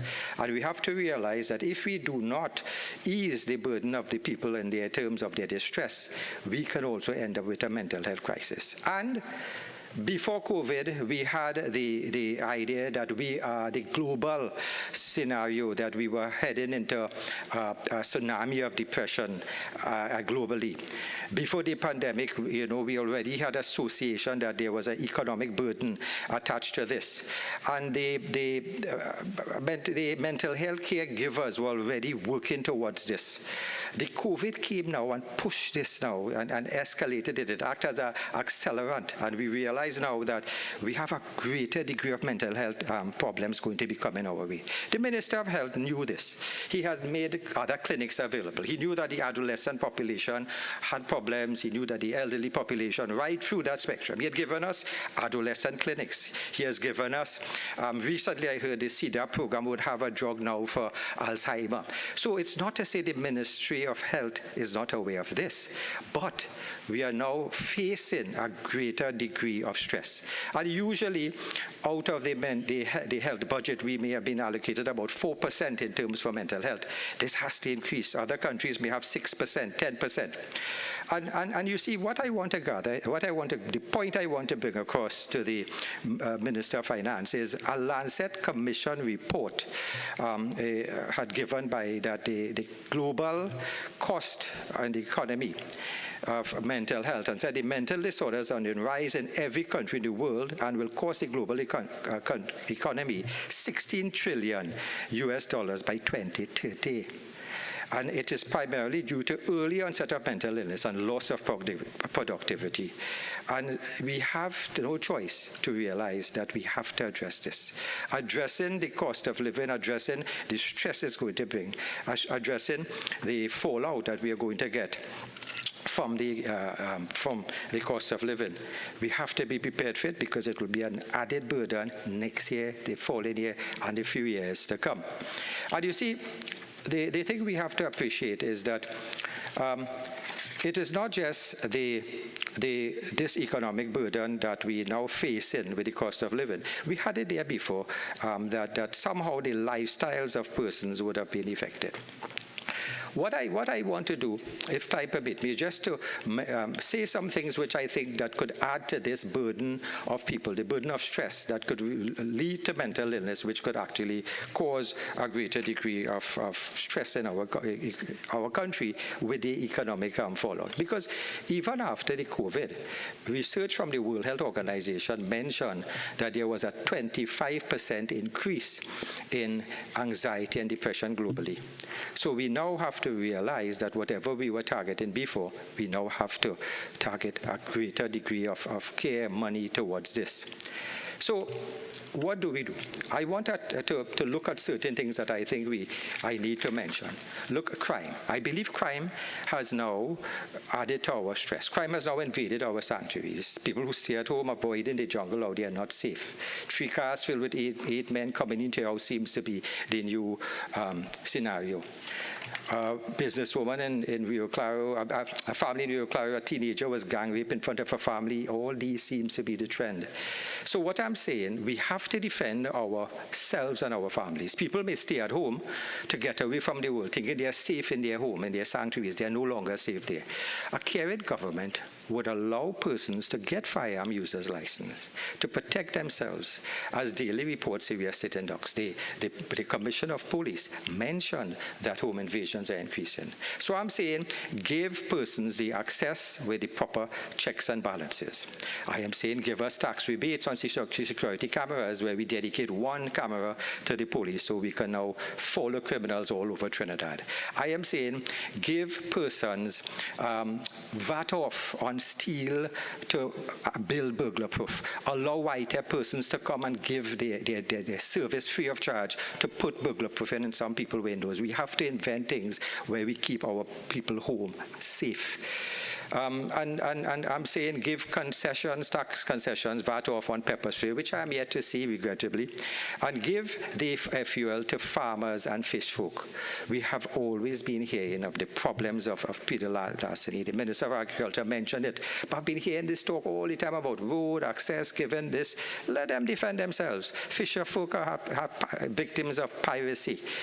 Deploy army personnel also in towns to work with the municipal police so they can actually go into Tunapuna, they can go into the streets, utilize the army. They have gotten an increase in food allowance in this budget. So utilize the army also so their presence will certainly deter people.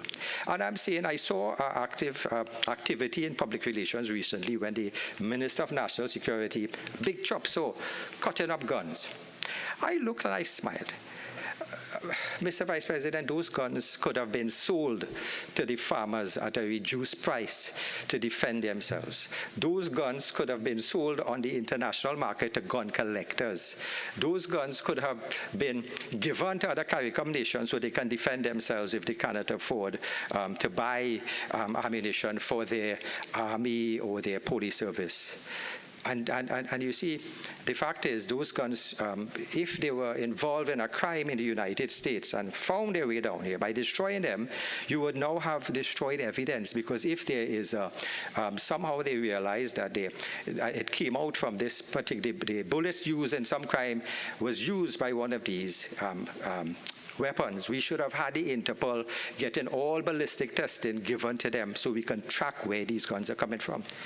The United States embarrassed our country where they said that we are a terrorist nation and trying to, put things out there where they're not safe anywhere, but in Port of Spain they're not safe, but why is the embassy in Port of Spain? Move it to Central, move it to somewhere else. The United States have always said we as a drug, we are, the transshipment zone, and drugs come from South America into America, but the guns come from North America down here. The Mexican border and the United States side has gun shops, guns tracked down to Mexico and reach their way here. So we are not just the perpetrators of dealing with this gun. It goes two ways. But I'm saying let's call out the Americans to help us now, because if their travel advisory is such that it embarrasses us, I had already suggested that we call in the DEA to set up a base to deal with the drug, gun, and human trafficking problem. Call them in. You see, if we had somehow with the new boats we got to protect our borders, if I was seeing that there was an improvement there, I would say, well, we are doing our own business. We are up to mark, but there are still some deficiencies. There are still loopholes. People are still coming in. There's still human trafficking. What harm it is to ask the DEA to come in there, give us that. And again, to help, why I'm mentioning crime, because if we do not fix crime, we may be deterring tourists to come down here. If we do not fix crime, I may not want to open a little shop if I know I'm going to get robbed. If we do not fix crime, that has an effect on the whole community. And again, crime, as somebody mentioned, it was not just a blue or white collar crime, but I think we need to still give teeth to the procurement legislation. Health, I want to just touch on health. Now, we are privileged in this country to get free health care. This is something that other countries, United States, you find citizens here crying out for this. So we have to know there are good things that are happening here. And the thing I want to get through there is we have a free health service, but there is improvement. There would always be need for improvement. And recently, when Tobago had advertised for persons to come in for cataract surgery, my phone was going off. People asking me, how could we go to Tobago to do this free cataract surgery, which some organization was coming to Tobago to do. So there is improvements that, that we have to get improvements in prostate surgery, chronic waiting list surgeries, people with hernias, people with cataracts. These are things we have to now start working on. We have to get something else that we could do. Round-the-clock operating theaters. Why have doctors scattered San Fernando, Port of Spain, and Sandy Grande, and different hospitals in Arima?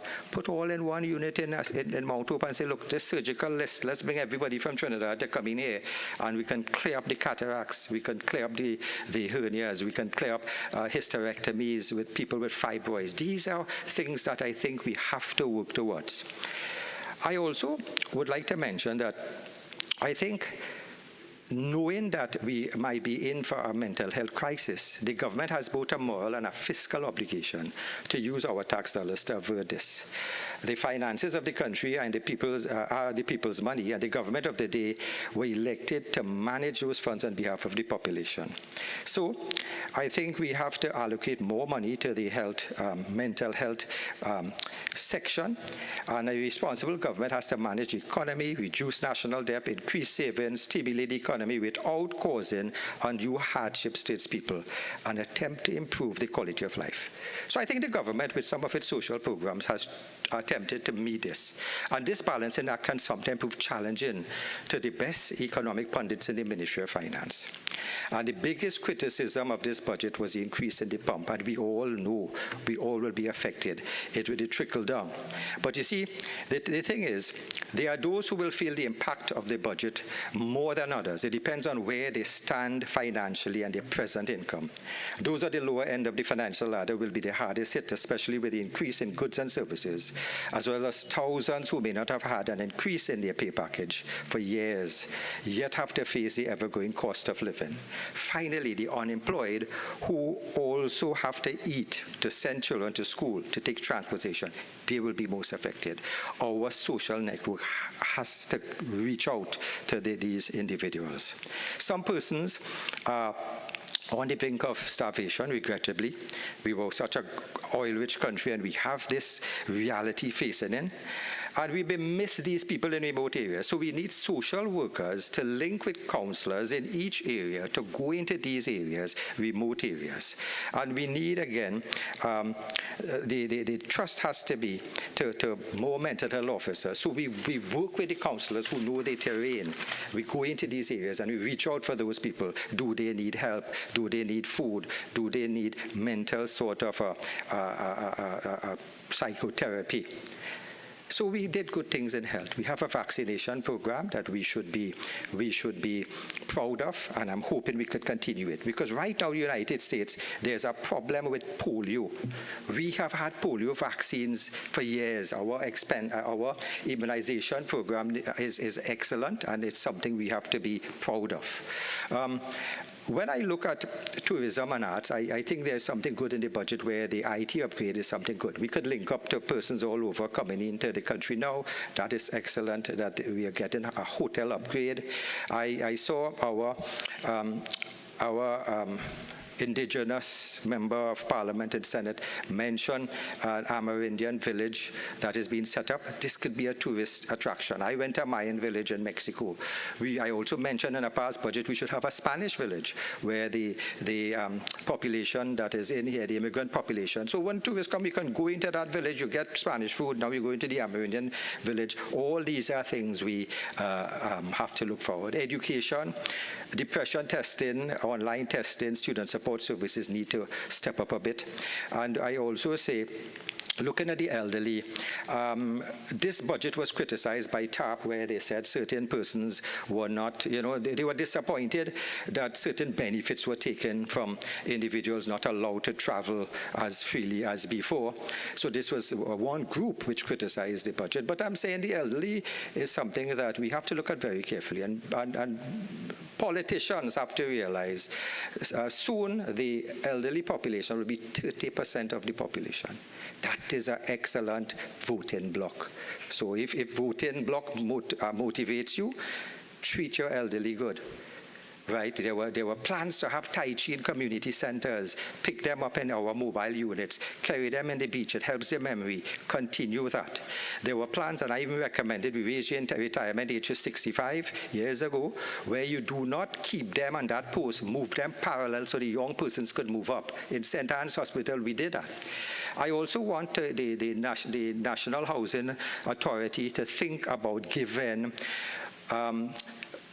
areas designated as elderly homes. In the United States, there are elderly homes where you can go, elderly areas where you go, you could pay your money. Your relatives now have to be looking for little hole in the wall places in different residents. We don't know the quality of these homes, how it's inspected, but relatives are campaign calling me, where should I put mommy, where should I put daddy? How can I recommend homes that I don't know the quality? I know there's a body has to check them. If we can have the National Housing Authority build areas as what we call old age areas where people could come in, you pay and you put your parent there, but there's pool therapy, there's the therapy for mental stimulation and activities. We need homes like that scattered to the country, and probably in another budget we may have to think, let that get going. There's a need for that. Public service. I heard the Minister of Public Administration mention the public service is not geared for actually getting us in that productive level, but it's there, so we have to work with it. And I was disappointed when I heard the Prime Minister mention that work from home may not be on the cards, but we have to realize that this option for even weekend work from home, scattered working hours, this is the thing for the future. This is things that will help individuals. It'll help against traveling, wasting your fuel, help against pollution, because the exhaust from these things are cancer causing, so it'll help that too. It will also help against the traffic that people have to face. I know the Minister of Public Administration mentioned the fact that there's a lot of other parameters which we have to check, and I agree with her. But I'm thinking we can get it done, because in the private sector they are doing done, and she came from the private sector, so we know she has the ability to do it. So I'm something in the future where you can have those persons from the public service also being able to work from home. Why I mentioned this also is the fact that traveling in traffic, it's a major problem. Traveling in traffic is something that we have to realize that it causes problems. There are medical journals out there which also mention that it increases the risk of getting diabetes. It increases the risk of stroke. It increases the risk traveling in traffic, and they actually give figures. And those figures are remarkable. If we use that, we would realize is if we can prevent people from traveling due to work-at-home arrangements, it may be beneficial in the long run for the country. And I say that because I would quote the figures if I am allowed time, but we have to appreciate the fact that our diabetic status here is around 14% of our population, and diabetes gives us a great medical burden in the sense that a study done shows about $85 million per year to treat hospitalized diabetic foot complications, amputations, etc. That can be saved, not just by the Minister of Health removing soft drinks from schools, not by just education, but by the fact that if traffic could contribute to this, 85 million, and that's not looking at eye problems and what. This was a 2014 study done by Professor Deyalsingh and by Dr. Kawich. Cost has gone up. So this is something that we have to realize. This figure is underestimated.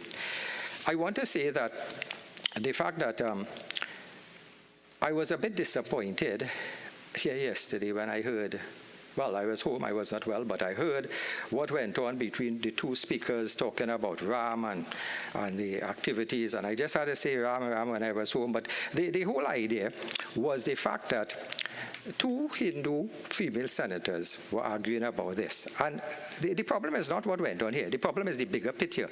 They were arguing, it came to the list of attorneys that were hired by the Attorney General. And we have seen this talk over and over again. That attorney is not this Attorney General, the other Attorney General. So we have always had a tit for tat from both sides saying this Attorney General hired his friends, that one hired his friends, and X, and we get that. And to the public out there, it seems that some attorneys may be considered parasites of the state. And I don't want this noble profession to have that, certain members, if they are hired by the state because of their acumen, that they are now labeled like this. So I'm suggesting, why can't we have an independent body, an independent service body, procure out the services of attorneys so this talk wouldn't come up again, it wouldn't embarrass the attorneys involved, and it wouldn't put the Attorney General under any sort of scrutiny where he has to be defending all these things. So I think, again, what I may say, Mr. Vice President, poverty is something that we have to look at. United Nations has designated October 17th as the International Day of the Eradication of Poverty. But I'm saying this budget will produce more poor persons.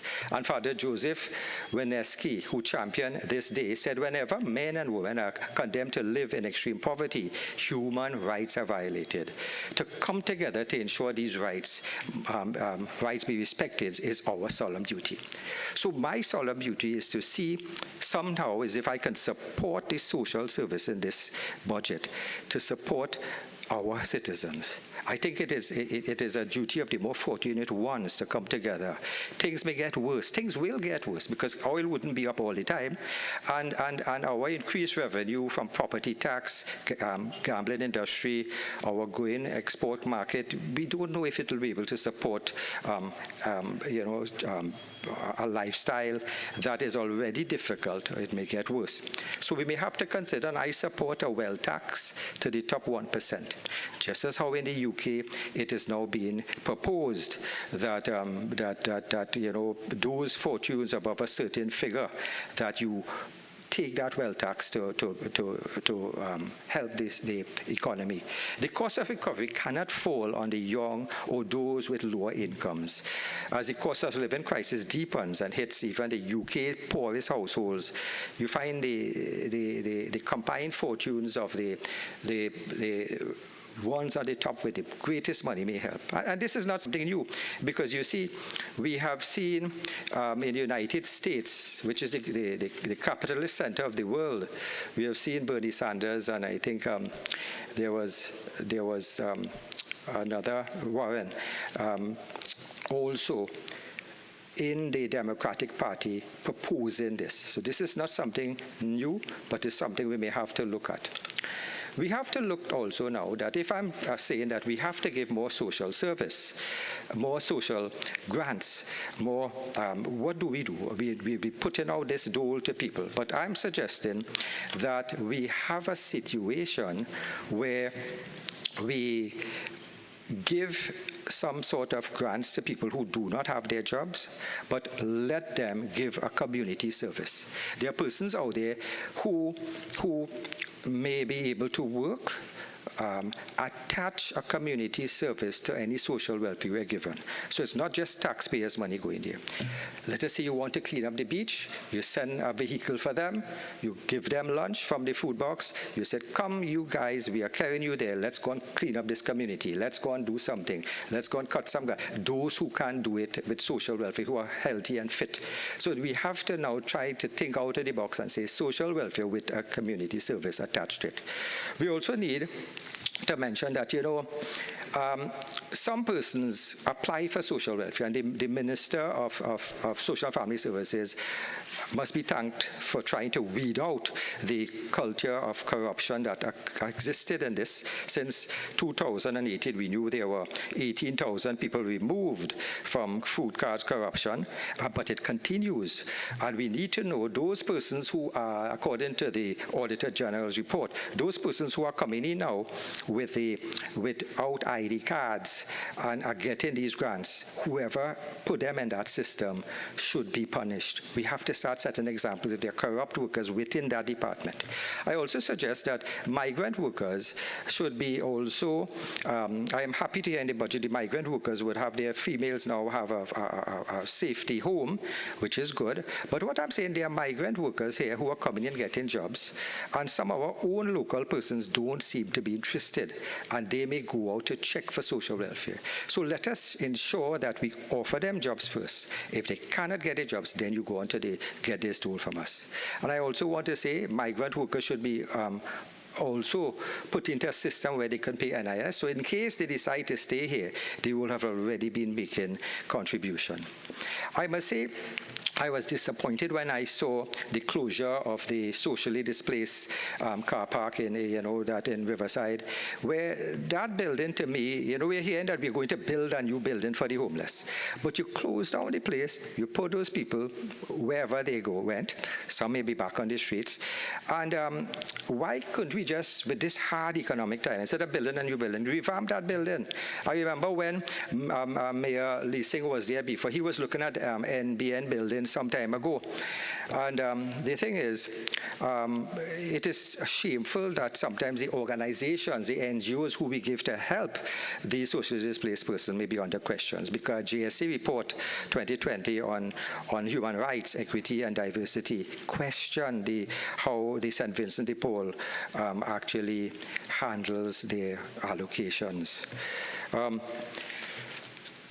I also would like to make mention that with property tax.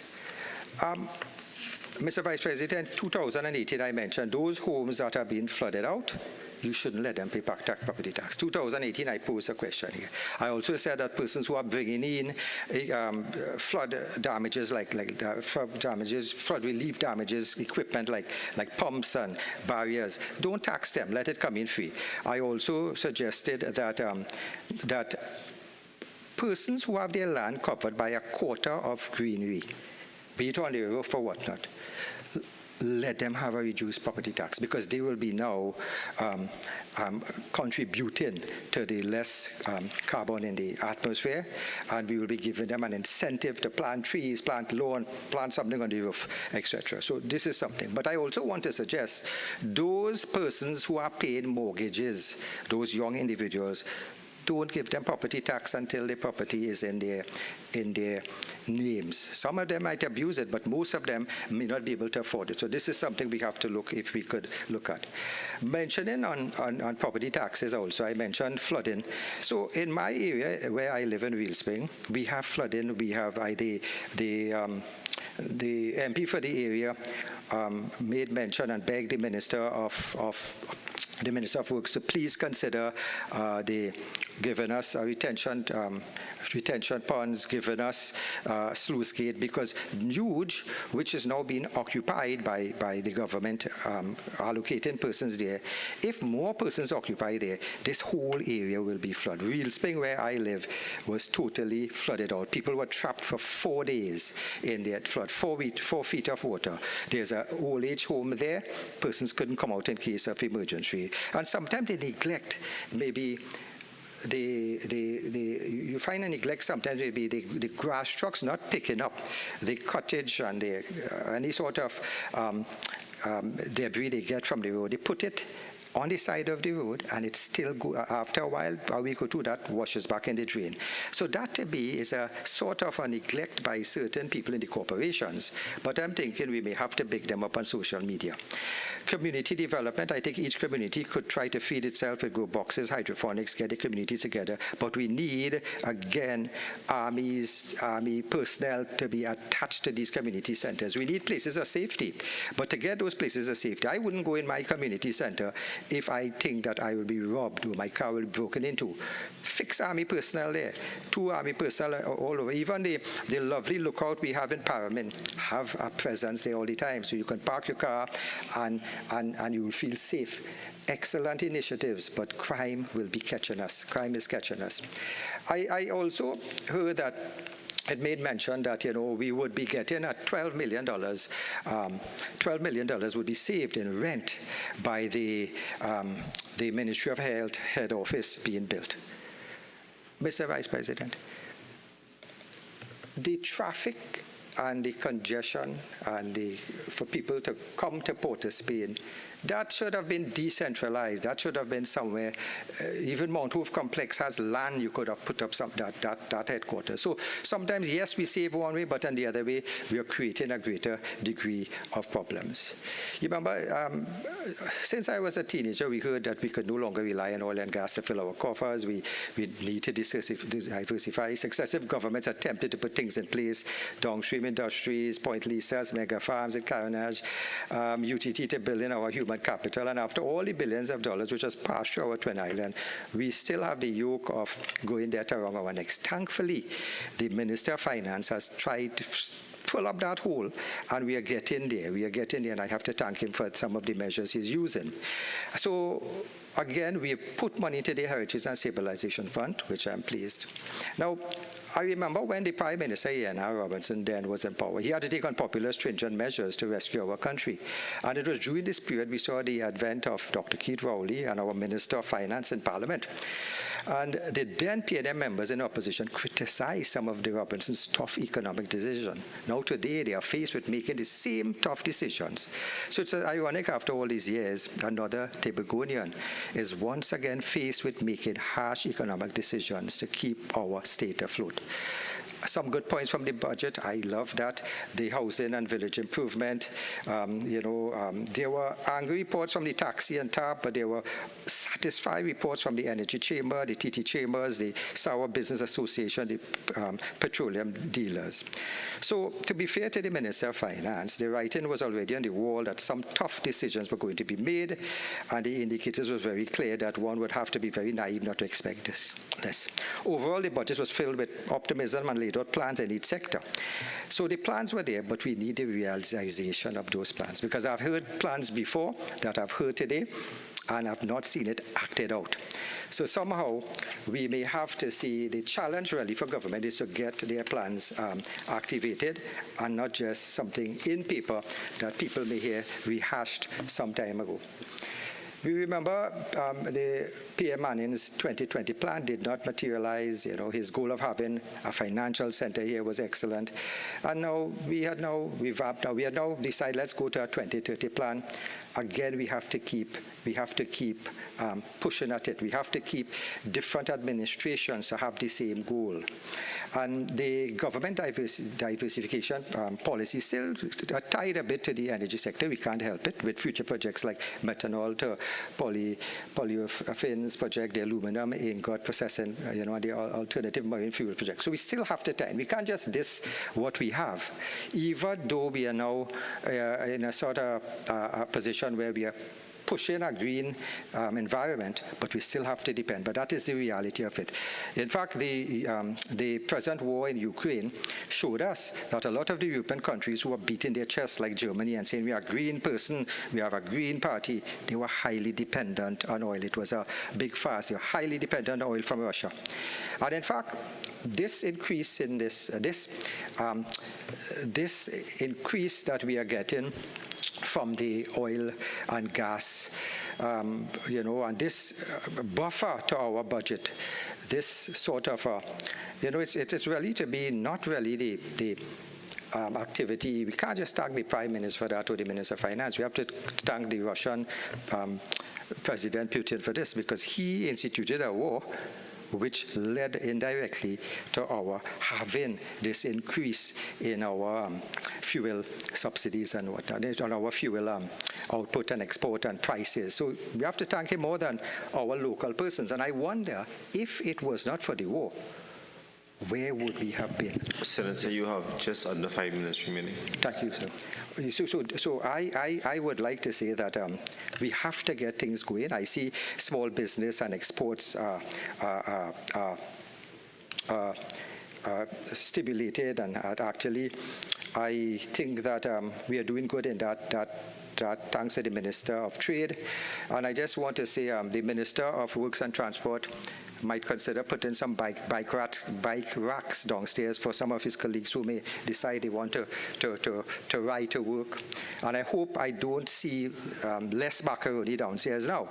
So I'm just joking. But as I say, we all need to try to see how we are going. Are we failing as a nation? No, because UK, USA, China, all facing the same sort of problems with inflation, and all have taken similar policies in their recovery efforts. I'm saying that I want to make a plug also for the elderly persons. If we, just as how we have OGTs, we have somebody called a retired trainer that we could put an elderly person to go and work in a place where they can retrain the young persons where they want to work. This is a field like the OGT. We could bring out those persons. As I mentioned, it's a good voting block. We need translators for our clinics because we're seeing more Spanish individuals, and I don't know Spanish as such. We need to develop infertility treatments at our hospital. Costly, yes, but we are now saying we don't have young people. There's a lot of persons out there who are are distressed, they cannot have children. So we have to consider that. We will, for increase our young population. We have to get lodgings for patients coming in Tobago for treatment here, free lodgings. And I think we should centralize medical service. I want to say that all in all, I think that we have come a good way. And I'm saying that even though decentralization would have to be a trust I would want, I'm saying that we have different avenues that we have seen improvement. We have seen, as Senator Varma mentioned, we are in a good place. We have to move further. We have to not get coal pots, I may say, but there are solar cookers now. So if you're on it, you can get a solar cooker just cost the same as a solar pot. So we now need to move to another stage. We now need to move to the other stage. We now need to realize that we all need to move together as individuals to help our country. And I have to thank the government for the $210 million that was given out to the 20,000 health workers, heroes into this field. I have to thank them for the apprenticeship allowance that would now help the young people. And a lot of the things given to young people, it sounds good in paper, but we want to actualize it. YTIP sound good, MyLAT sound good. Right now, the Homestead program sounds good. The Ministry of Youth has something going. But you see, we still will be missing youth who do not come to those programs. And I think what we have to do, the young persons who are not coming to these programs and are on the streets, we have to have a mandatory way where we legislate against idle youth. We take you and we put you in not a youth, like a youth camp. Because if we leave those children there, they may not come forward. So I thank you, Mr.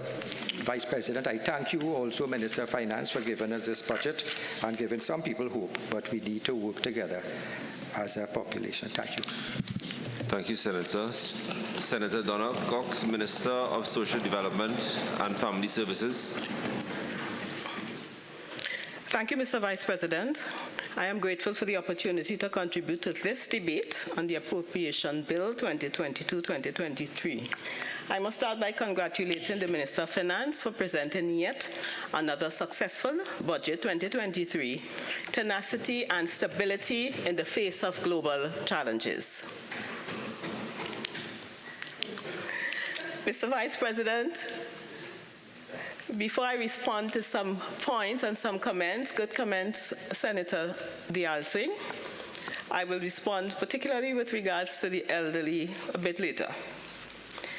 Every additional dollar that is placed in the pockets of the poor and vulnerable by the government of Trinidad and Tobago deserves to be applauded. 175,000 persons who currently receive public assistance, senior citizens pension, disability, and food support grants will receive an additional 1,000 one-off transport grant. And this is a good measure because it is a measure for seniors 60 and over who are already receiving free transportation on our PTSC buses. And that is covered by the Ministry of Social Development and Family Services. And for the fiscal year, we have spent $5.5 million at PTSC for persons to travel on the bus free of charge. On the 1st of January 2023, and I want to emphasize, every citizen whose take-home salary is $7,500 will be exempt from income tax. And this is an additional money in their pockets. So, Mr. Vice President, 300,000 persons will be taking home more money to support their families. This, too, must be applauded. Mr. Vice President, you are well aware that almost every country has a social protection system that secures and protects those who either temporarily or permanently are unable to help themselves. And this is very important to maintain a stable and cohesive society. The Ministry of Social Development and Family Services plays a leading role in protecting and supporting the vulnerable and marginalized in our midst, including women, children, widows, persons with disabilities, the elderly, the poor and indigent, the socially displaced, ex-prisoners, deportees, and persons living with HIV/AIDS. We work with other stakeholders to ensure that they receive the help that is necessary, so helping, empowering, and transforming lives is at the center of what we do on a daily basis. Everything we do, we work to establish and secure families in Trinidad and Tobago. The family is considered the bedrock of society, and it is through the family primary socialization occurs. Individuals learn about basic values such as love, honesty, forgiveness, etc. According to Jim Bonin, a former American politician, and I quote, "A loving family provides the foundations children need to succeed," end of quote. Mr. Vice President, families contribute to the raising of law-abiding individuals who invest in the development of our country. The truth is, there are many families who encounter challenges on a daily basis, and as a result, the social fabric of society has been affected by crime, gender-based violence, child abuse, homelessness, elder abuse, drug addiction, suicide or attempted suicide, and so many other social issues. And families who experience challenges need to be supported to heal, be empowered, and redirected on a path that will result in positive outcomes.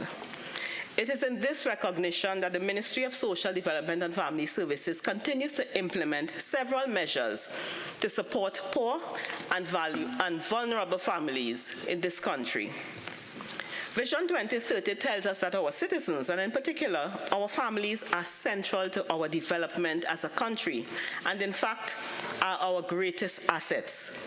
As a result, we are seeking to create a society in which all the basic needs are met, and each individual, each family is valued and given the opportunity to contribute to its community. Mr. Vice President, it is for this reason that the government made an investment of approximately $40 billion on the core grants offered by the Ministry of Social Development and Family Services to assist the members of poor and vulnerable families over the past 7 years. These core grants are the Public Assistance, Senior Citizens Pension, Disability Assistance Grant for adults and minors, and food support. And despite the challenges of COVID-19 pandemic, these core grants remained a stable source of income for many families. And I will now provide information on each grant and the investment that the government has made to ensure family members receive the financial support to meet their basic needs.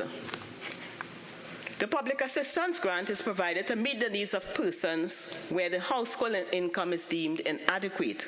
As of September the 23rd, 16,993 persons are beneficiaries of this grant, and some of them include persons who cannot actively participate in the labor force due to health issues, needy children whose father, mother, or both parents are dead, incarcerated, disabled, and unable to work, or has deserted the family and cannot be found.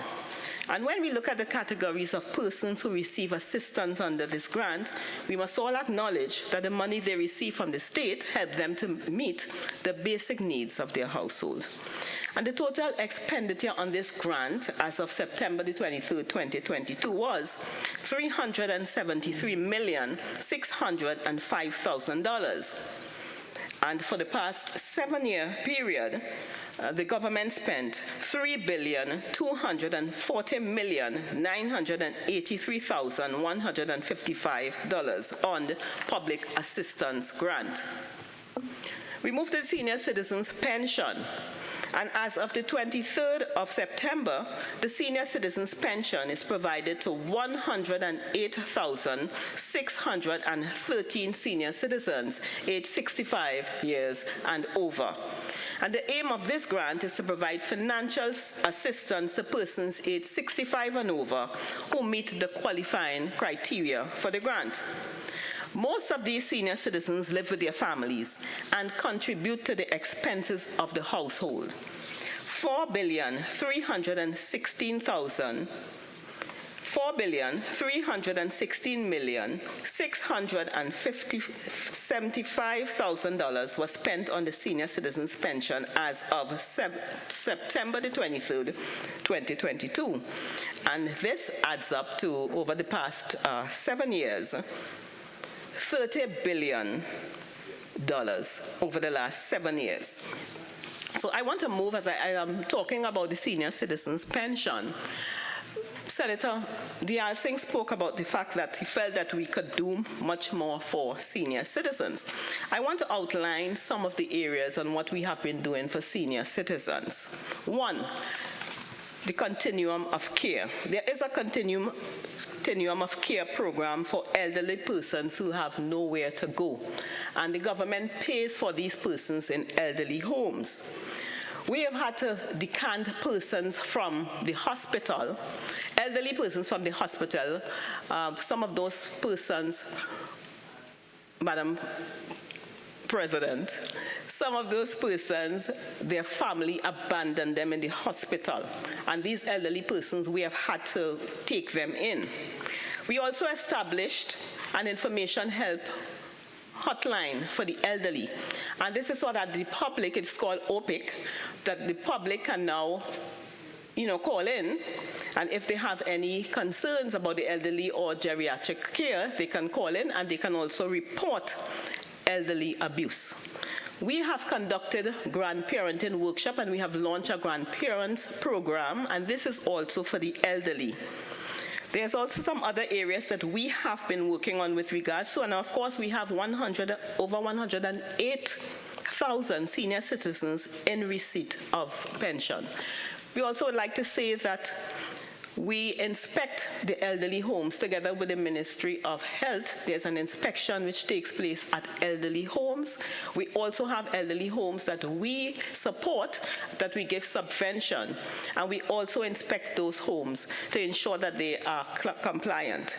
We also have senior activity centers that we operate with regards to in various areas. I believe we have had about 6 or 7 operational, and this was closed because of COVID-19, and we hope to resume those senior activity centers. We have the centenarian program that was established, and that program was established for persons 100 years and over. We have partnered with not only the private sector, but we have also partnered with state agencies, NAMDEFCO, and Kiss Baking Company, and I think the other company is Ultra Farm, and therefore we have been seeing about our centenarians, where the Ministry of Health, they are part of the program, is to visit the elderly at the homes once you are 100 and over. So, Mr. Deyalsingh, I want to tell you that we continue to do a lot for the elderly, and there are more programs that we have on stream. I just want us to refer immediately to a situation. There is a viral video at this point, and the narrator is Mr. Philip Alexander, and he refers to a situation at a home in Diego Martins in Finbar's home. I saw that video this morning, and I just want to say that in response to that video, he also stated that it's because the Ministry of Social Development and Family Services withdrew our subvention to St. Vincent de Paul that the home is in a state. I would like Mr. Philip Alexander to please, get, Madam President, sometimes we need to get our facts before we talk, because many times we just go on social media, we go in the media, even come in this house, and talk without getting facts, and I think people need to get their facts. In response to this social media post about the Finbar Ryan geriatric home, the ministry, that is a privately owned home. The Ministry of Social Development has no dealings with that home. It is a privately owned home. It is not subvented by the Ministry of Social Development and Family Services. I believe the home probably falls under St. Vincent de Paul, which is an NGO under the purview of the Catholic Church.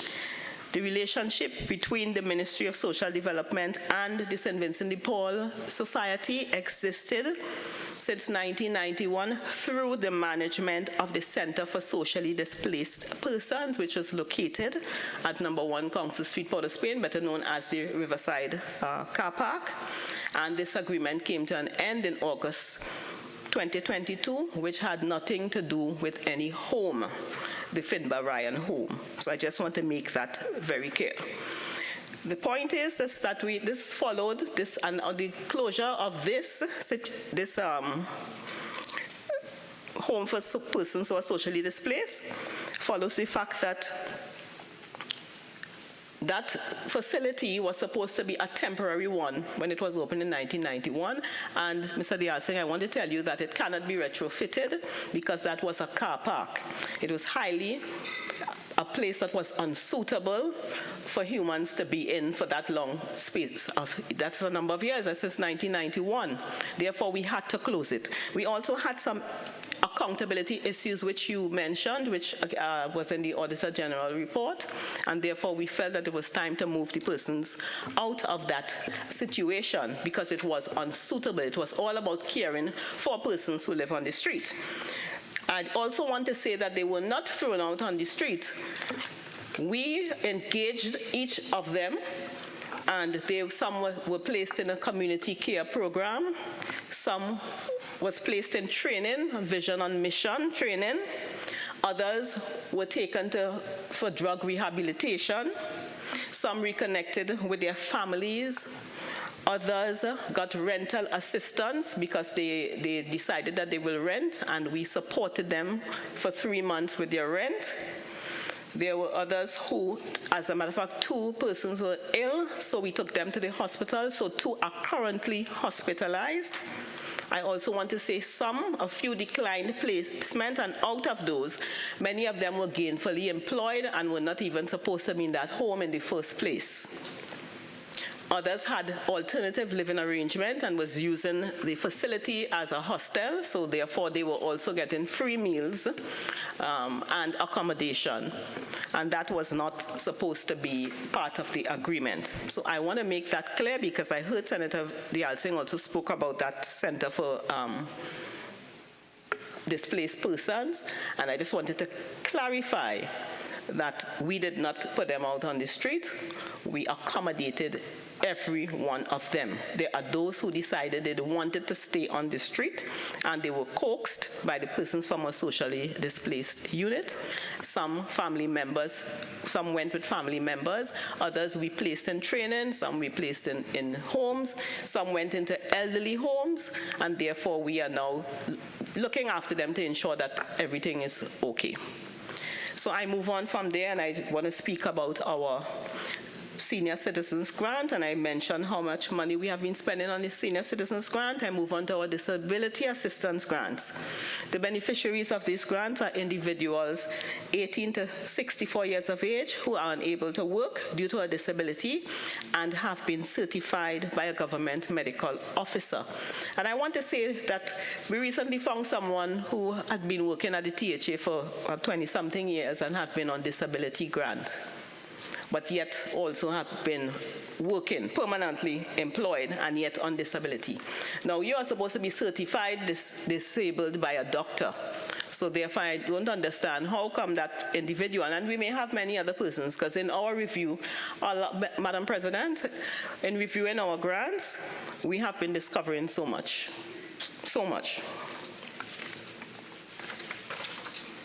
The majority of the individuals who we, on this disability grant, they live with families, and the adults with disabilities access this grant at an expenditure of $636 million. So we have 22,055 persons, adults, on disability grants.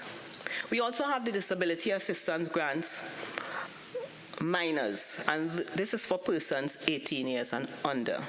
And this disability grant is provided to another category of family, children who are under 18. A total of 2,956 children receive disability grant as of September the 23rd, 2022. The total expenditure on this grant was $4,670,750.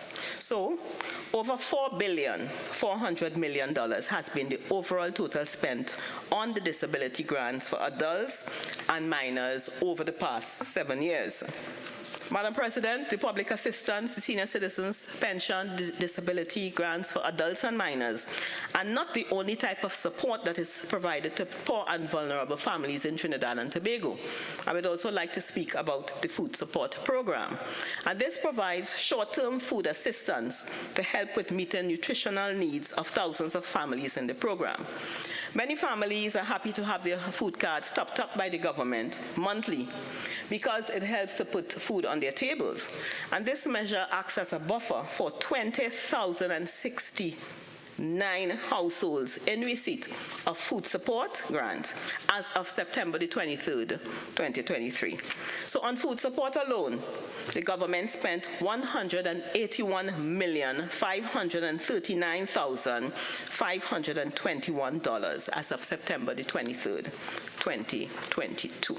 So overall, $1,628,483,925 was spent in the last 7 years to ensure that the poor and vulnerable families are provided with financial relief for food support.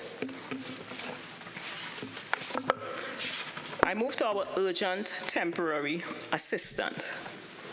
Families that are in need of special dietary support, help with funeral expenses, replacement of household items that may have been destroyed during a natural disaster such as flood or fire, medical equipment, and rental assistance regularly access the range of grants under our urgent temporary assistance. And up to September the 23rd, 3,087 persons benefited from this grant at a cost of $35,900,000. And the total expenditure over the past 7 years and 9 months is over $320,438,932. And I want to say that flood relief alone amounted to over $4 million for the year. Madam President, the investments by the government on a monthly basis to consistently sustain these grants is a manifestation of our commitment to building resilient families and, of course, building a stronger Trinidad and Tobago. And then I heard that Senator Jearlean made a comment about someone saying that the budget is a mediocre budget for the rich. Well, all this money I'm talking about here, I don't know how come this is for the rich, because we are dealing with the vulnerable. I move on. There's still more expenditure. Our National Social Development Program, which is an initiative to ensure that the vulnerable persons have access to house wiring, minor house repairs, and sanitary plumbing. And these grants are administered by the Ministry of Social Development and Family Services. So, Madam President, the support families receive through this grant enhance their standard of living and help to protect them from the elements and from disease.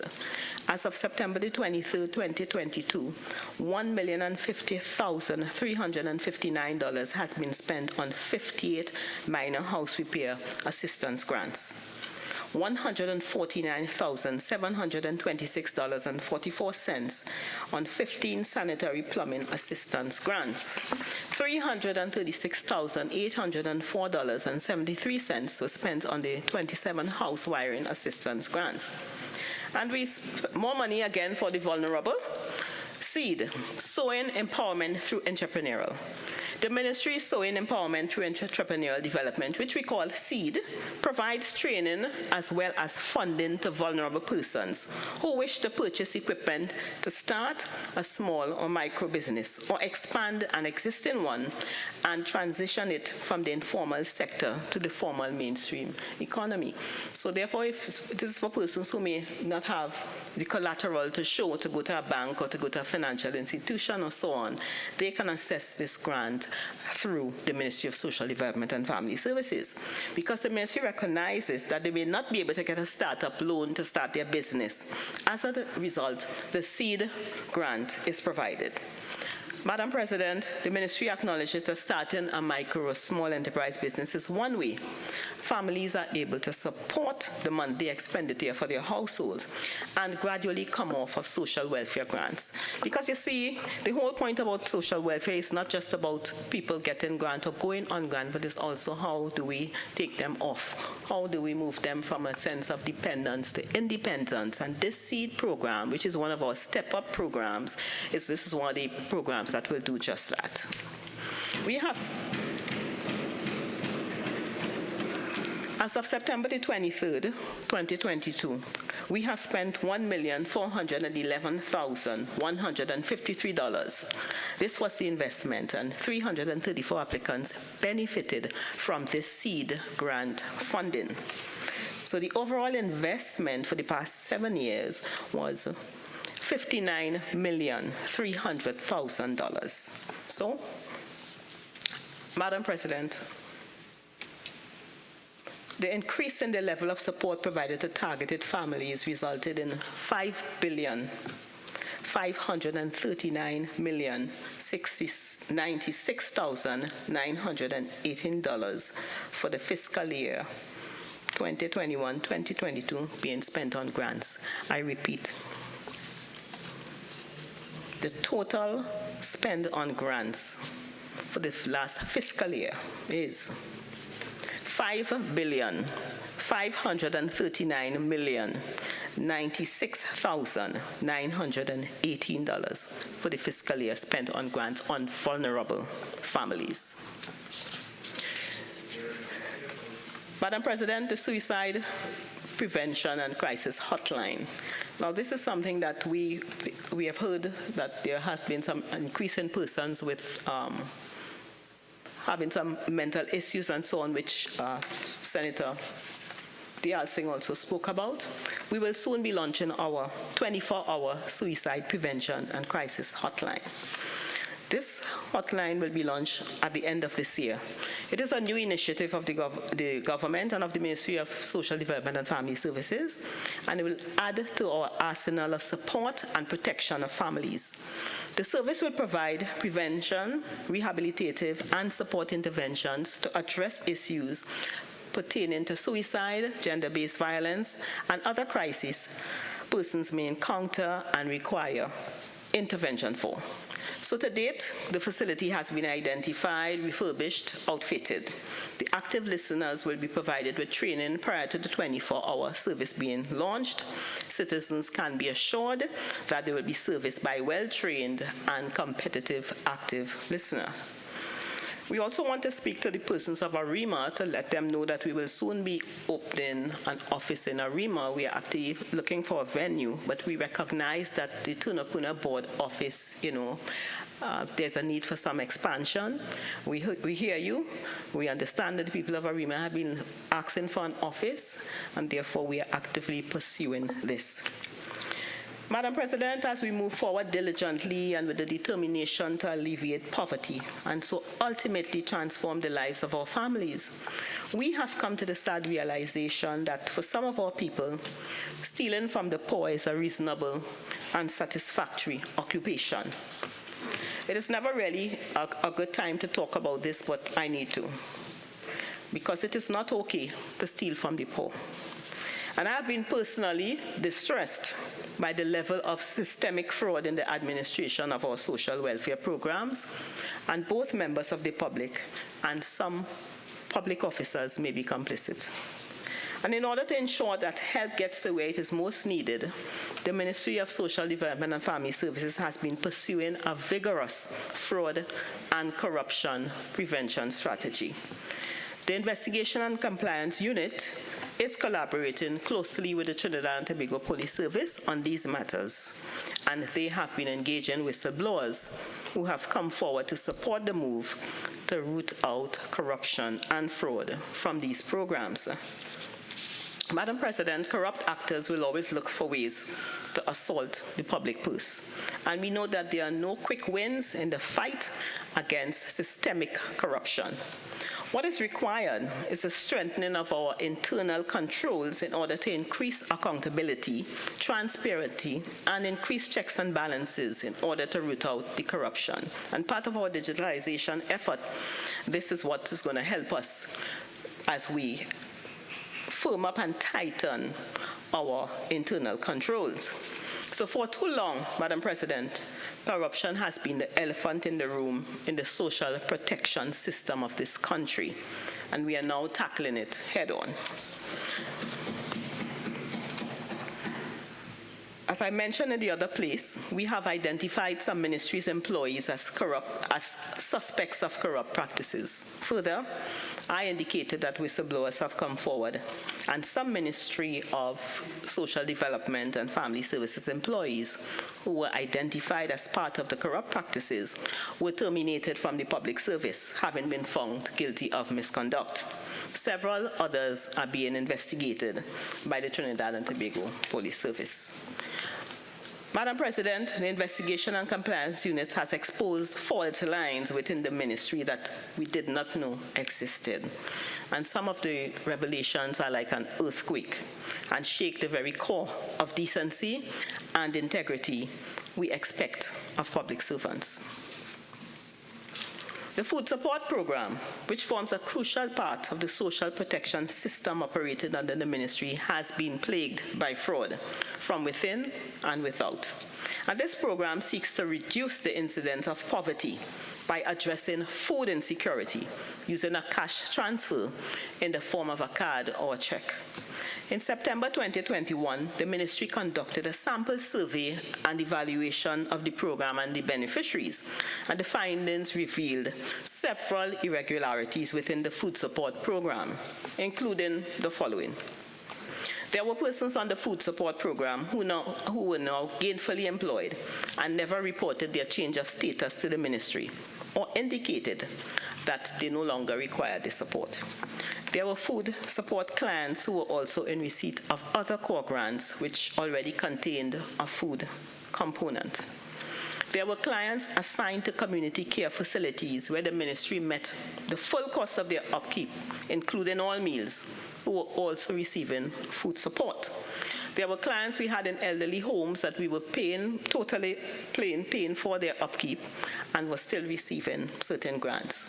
There were clients on the food support program with balances of food cards between $2,000 and $6,000, suggesting to us that the grants is not a necessity for them because this food support is for the food poor.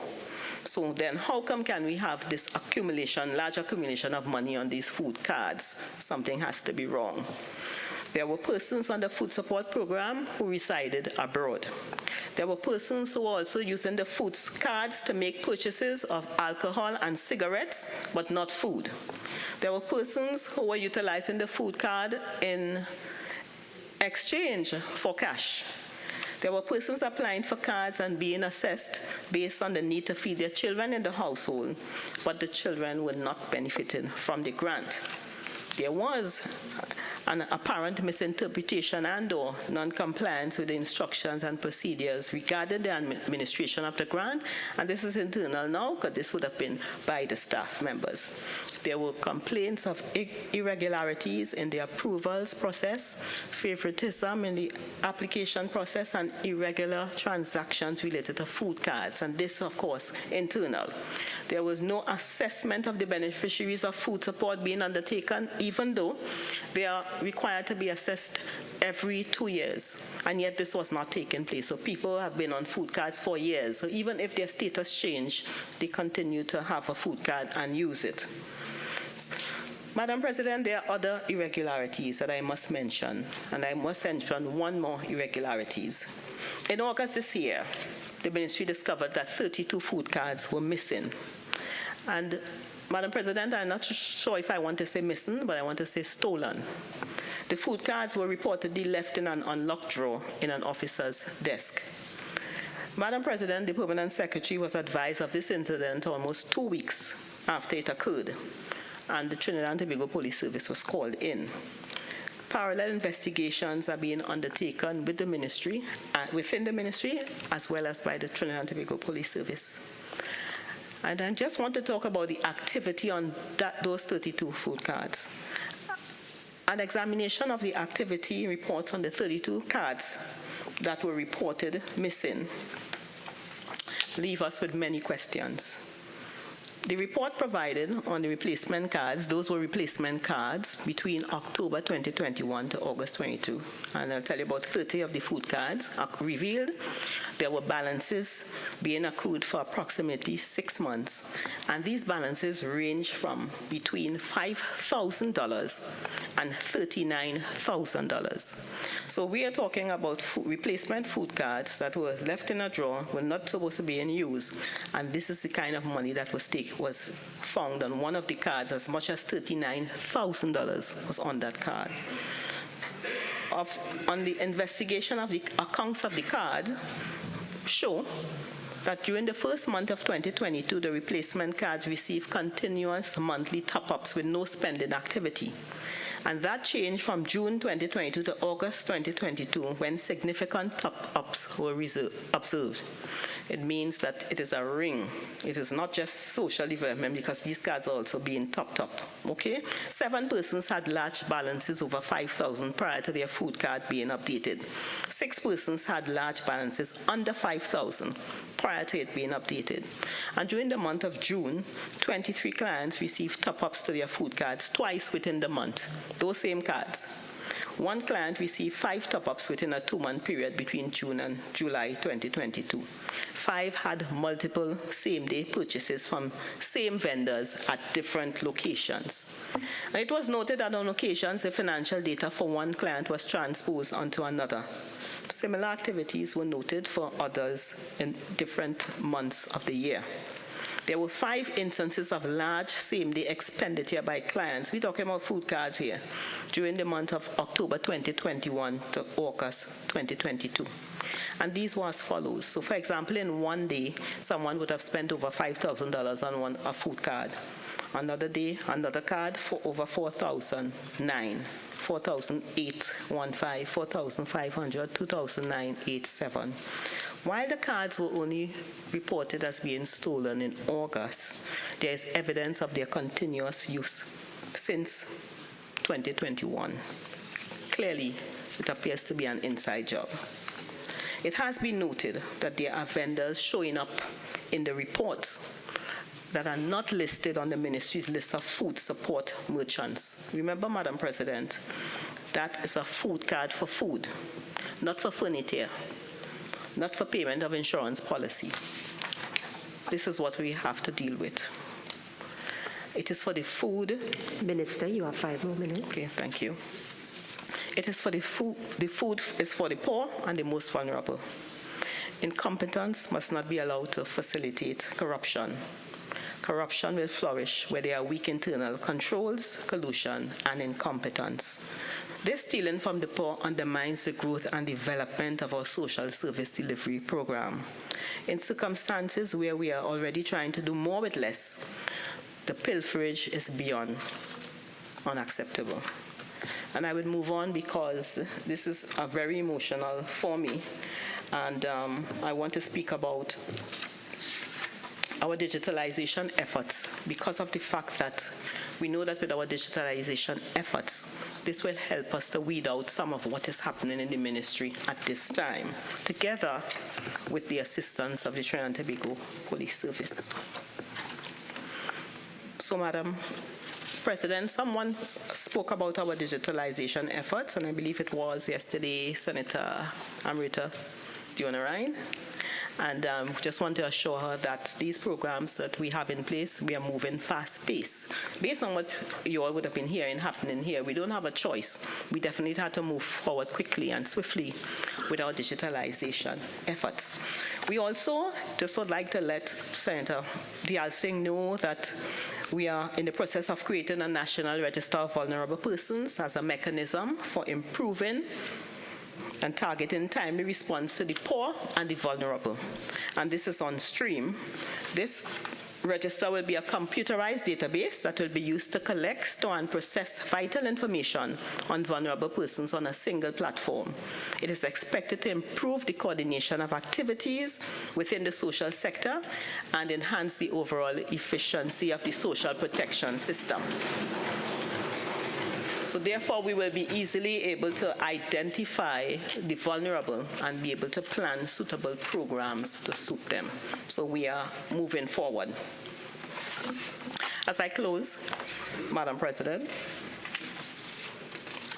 I wish to thank the staff of the Ministry of Social Development and Family Services for continuing to serve the people of Trinidad and Tobago. The Ministry of Social Development and Family Services will continue to make significant investments in the lives of the people of this country, because we know that without a shadow of a doubt that as we persist, we will see lives empowered and transformed. We are building resilient individuals and families, building a better and stronger Trinidad and Tobago. We are building individuals and families, we are establishing standards, we are prioritizing the modernization of our policies and our programs, projects, and services in an effort to enhance the quality of life. We are digitizing our systems and processes to ensure that we deliver efficient service to our clients. And we will continue to advance the work of the ministry for the benefit of the poor and indigent, the vulnerable women, the children, the widows, the persons with disabilities, the elderly, the socially displaced, ex-prisoners, deportees, and persons living with HIV/AIDS to ensure that no one is left behind. And Madam President, I thank you and members of this House for the opportunity to contribute to this debate. I also thank God, because He's the one worthy of our praise. I thank you. Minister in the Ministry of Agriculture, Land and Fisheries.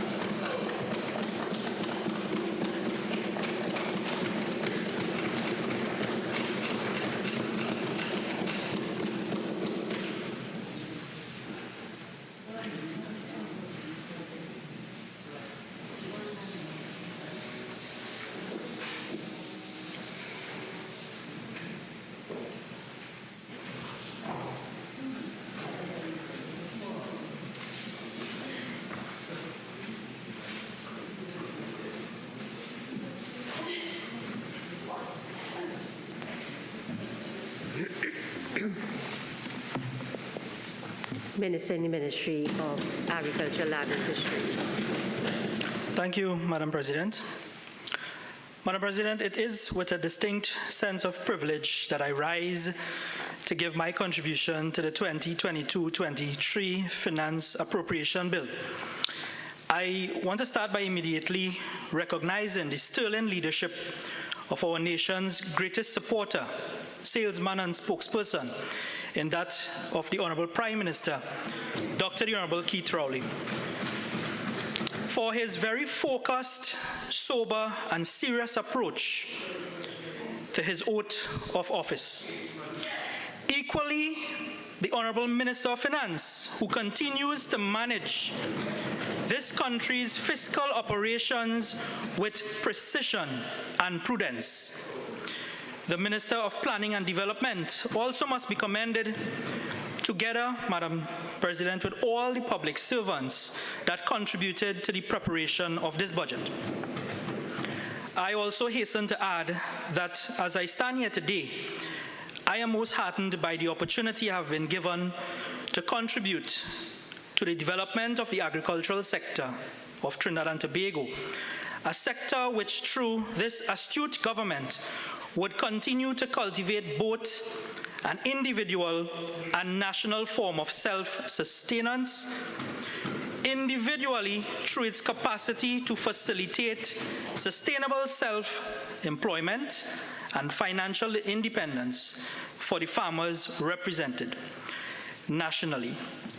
Through our collective optimism that the produce generated from our local farmlands will contribute to the overall reduction of our food import bill and thus bringing us closer to realizing CARICOM's commitment of reducing the region's food import bills by 25% by 2025. I am also honored to report to this August Chamber, and more so to the people of Trinidad and Tobago, on the achievements of the Ministry of Agriculture, Land and Fisheries for the last fiscal year, and to share some of the plans entering fiscal 2023. Madam President, for fiscal 2022, the Ministry of Agriculture, Land and Fisheries continued to implement projects geared towards supporting sectoral growth, and despite all the old talk I continue to hear from the benches opposite, I will continue to hold the view that agriculture is a verb, it is a doing word. It's not just about talk, but getting the work done. And trust me, Madam President, as a farmer myself, I know all too well about the rigors of farming and the real challenges practitioners within the sector grapple with from day to day. But these are challenges, Madam President, which this government has committed itself to dealing with head-on, and with the support of the ministry's technocrats, under the astute direction of the Minister of Agriculture, Land and Fisheries, Senator the Honorable Haji Kazim Hosein, bringing over 40 years of experience of putting people first at the Ministry of Agriculture. A step in the right direction, and also with my fellow colleague, an expert in his own right in the agricultural fraternity, Minister in the Ministry of Agriculture, Land and Fisheries, Senator the Honorable Nigel de Freitas. Madam President, as Minister Hosein, in his contribution, emphasized, we will get the job done, Madam President. While the future of Trinidad and Tobago lies in the school bags of our children, it also lies in a farmer's work bag, in a farmer's tool shed, and of course, on a farmer's agricultural parcel. So when I listened to my good friend Senator Vieira spoke and made recommendations where Deyalsingh is concerned, Madam President, it touches my core, because I shared a little story with Senator Vieira downstairs in the tea room. I want to share it with everyone. I think I shared this already with members, but I want to repeat it. Madam President, growing up in a rural community in Felicity, my grandparents always maintained rearing cattle, of course, for the sustenance of our family, and also religious reasons.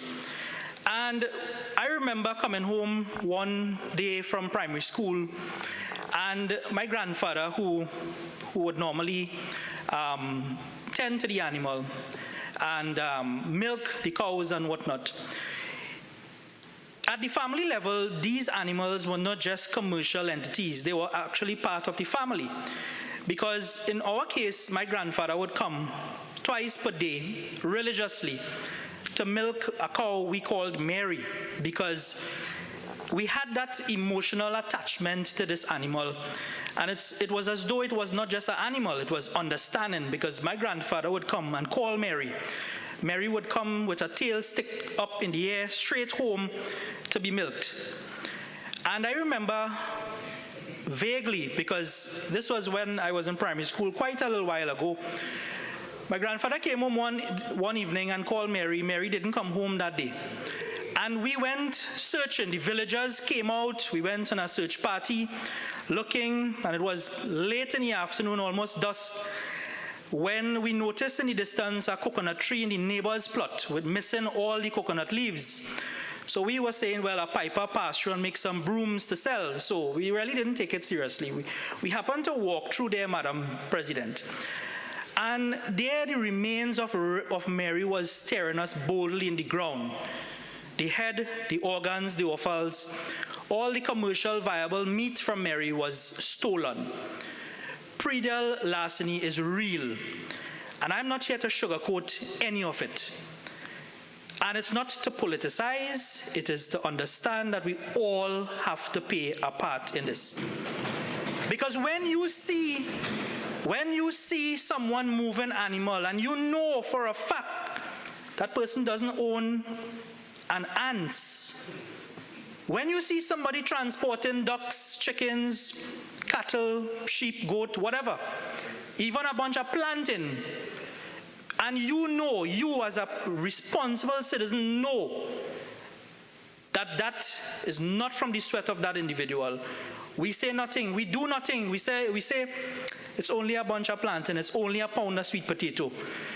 But it has severe implications on that family's life and sustenance. Needless to say, Madam President, that story with my family, I think that was the last time we ever rear animals, because from a devastation and an impact like that, it scars you for life. And it didn't stop there, because in the garden level, sometimes, just a couple of weeks ago, I was looking at this nice guava, waiting for it to ripe. And a couple of days before, I said, you know what, let me go and pick this guava before the real owners pass through. Sad to say, they did. And that was the end of that guava. But I want to applaud Senator Vera in making these recommendations here, and it's something that I spoke to Minister Hosein and my colleague Minister Freitas about. And Minister Hosein alluded to it. It has to be an all-of national security and government approach, where TTPS, municipal police, pre-deal larceny, and us at the individual level, we must take responsibility. Because it does not make sense you pump money, you pump resources, ADB funds, exactly what Senator Vera said. I am in total support.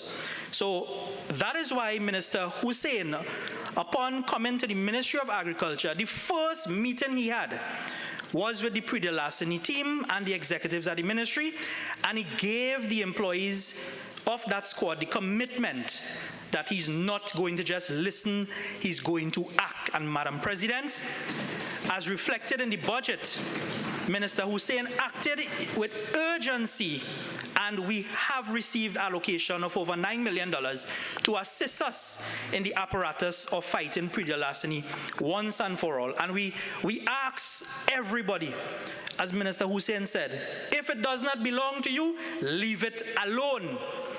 I plead with people, Madam Speaker, Madam President. It affects persons deeply. Madam President, before I dive a little bit deeper into my contribution, permit me to acknowledge every citizen that received national awards recently. A feeling of pride and patriotism ran through my emotions, looking on at Dr. Roshan Parasram and Professor Sterling Frost being bestowed the Order of the Republic of Trinidad and Tobago, the country's highest award, awarded to persons who have rendered distinguished and outstanding service to Trinidad and Tobago. Notably, one of the recipients being honored with the country's second highest award, the Shakonia Gold, was bestowed to Mr. Ramdeo Bundu, a farmer, a root crop pioneer, and an elder in the sphere of agriculture. And Madam President, I must mention that long before Mr. Bundu received this award, my colleague, with the vision that he had at the ministry upon entrance, instructed me to initiate an agricultural multidisciplinary advisory voluntary committee. We call it AMVAC. First of its kind, and it is a voluntary committee with private sector persons, where we have the luxury of Mr. Bundu's expertise, free of charge, volunteering, given back to Trinidad and Tobago, Madam President. As the Ministry of Agriculture and Land and Fisheries continue to service its major clients and stakeholders, it is important to hear from persons actually engaged in the sector. And this is critical in conducting assessments of cost-benefit analysis, improving the ease of doing business, ascertaining and ensuring value for money, and keeping up with the modern advancements in technology in agriculture and improving stakeholder engagement. The Agricultural Multidisciplinary Advisory Voluntary Committee was established utilizing the greatest resources of our stakeholders and their expertise in the various subsectors within the agricultural sector. that will advise the Office of the Honorable Minister of Agriculture of developments in real time related to agricultural sector.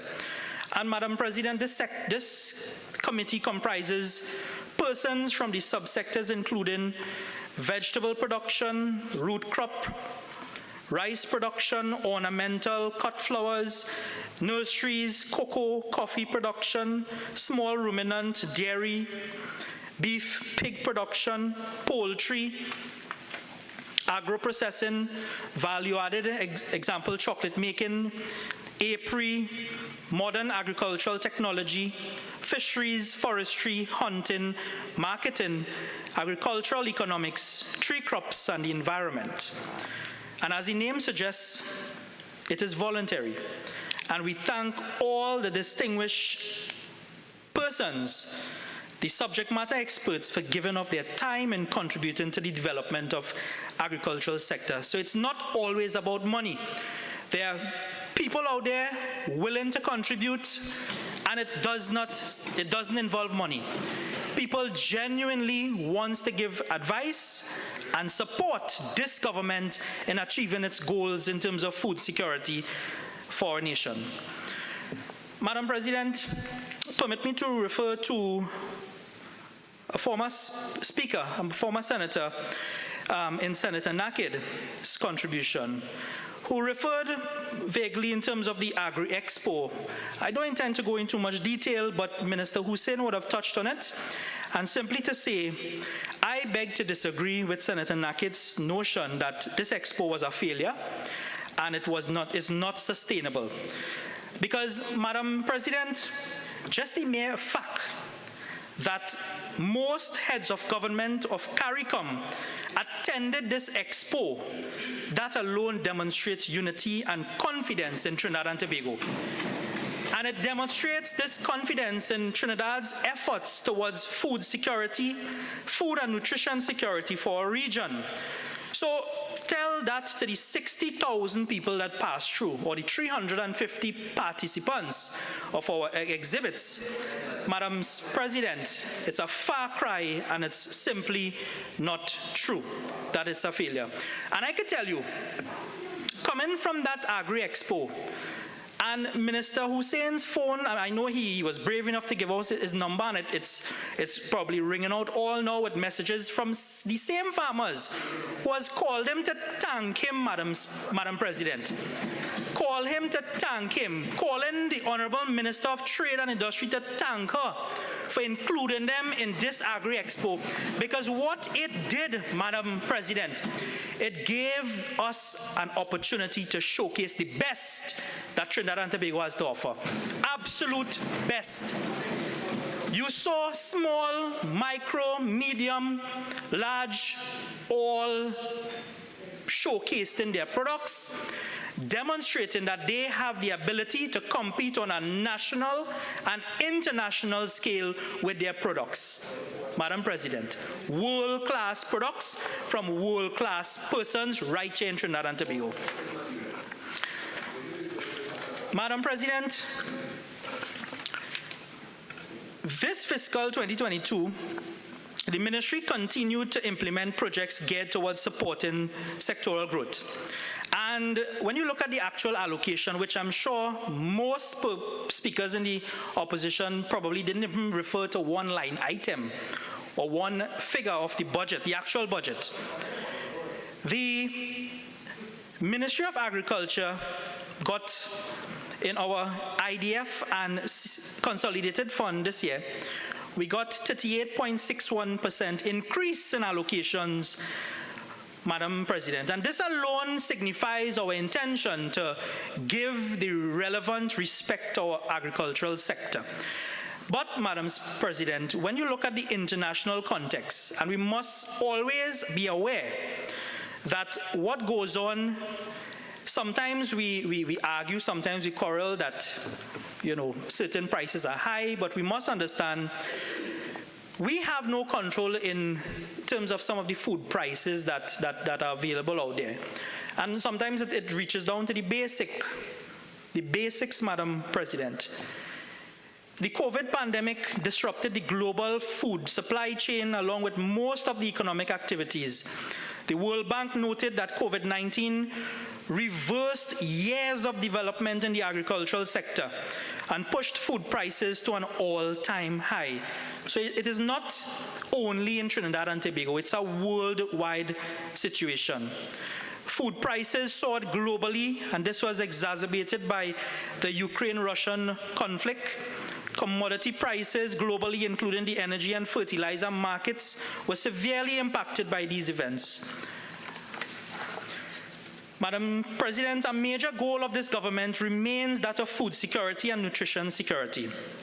The onset of COVID-19 pandemic highlighted the fragility of our agricultural food systems globally, and it has brought to the fore the necessity of investing in the targeted development of agriculture and agriculture support systems, which I will get into shortly. When you look at what has happened in our finance and the credit side of the ministry sector, Madam President, just to touch on the Agricultural Development Bank for the period October 2021 to August 2022, ADB would have approved loans in the vicinity of $111 million, while the disbursements totaled $122 million.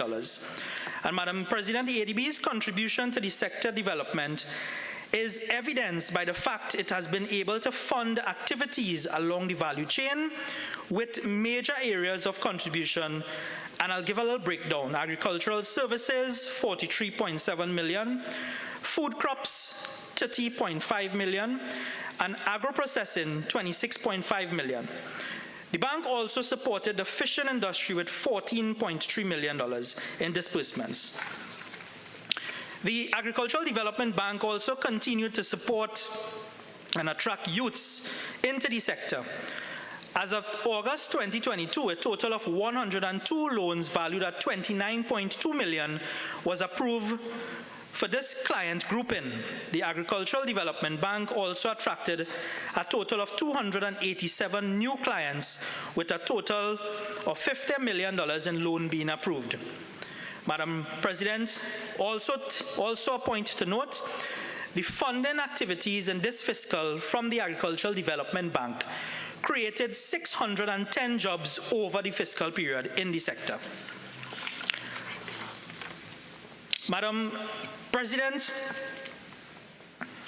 when we look at the marketing opportunities and the local markets that the Ministry of Agriculture has jurisdiction over via NAMDEFCO, I want to indicate that the National Agricultural Marketing and Development Company remained committed to providing critical marketing services to stakeholders along the value chain, and we maintain oversight of 3 packing houses, 4 wholesale markets, and 9 farmers markets. And more importantly, these 9 farmers markets, Madam President, it's one of the most successful moves and the initiatives by this government to put in the farmers close to their consumers, put in people first, and a real farm-to-market initiative. Because it is there you see that level of conversation, that level of questioning by the consumers themselves, asking the farmers questions. What chemicals did you use? How did you grow this? And it is there they get to interact directly. So there's no middleman in the equation. And hence the reasonable prices at all our farmers markets, Madam President. And I encourage everyone to support and patronize directly from our farmers, Madam President. NAMDEFCO also offered 53 agro-processors with training and technical assistance in developing products and value up the value chain. And, Madam President, when you look at NAMDEFCO's operation, even during the COVID-19 lockdowns, NAMDEFCO expanded these markets. 2 markets came on stream, and though the Moruga Farmers Market as well as the La Joqueta Farmers Market during the height of the COVID period, Madam President, and they are all doing extremely well, very successful, giving these farmers in these areas the opportunity to sell their products directly to the consumers.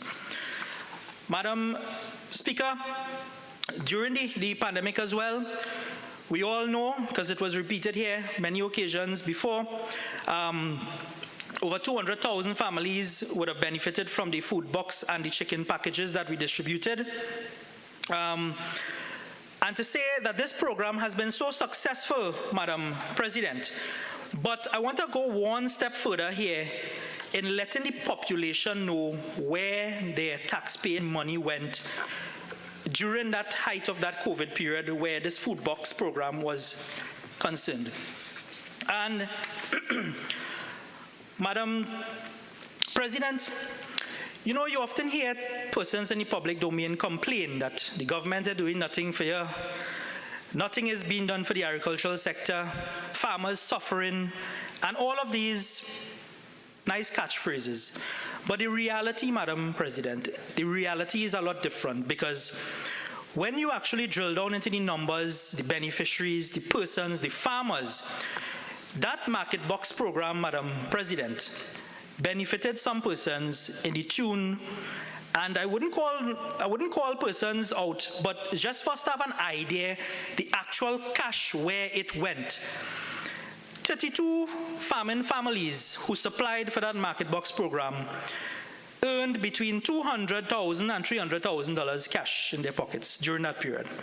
17 families received between $300,000 and $400,000. 5 families, $400,000, $500,000. 7 families between $500,000, $600,000. 6 farming families received between $600,000 and $700,000. Sorry. 2 families received between $700,000, $800,000. 2 farming families between $800,000 and $900,000. 3 farming families received between $1 million and $2 million. And 1 farming family received between $2 million and $3 million. Madam President, I want to congratulate these farmers from rural Trinidad and Tobago who have demonstrated their ability to produce and supply excellent quantities and quality of food that we all know our burgesses, our people benefited from, because these food boxes were distributed to every member of Parliament, all 41, and they had the opportunity to reach the most vulnerable. But why I took time to emphasize on this, Madam President, is to let the population know that the benefits of this program has not only gone to the beneficiaries via the food box themselves, but the farmers, Madam President, the farmers benefited from this program by putting hardcore cash in their pockets. Madam, so now we can say, we can boast under this government, Madam President, we have been able to make farmers businessmen. We have been able to give farmers the opportunity to supply with excellence. And I congratulate all of those farmers who would have done that in terms of supplying. And maybe, Madam President, MPs should really find out from their constituents the opportunities that was extended to them. Madam President, much of what is planned in this fiscal came out of our national dialogue on food systems held in June 2021, where we were very fortunate to have Dr. Shakuntala Singh Tilsted, the Trinidad and Tobago born global nutrition expert, as part of our national dialogue. 3 things stood out at that dialogue, Madam President. the maximum attendance possible from a cross-section of local stakeholders, the strong representation and participation of young people, including the youthful Dr. Ronald Rupnarine from UE, who chaired these proceedings, and a very positive atmosphere of the dialogue and the evidence of significant collaboration and hope for the future. Madam President, at the roadmap recovery and review, the CARICOM discussions, the national dialogue, the Agri-Expo, and various discussions with our partners, ICA and FAO, certain common themes outlined in this budget statement 2023 are evident. Rising and expensive costs of non-communicable diseases, high food import bill, lack of cohesive regional policies and legislation, turf wars among our manufacturers, insurmountable red tape, gray areas with respect to food safety, gray areas with respect to tariff codes and the application of concessions, including duty concessions and duty-free concessions. Inconsistencies at high level in terms of customs and different bodies. But all in all, Madam President, the circumstances Trinidad and Tobago has done well for our citizens, and certainly we have paid the price. Because, Madam President, the government remains committed to the CARICOM agenda, as well as our roadmap for agriculture.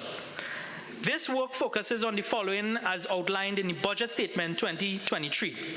Supporting government's focus on boosting healthy local production geared towards agro-processing to reduce our reliance on highly processed imported food. And I dare say, Madam President, it is because of the Agri-Expo that persons are now more educated and aware of some of the products, the alternative products that is available in the markets that our local producers, agri-entrepreneurs produce, that is available at most markets. Building a more effective agricultural sector based on sustainable value chains using innovation, digitization, and technology. Engagement of the private sector, including small farmers, youth, and women. This, Madam President, is important since there's a direct correlation between food consumption and food systems. Madam President, the government's agriculture homestead project, and this is on the way. Training has started for 600 participants, and land development projects also is on the way. And the government is moving ahead with addressing the social issues of housing, food production, youth entrepreneurship via this program. Madam President, the youth fast track, which Minister Hosein spoke to, in terms of the grant funding, $2 million this fiscal. And over here, Madam President, this youth and agro incentive grant that the government has given out, I want to just take 2 minutes to just identify by area some of the beneficiaries of these agro-incentive grants that the taxpayers continue to contribute in building resilience of our local agricultural sector. Madam President, this program, the history, the genesis of this program is really for persons involved in the agricultural sector to expand, to offer import substituted items, to produce alternative products that have the opportunity to compete worldwide, as we have seen via the Agri-Expo. And when you look at some of the beneficiaries, Madam President, we have Glencoe. This person, crops in aeroponics, vertical agriculture, received over $66,000 in a grant. Diamond Vale, agro-processing, received a $100,000 grant. Shoguanas, greenhouse production, received a $100,000 grant. Rio Claro, Ecclesville, agro-processing regarding cocoa tree, Tree crops, cocoa dried, cocoa balls, nibs, and mixed citrus. That person received the $100,000 grant. Upper Karapi Chima, crops and agro-processing to produce dragon fruit to sell locally and for export. That person received $100,000 in grant. Makoya Tunapuna, this person used this opportunity to secure a $100,000 grant to be used in ADB as collateral to expand their current production. Pepper Village to expand dragon fruit production. This person received $81,000. Trin City, local livestock APRIS, $100,000 received, Madam President. Wallerfield, post-harvest production facility to construct, $100,000 received. Palmis Village, Londonville, this gentleman received for root crop production, $97,771. St. Augustine, this person received $96,000 for a post-harvest facility. Pinal, crops hydroponics, this person received $100,000 grant funding. Rio Claro, Ecclesville, $100,000. Maraval, $100,000. Carsonfield, $100,000. Tabaquite, $100,000. Londonville, $100,000. Maraca, St. Joseph, $100,000. Santa Rosa Heights, $100,000. Mamoral number 2, $100,000. Pittsburgh, Sawa, $100,000. Kush Village, Rio Claro, $100,000. Talparo, $100,000. Rio Claro, $100,000. Trin City, $100,000. Siparia, $100,000. Debe, $100,000. Maruga, $100,000. Rio Claro, South Oropuj, Rosilac, Caroni, Kunaripo, Toko, Shoguanas, Tabaquite, Santa Cruz, Las Lomas, Shoguanas, Kelly Village, Karapi Chima, Sangre Grande, Debe, Pinal, Santa Cruz, Cunupia, San Fernando, Shoguanas, Arima, Plumitan, Cunupia, Palo Seco, Caroni, Sawa, Valencia, Pinal, Arima, Valencia, Valsain, Sandy Grande, St. George, Tobago is in the house, Rio Claro. Madam President, I could stand here and call out every single beneficiary, of course not by name, but these persons are registered farmers, some are in the agro-processing industries, and they have all benefited from up to $100,000 in grant funding from the people of Trinidad and Tobago. And if that, Madam President, is not caring for our farming population, I don't know what is. Minister, you have 5 more minutes. Thank you, Madam President. Madam President, MPs need to lobby for their constituents, I understand that. But when you look at the geographic spread of the recipients of these grants, Madam President, across the length and breadth of Trinidad and Tobago, and I was only able to call out just about 50. Madam President, there's about 100 more, and I don't think I should stand here and just keep calling, but you understand the contributions that this government is making, because these persons, and I must say this, apart from these incentives and this grant funding to expand the operation in dragon fruit, in livestock, in duck, in cocoa, in chocolate, these persons are also entitled to access the 92 categories of grants and incentives that Minister Hosein spoke to. Madam President, and I didn't even get a chance to go into the grants and opportunities that are available under my colleague, Minister Paula Gopeesingh's ministry, because over there, Madam President, it demonstrates not just old talk. We are putting the money where our mouth is. We are giving it to the beneficiaries, the farmers. If one farmer could come out in public and say, I am speaking on truth, Madam President, I will resign. this position that I hold. If any of these farmers who benefited, Madam President, I will take my leave. And to close, Madam President, I want to touch on something that I saw members of the opposition lobbying about, that nothing comes out of the travel that this government make. I took offense because I accompanied the Honorable Prime Minister to Guyana, together with Minister Hosein, where we lobbied for our agricultural sector. I then accompanied Minister Cummings and Minister Freitas again in Guyana, where we signed an MOU with Guyana. And this MOU, Madam President, deals with aquaculture, Guyana to provide a technical team to evaluate and provide recommendations for aquaculture production in Trinidad and Tobago.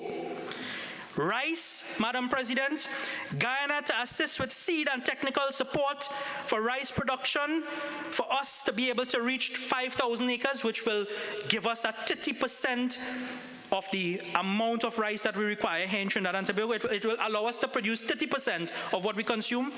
Human resources, exchange programs for students, technical staff, and farmers. Agro-processing and food distribution network market integration. Guyana to be a hub for investors to establish processing facilities, ground provision, peanuts. Livestock production, we talk about embryogenesis, to introduce new and improved breeds into the country. Shade House project, which is not just talk, but has already started. As I'm speaking to you now, Madam Speaker, Madam President, the launch of this program is taking place at the Ministry of Youth Development. I couldn't go there, I'm here, Madam President, but I'm here to say that is not just old talk. And Guyana is assisting us with a technical support, design, layout, building, and planting material for these shade houses for our young people. A technical task force, both countries to set up a technical working group. A corn and soya. Guyana to expand production to supply both countries. Trinidad and Tobago stands to benefit. Madam President, we don't just fly for flying sake. When we go there, it is to represent the interests of Trinidad and Tobago and the people of this country. And Madam President, and that is why I am particularly pleased of the additional fiscal measures presented in the budget by the Honourable Minister of Finance, the grant fund facility from 50% to 75%, and this is in the increase in the maximum from 250 to 340,000 for all producers of alternative to wheat flour, an additional $300 million as a stimulus package. I support the increase in the fines of illegal state timbering from 20,000 to 100,000. Madam President, we all know the issues of the giant African snail, and I want to thank the Minister of Finance for making a provision for that $3 million for pest control where giant African snail is concerned. Renewable energy, business rebate for agriculture. In closing, Madam President, I'm particularly pleased to be on this side of the government, where responsible measures and policies are required without fear or favor in the interests of the majority of citizens who understand the global position. I support this budget, and may God continue to bless Trinidad and Tobago. Thank you. Senator Gopeesingh. Senator President, if I may.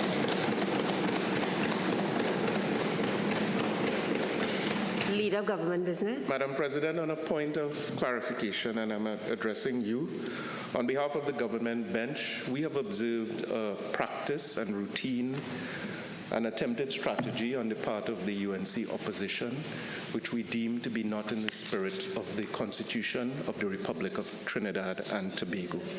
The Constitution, Madam President, provides the opposition with 6 senators. And 6 senators. Madam President, may I address you, please? Well, Senator Mark, Senator Mark, are you Madam President? I don't think so. So the Leader of Government Business asked me for a point of clarification. I'm listening to him. So. Madam President, as I was saying, the Constitution provides the opposition with 6 senators to speak in a debate. But there is now an unconstitutional pattern where a UNC senator would participate, would unfortunately fall ill overnight, and then the replacement is sworn in and then participates in the debate. With this pattern, Madam President, has the effect where 6, 7, 8 or more UNC senators can speak in a debate, and that is not within the spirit of the Constitution of Trinidad and Tobago. Madam President, they are not respectful of the Constitution. I bring this to your attention.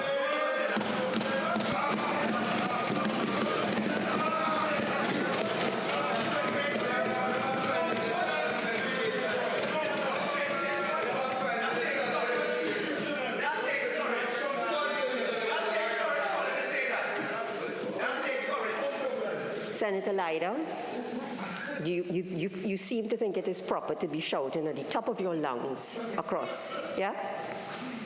Thank you.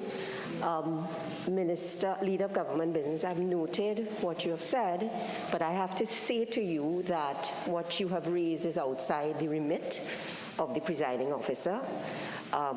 The section 44(1) of the Constitution provides where someone may be acting, an instrument was given and the appointment was made, and that is as far as the presiding officer can go. Senator Gopeesingh.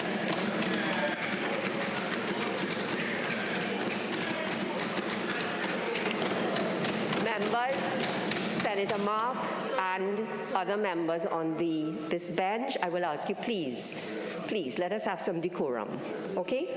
Senator Gopeesingh. Thank you very much, Madam President.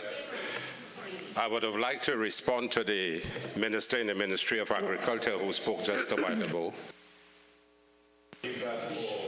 Delighted to deal with those issues, but I have very important issues to deal with. Namely, I believe 2 very important and critical areas of governance in Trinidad and Tobago, and those are the health and education sectors, because they are the cornerstone and fundamental pillars of any developed and civilized society. And if you fail to get the health and education sectors going properly, you're failing as a government. And this government has failed miserably in these 2 areas. Madam President, a very pleasant good day to you and all our honorable members. I am a little disappointed in my colleague whom I taught, the leader of government business. I'm saddened to see what he has raised. He should be honored to hear his teacher speaking here. Yeah.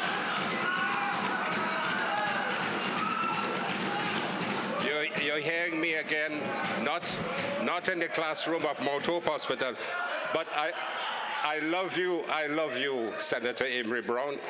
I love you from my heart. You have been an honorable person, and I accept what you stood there to challenge. But we have to go on. Madam President, I'm very pleased to be here in this esteemed chamber, where I actually started my parliamentary career in 2001. Madam President, I'm fond of reminding you that it was here that we first met so many years ago, albeit serving on opposite sides. And it is an honorable privilege and pleasure to be here once again and seeing you in the chair. Now, Madam President, you may say that I'm like the spirit of Christmas, visiting these chambers once a year now, but that is my honorable duty to come here when I'm asked to do so, bringing gifts for my experience, expertise, and knowledge, which I have gained over 4 decades of life in Trinidad and Tobago, to bring that to members opposite, in the hope that they will be inspired to simply become a humane, efficient, and relevant government of a country that is sadly in a state of dangerous free fall on their disastrous tenure. You see, Madam President, the public is well aware that I have served my beloved country in public life since the 1970s in various roles as a national and international cricketer in medicine for 48 years. as a pioneering gynecologic oncologic surgeon, both in the public and private sector.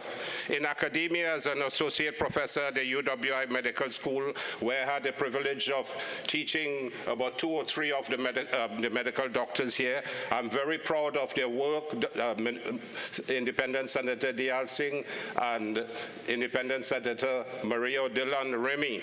Very, very fond of their competence and their capability, and of course, my beloved friend on the opposite side, Senator Amory Brown. So, Madam President, in academia, I served at the UWI for 22 years. And incidentally, I was a younger member and part of the team which opened our medical school in 1987, now 35 years strong, with Professors David Pico and deceased Professors Bartholomew and Butler and Melville. God bless their soul. And I hail out to Professor Pico because he was the pioneer on opening the medical school at Mount Hope in 1987. To establish our School of Medicine. But I was already at the Mount Hope Women's Hospital in 1981. I had the honor and privilege of doing the first gynecologic procedure in 1981 at the Mount Hope Women's Hospital. So I have served this country of ours as chairman of the National Advisory Committee on Education and chairman of both the NWRHA and NCWRHA in the late 90s, also deputy chairman of the National Training Agency. And in the 2000s, I served as a minister, temporary, of Integrated Planning and Development, senator, and then most recently, Minister of Education from 2010 to 2015 under the great Kamla Prasad Bisesa administration. Why am I saying all of this? I often hear ministers on the other side talking about patriotism. Patriotism. We are not patriots. We in the United National Congress are not patriots. We on this side are born tremendous patriots of Trinidad and Tobago.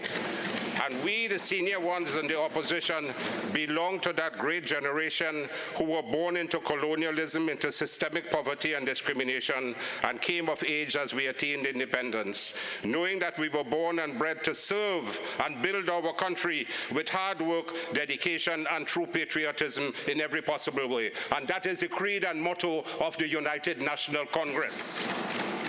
And that is the creed and motto of our distinguished former Prime Minister and now opposition leader, Mrs. Kamla Prasad Bisesa.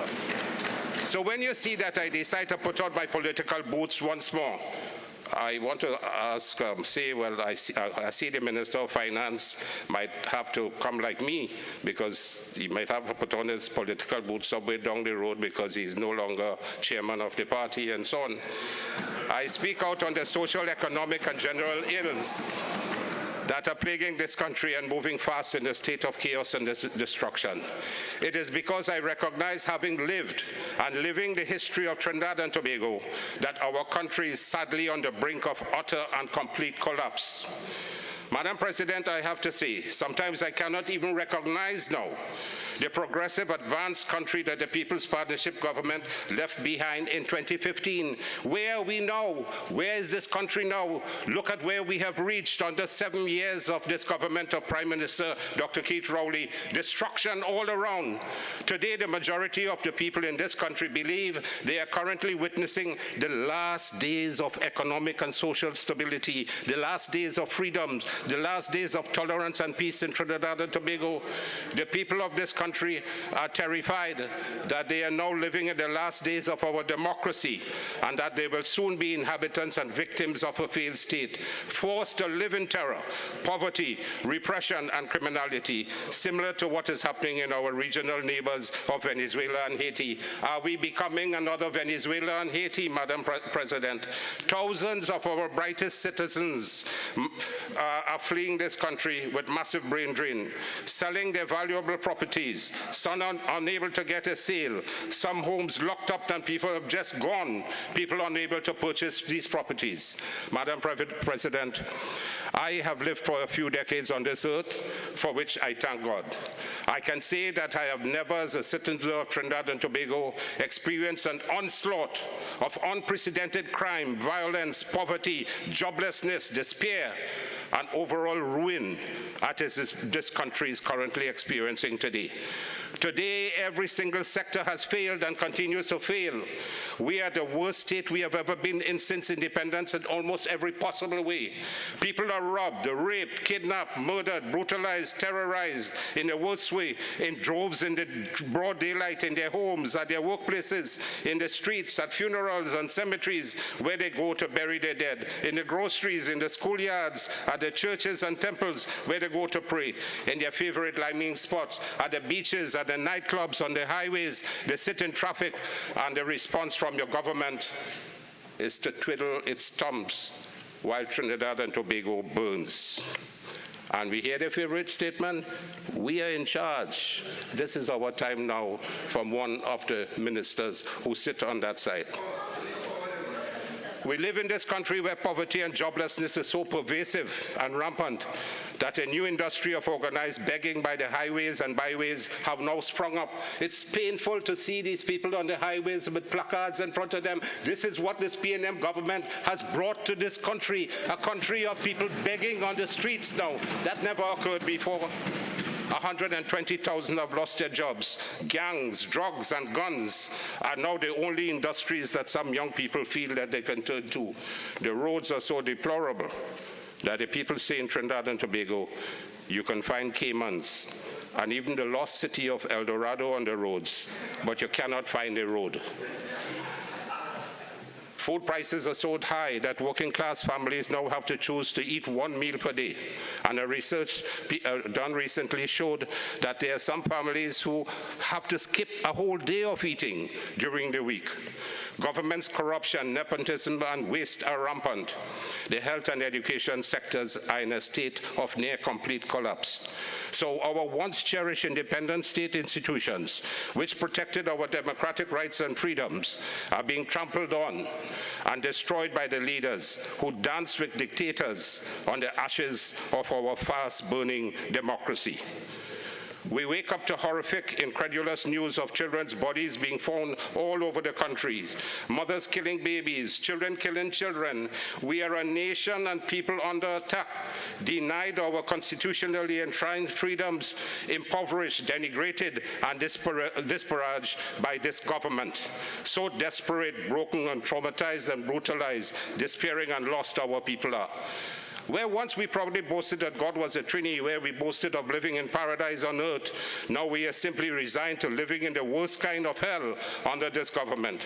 So how then can someone like me, who has dedicated, and I can probably say so, my entire adult life, over 4 decades, to nation building in the field of sports, academia, medicine, and 28 years in politics, see our country in this frightening state of economic, social, and political collapse, tyranny, and dictatorship, and not be compelled to speak out? I am compelled to speak out, hence the reason for my presence here. So at the behest of the Honorable Opposition Leader, on the absence of Senator Lakshmi Deyal, I have returned today to register my voice into the Hansard of what history will record as the worst government in our beloved country.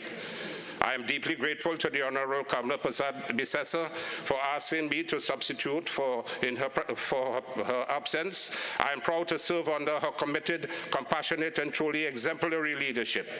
Our former Prime Minister and now Leader of the Opposition, and soon to be Prime Minister again, I have seen her time and time again stand up and fight for our country's democracy, for our voiceless and oppressed citizens, so for our very right to live in accordance with our democratic principles, for the dignity and well-being of every single citizen of Trinidad and Tobago. She has fought for equality and justice with courage, and she continues to do so with compassion and resolve that is unparalleled by any leader previously, with the exception of Mr. Basdeo Pandey, in our nation's history.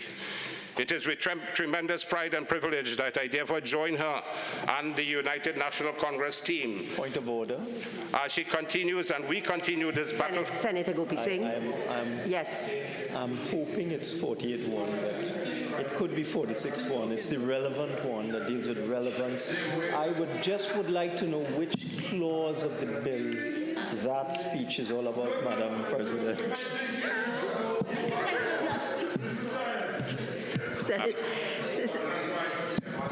Senator Gopeesingh, I'm sorry? You will shut me up.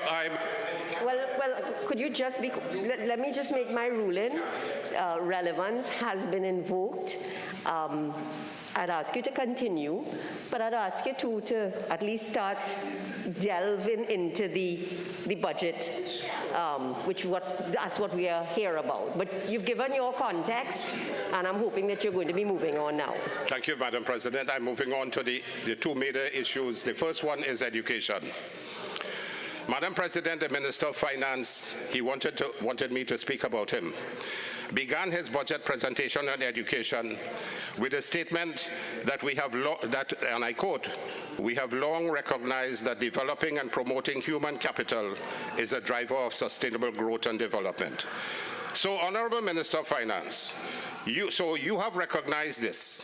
Yet for 7 years, you systematically, deliberately, and painfully effected swift and precipitous reversal of all the significant gains we had professionally planned and executed in our People's Partnership Government. We spent about $38 billion. You have spent about $45 billion in your 7 years. And let us compare what you are doing and what we have done. I can proudly say today that the outstanding performance of the People's Partnership Government during 2010 to 2015 with about $38 billion was unsurpassed previously, and only another UNC government under the watch of Kamala Persad-Bissessar will better that performance. No PNM can ever better that performance ever in the history of Trinidad and Tobago again. I'm certain that you recognize that you have destroyed every important facet of our education system.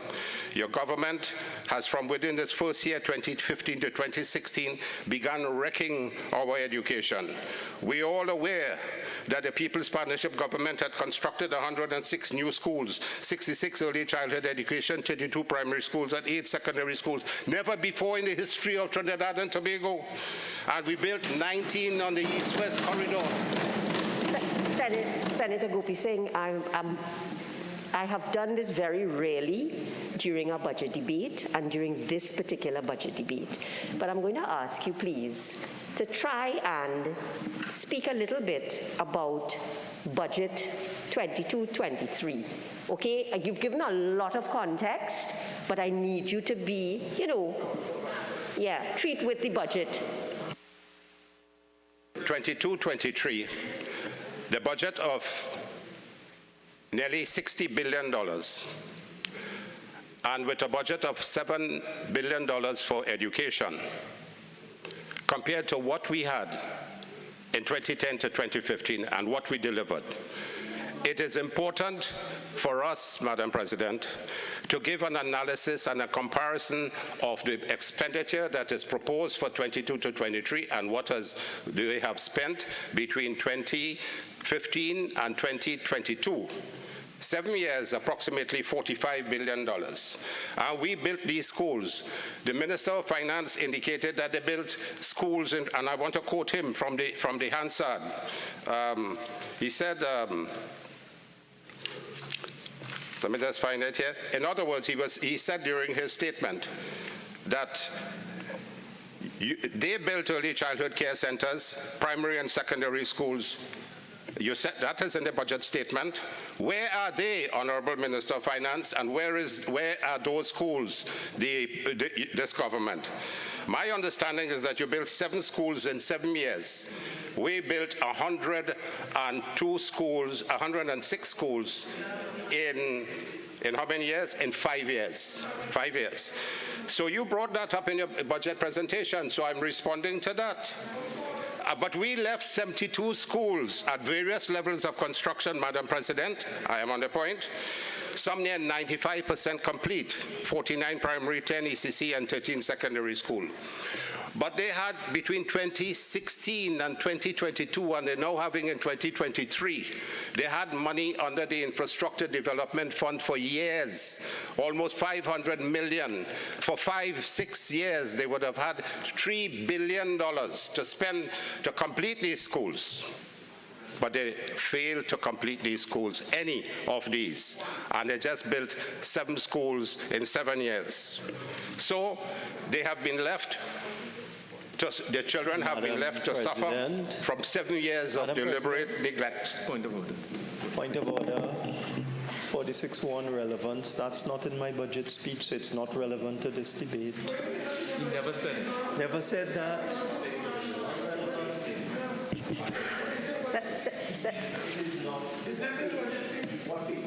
Senator Gopeesingh, please continue. Please. But you heard my caution that I had given you before, okay? To you, Madam President, I hear you loud and clear. So I want to show, continuing to show, where they have destroyed almost every institution related to education in Trinidad and Tobago over the period of time. Madam President, can I not speak about the thousands of children in 22-23 who are going to still be left out of a school and have to be housed in mosques, temples, and community centers, crowded. And the Honorable Minister of Finance has not addressed that in his budget statement whatsoever. There's money, there's nothing. You had a six-page, Honorable Minister of Finance. You spoke 6 pages on education, and not one time you ever sought. For 7 years, these children have been suffering. For 7 years, their parents have been begging you to do something about their schools. But your government over 7 years have done nothing, and you have shown nothing within the 22-23 budget. How are you going to ameliorate the plight and difficulties of these children? So you have destroyed everything, technical and vocational education. And then you spoke, Honorable Minister of Finance, of the World Bank ranking of 157 countries in respect of the Human Capital Index. Do you know that that World Bank measure only began in 2018? It's only 4 years ago the World Bank measure, that Human Capital Index came on, and we are ranked number 78.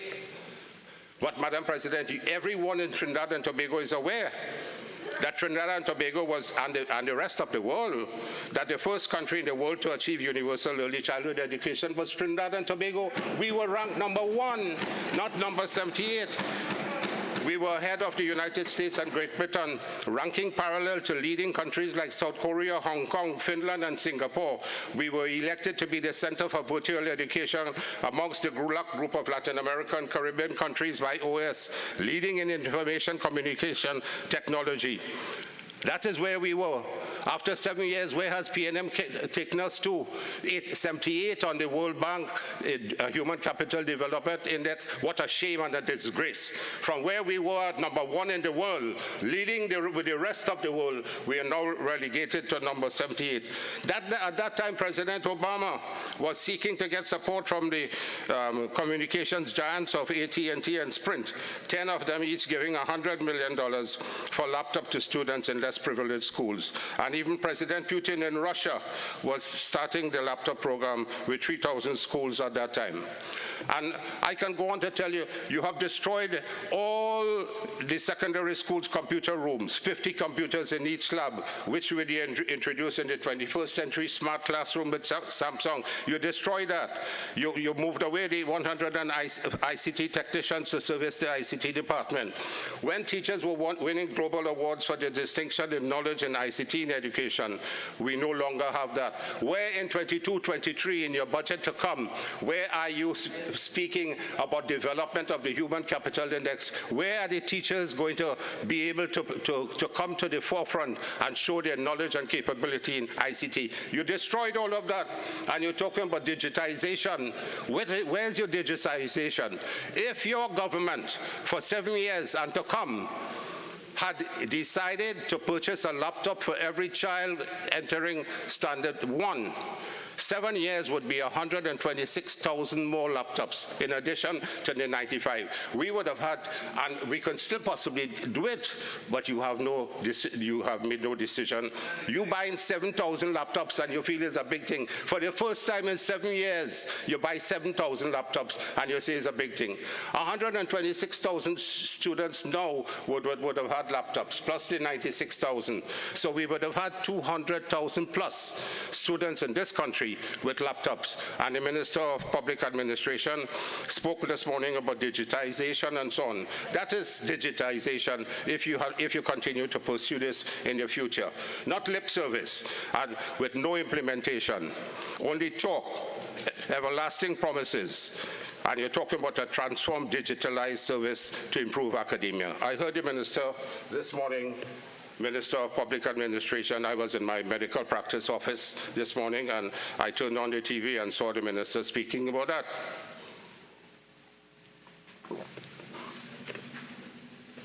What can you say in this budget that gives rise to the Ministry of Education with organizational restructuring and transformation? I heard the Minister of Public Administration this morning also spoke about the Student Support Services Division.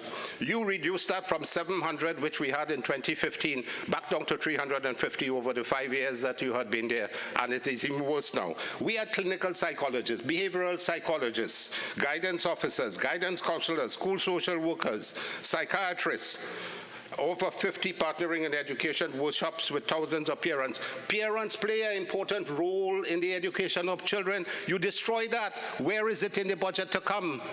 And the budget of 22-23, not one thing being written about that. Over 90,000 parents had appreciated and they were enthusiastic in providing support to their children then. Have you mentioned, I see no mention about any funding or anything for improving our education. Where is the stream that we can speak about? We introduced stream education in a unique, holistic, and educational approach into our reform primary and secondary schools curriculum, which we modernized, integrating science, technology, reading, arts, and mathematics. 12 years ago, we introduced stream in education. Now, 7 years of your education, nothing about stream. We're still searching for an answer to the SEA. We produce an answer by the continuous assessment component aspect of the primary school education, where children would have 30% of the marks before they do the SEA exam. You scrapped that. You scrapped it. And this is the reason why you have this very unsatisfactory result that you have today. Are you all not ashamed of your performance in education? Huh? And the Minister of Public Administration this morning also spoke about government looking to help these students, the students who have difficulties, challenged students. But we, during our time, ensured education for students in 25 special needs schools and provided assistance for challenged students, near 2,000 students then. You now coming 7 years later to talk about trying to help special needs students? Where is your training program for education? And I would like somebody on that side to come up, subsequent to my speaking here, to speak about what they have done in education and what have been their successes. Every teacher in every primary school had a bachelor's degree. We ensured 17 sports activities in school. We were creating, Honorable Minister of Finance, we, the United National Congress, had created the knowledge-based society with people-centered development and human capital development. We had even constructed 40 gymnasiums in school. We had over 200 physical education teachers becoming coaches, appointed 87 school boards, and so on. We introduced neurodiagnostic testing of students. We ensured hearing and visual testing of approximately 15,000 students annually. We held several career paths development fora for students across all schools, incorporating the guidance of the tertiary institutions of UWI, COSTAT, UTT. Where can the PNM and your government speak anything close to that? You're far distant from that. Total non-performance over your 7 years. We strengthened literacy and numeracy training, and hence that was the reason for our tremendous achievements. We expanded the civic TCQ, TVET 1 and 2, widespread teacher training and development, human resource management, all of these contributed scientifically to the Ministry of Education achieving the best academic performance in 2014 in all 3 examinations, SEA, CSEC, and CAPE, and better than 2015. When can you say that? Which one of your budget presentation can you say that you have done that? Absolutely none for 7 years. We became a world leader in education. We were praised by United Nations Secretary General Ban Ki-moon for achieving universal early childhood education. We were praised by then USA presidential candidate Hillary Clinton for our seamless education system. We awarded a Medal of Distinction by the Global Education Forum. We became the Latin American and Caribbean leader with the Virtual Education Center. And at the Ministers of Education meeting in London, in 102 ministers, we were congratulated for our distinguished education programs and policies. Yeah. Where have you purchased textbooks for students? We purchased 2 million textbooks for students during our 5 years. Every child in every school, in every subject, in every class received a textbook from our government. You have failed to purchase any textbook for any child when the book purchase came up for review in 2017.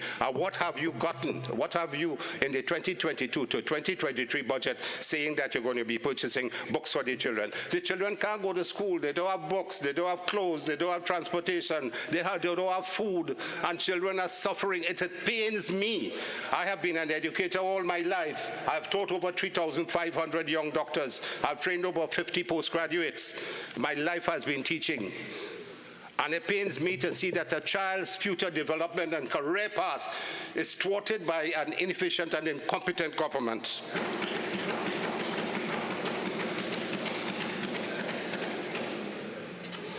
So, Madam President, I have to end my contribution on education to say that this government has failed the students of this country.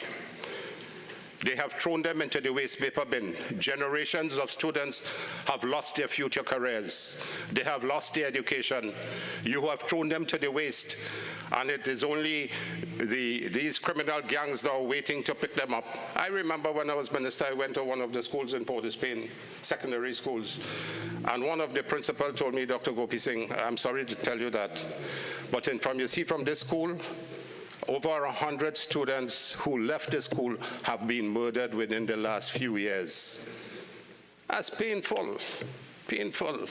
Education is your priority, but you have your 2 former ministers of education between 2010 and 2015, and between 2015 and 2020, destroyed the education sector. I have a great deal of respect for your present Minister of Education, Minister Gatsby Dolly. I wish her well. I wish her success. She may have a good heart, but she's not getting the support that she needs to move forward. After 2 years, you can't be having the type of performance in the SEA examination that you had when 9,000 students failed to get 50% pass rates, and almost to get less, and thousands more getting less than 30%. We had about 70% of our students getting more than 66% in the SEA.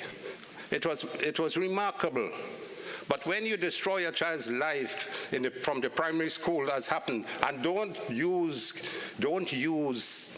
the COVID pandemic as an excuse. The destruction in education began long before the COVID pandemic. So you all must be aware of that. There's much more that I can say. You destroyed the Caribbean vocational qualification. Political interference ensued at learning institution of UTT and COSTAT. Several lecturers were dismissed. No textbook, no laptops. There was no meaningful stakeholder consultation. You deliberately shut down the 400 after-school homework centers which were established to support students who require individual attention. And you scrapped the internationally proven continuous assessment program and disbanded it in a highly irresponsible move. The number of student support services officers became less. So, Madam President, there's a lot more for me to say. The Honorable Leader of the Opposition addressed in the other place, the GATE and UWI funding. which resulted in less students participating in tertiary education. How could you say, Honorable Minister of Finance, that you want to have a society that is driven with distinction in education and so on, when you stop the undergraduate program, less students are doing undergraduate programs. You stop the postgraduate programs of PhD and masters. There was a time when those who got first-class honors will go on to do the PhD free. The other thing, why have you reduced the amount of scholarship from 500 to 50? Is there a reason for it? I ask, what is the reason? Is there a political issue inside there that you have decided that you're going to reduce the amount of scholarships? I know the answer, and all of you know the answer. Why are you afraid to say what you have done? Political intrusion into meritocracy in this country. You have destroyed meritocracy. So children who fought for a scholarship, who came into primary and secondary schools wanting a scholarship and aspiring to get 500, be one of the 500, you have to fight to get one of the 50. You carried us back down the road when Dr. Eric Williams was one of the Island Skull winners. 50 you giving? You said the performance in the SEA reflected the absence from classrooms. No, it was a reflection of your dangerously unmitigated disaster for 7 years of your government's incompetence and mismanagement of the online IT system, which you needed to urgently address for early intervention. But your government failed. But even now, after 2 years... Madam President, again, 46-1. All of these things are nothing to do with the budget, not in the budget statement, not in the estimate, not in the bill, and not in this year.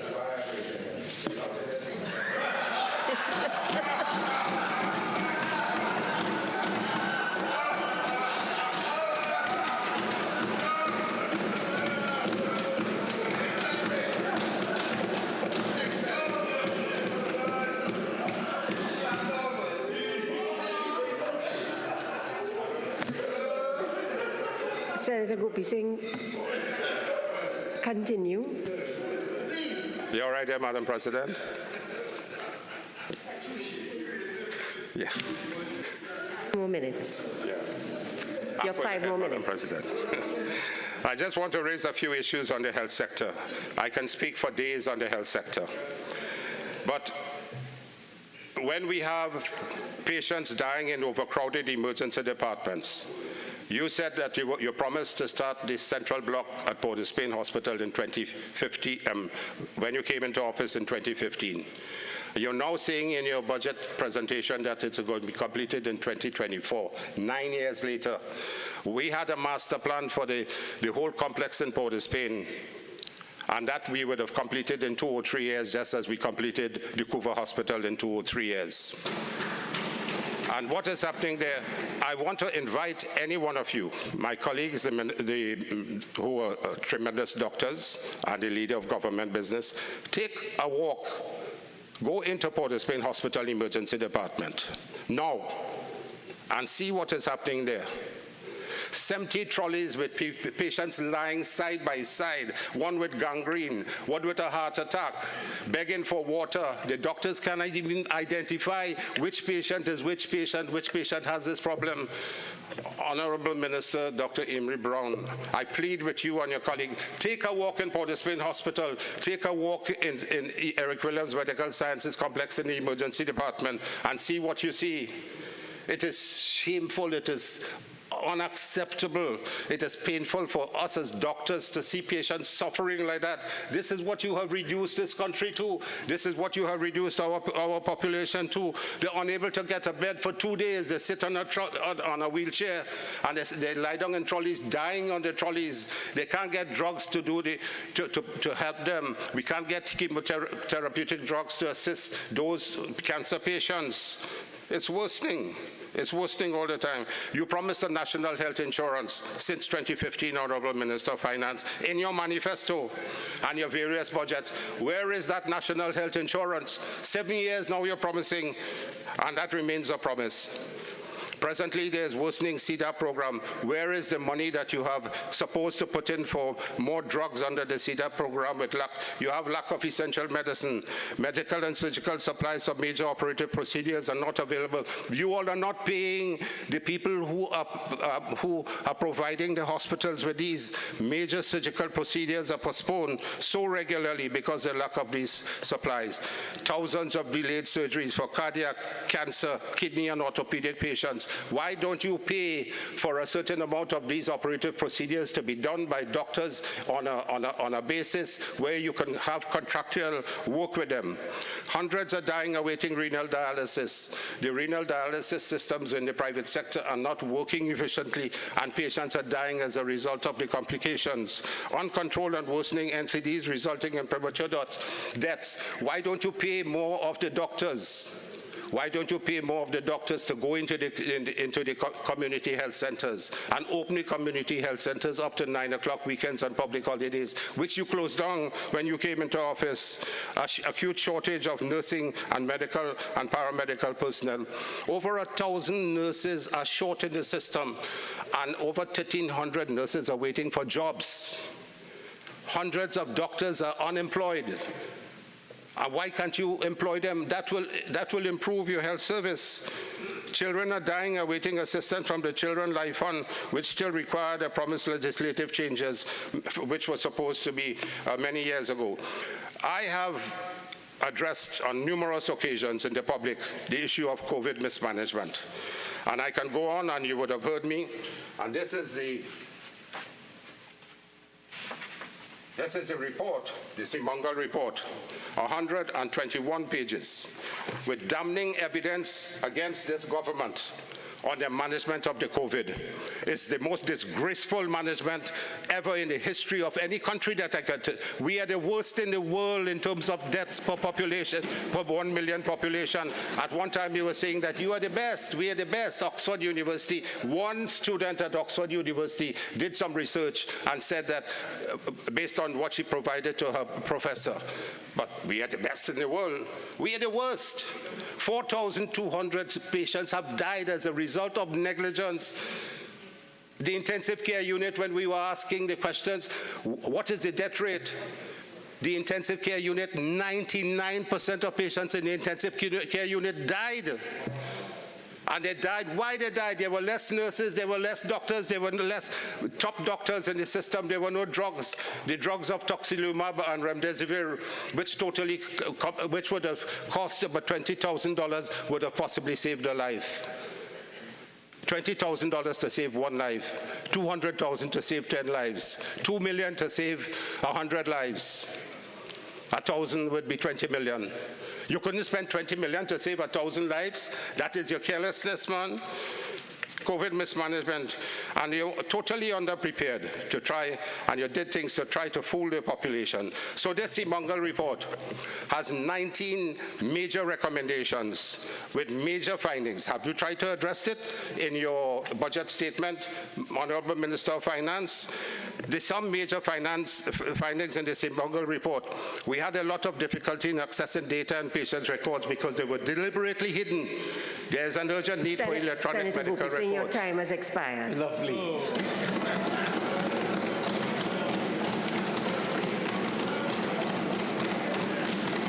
Minister of Health.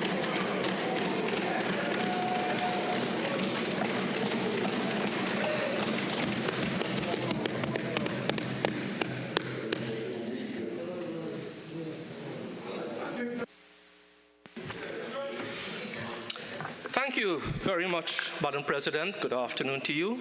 Good afternoon to all members of this honorable chamber. It's an absolute honor and privilege for me, as a former opposition senator, to be in these hallowed chambers, to make my second contribution to the budget presentation, first in the lower house, and now it is my, as I said, honor and privilege to be in the upper house. First of all, I would like to recognize two gentlemen, the Honorable Prime Minister, Dr. Keith Christopher Rowley, who has the unenviable task of managing a diverse country, diverse by race, religion, geography, and all that goes with that. Managing a country in an era coming out of a global pandemic, it could not be easy. And if coming out of a global pandemic could not challenge a leader more, then we had to deal with issues of the Ukraine-Russia war, which has led to all sorts of collateral damage to small island states like us. So Dr. Keith Christopher Rowley, in my humble view, deserves a lot of credit for keeping Trinidad and Tobago on an even keel. The second person I would like to single out for praise and commendation is the Honorable Minister of Finance.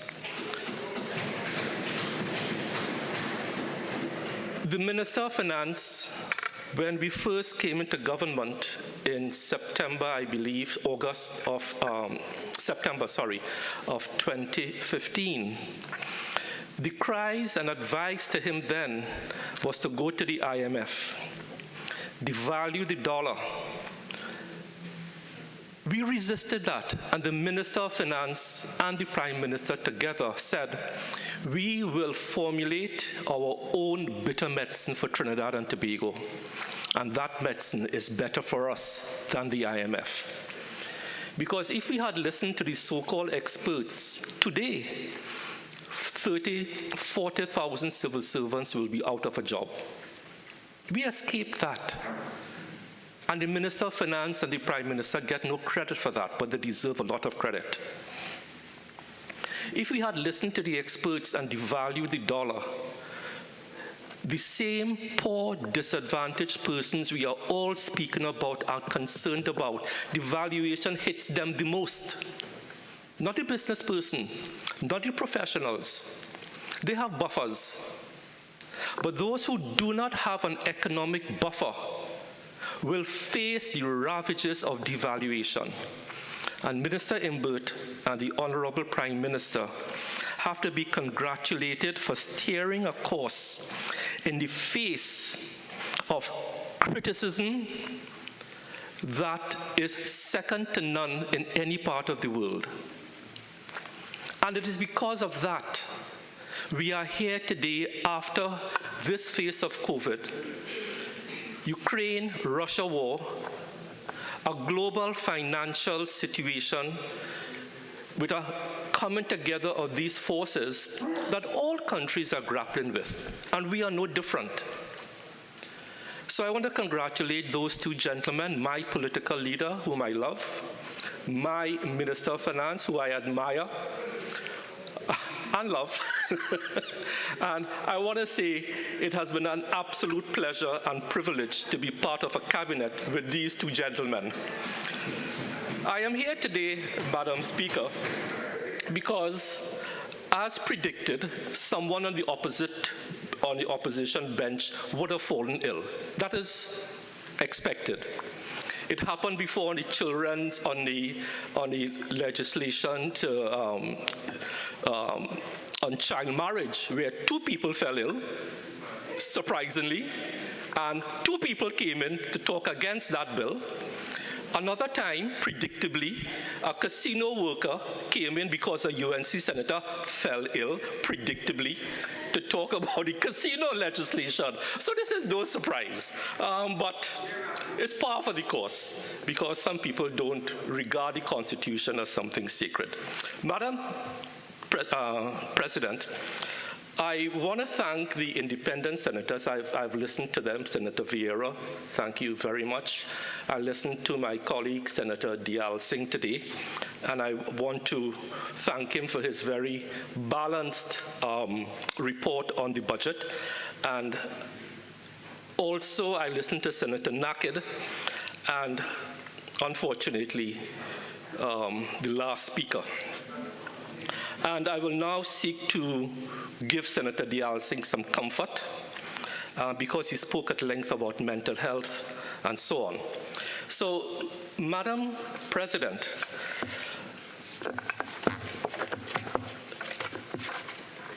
Could I ask someone to just bring the papers I left across here, please?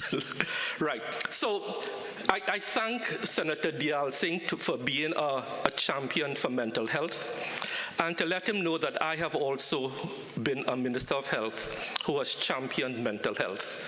I don't think any other Minister of Health has championed mental health as much as I have, and supported by the Prime Minister, because many of our initiatives needed cabinet approval. I want to, and I will make this available to Senator Deyalsingh, report, because he spoke a lot about mental health, report of the committee appointed to examine the integration, and listen to the words, the integration of basic mental health care services into the regional health authorities. And the date is September 8th, 2022. I just want to put on record what the terms of reference for this report is, because it speaks directly to what Senator Deyalsingh was speaking about. Terms of reference: 1, to conduct a rapid assessment of the existing healthcare delivery model as it relates to the provision of mental health services in the public healthcare system.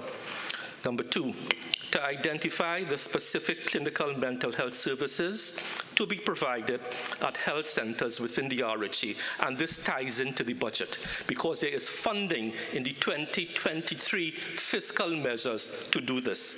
3, to define the clinical criteria and clear pathway for referral, treatment, and escalation of care. 4, to explore the concerns and challenges from both public health physicians, primary health care physicians, and nurses, as well as patients, and develop an appropriate organization strategy and interventions for mitigating same. 5, to identify the requirements of health centers eligible to participate in this pilot. And again, Madam President, this ties into the budget, because you need funding to bring the health centers up to where we want them to be to treat with this. 6, to identify the resources required to facilitate this new integrated model of care, including but not limited to, and again, the budget has to provide this, infrastructure, human resources, training, medicines, etc.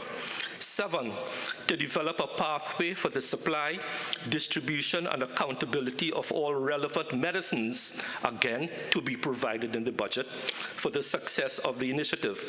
And 8, to establish a pathway for the continuation of clinical training of doctors and nurses, including the WHO MH-GAP Mental Health Gap Action Program. So all of this is now going to be implemented in fiscal 2023 with our budgetary allocation of roughly $6.9 billion. Madam Speaker, Madam President, to show and to comfort Senator Deyalsingh and all of us who work in mental health, I just want to quote one paragraph from the executive summary. By terms of reference dated April 20th, 2022. So we started to work on this 6 months ago. The Minister of Health, that is myself, established a committee to inquire into the status of decentralization of basic mental health and behavioral health services in the Trinidad and Tobago health system, exploring the breadth and depth of penetration of mental health services across the national health landscape. I will stop quoting from this document, because now, as Senator Deyalsingh said, it is time for implementation. And this is what is going to be occupying myself as Minister in fiscal 2023, using the budgetary allocations so kindly given to us by the Minister of Finance. So we have an over 100-page document. I would not go into much more detail, but the plan is there. We started planning for this in April. This is the final report, and we now move into implementation phase.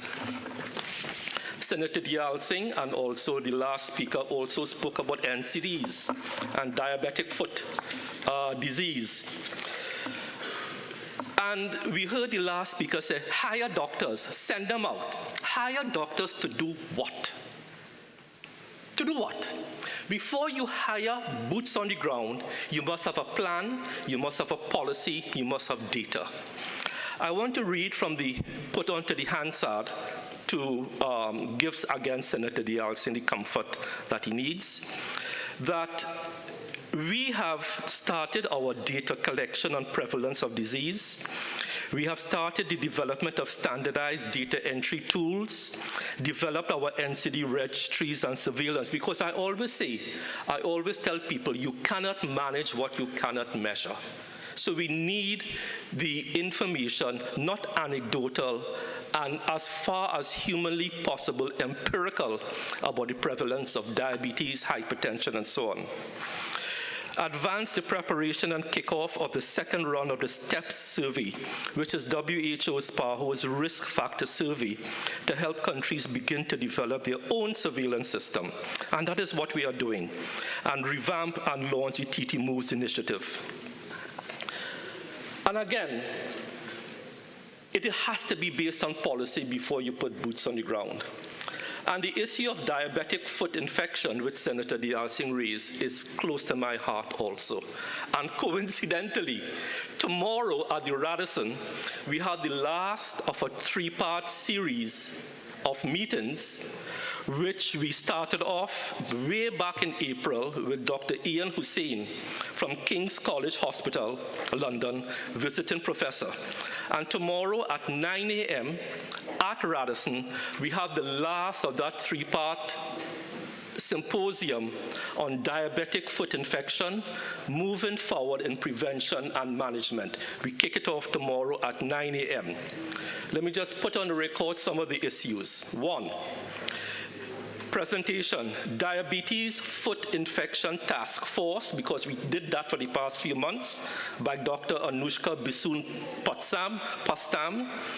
A presentation, rollout of diabetic foot screening program using the DAT model. That is the Diabetes Association of Trinidad and Tobago, to be presented by Ms. Zanisha Jaimangal. Then we have a presentation, implementation of the diabetic wound clinic using the North Central Regional Health Authority model by Dr. Melissa Bechan. Then we move on. Antimicrobial resistance in diabetic wound infections by Dr. Rajiv Nagisa. We move on, clinical guidelines for the prevention and management of diabetic foot infections, and so we go on. Diabetic foot infections is one of the major avenues of expenditure, morbidity, and mortality in Trinidad and Tobago. We estimate that currently over 30% of our hospital beds, and we have just over 3,000 hospital beds, are taken up by people suffering from diabetes and diabetic foot problems. 30%, that is 900 beds. Our objective is to decrease the incidence of amputations, whether it's above the knee, below the knee, ankle, digit toes, by about 25% within 2 years. That's the kind of targets we are looking at. So I hope I have given my colleague, Senator Deyalsingh, some comfort on the two issues you raised, mental health, diabetes. Senator Deyalsingh also said, and I hope I am quoting him here now, because if we want to develop as a country, he said, and I think I quote right, different administrations need to have the same goals, or words to that effect. In other words, with the 5-year cycle of elections, if you get a government today for 5 years, a government tomorrow for 5 years, and you don't have a cohesive plan for national development, then you are not going to achieve the objectives. But it was the People's National Movement under Mr. Patrick Manning that used a tool developed by the private sector, Mr. Arthur Lockjack, called Vision 2020. What was Vision 2020 about? It was developed as a long-term national development plan that would guide short and medium-term strategies for the achievement of national aspirations come the year 2020. It was not, Madam President, a PNM thing. Here are some of the names that served on that Vision 2020 committee. Boindradat Tiwari, David Abdullah, Nan Ramgulam, Robin Mirage of SBCS. None of these people are PNM people. Arthur Lockjack was the author and the convener, and the PNM adopted that as policy. However, when 2010 came and the Honorable Kamla Persad-Bissess and the UNC came into office, do you know what was the outcome of Vision 2020? To which Boindranath Tiwari, David Abdullah, Nan Ramgulam, Robin Maraj, and others et al. Contributed to? The UNC government dumped it in the Labas. They collected all the copies at the Ministry of Public Administration. All the copies, CDs, hard copies. Somebody called the then chairman of the party, Franklin Kang, God rest his soul, and he was able to salvage some from the Labas. And this is why, Senator Deyalsingh, I agree with you. You need to have commonality of purpose across administrations. And we had that blueprint. We had that blueprint. And we are suffering today between the last years of 2010 to 2015. And that's why you can't have national development. Madam President, I now want to respond to my colleague who spoke before me. And there's a lot to say on that. Madam President, how much more time do I have, please? You finish at 5:26, so you have 23 more. Oh, lovely, thank you.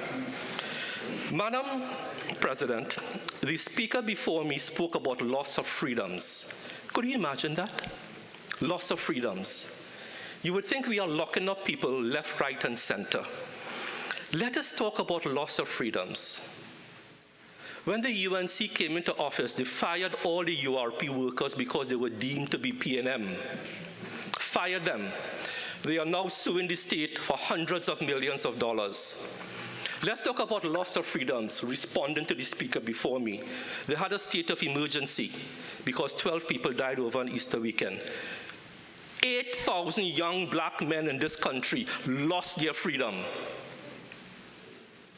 And now they are suing the state for hundreds of millions of dollars. They just rounded up young black men in this country, corral them, throw in dry hay, and throw a match. And I have to listen to the UNC talk about loss of freedoms. I have to listen to that today in 2022. And they are suing the state.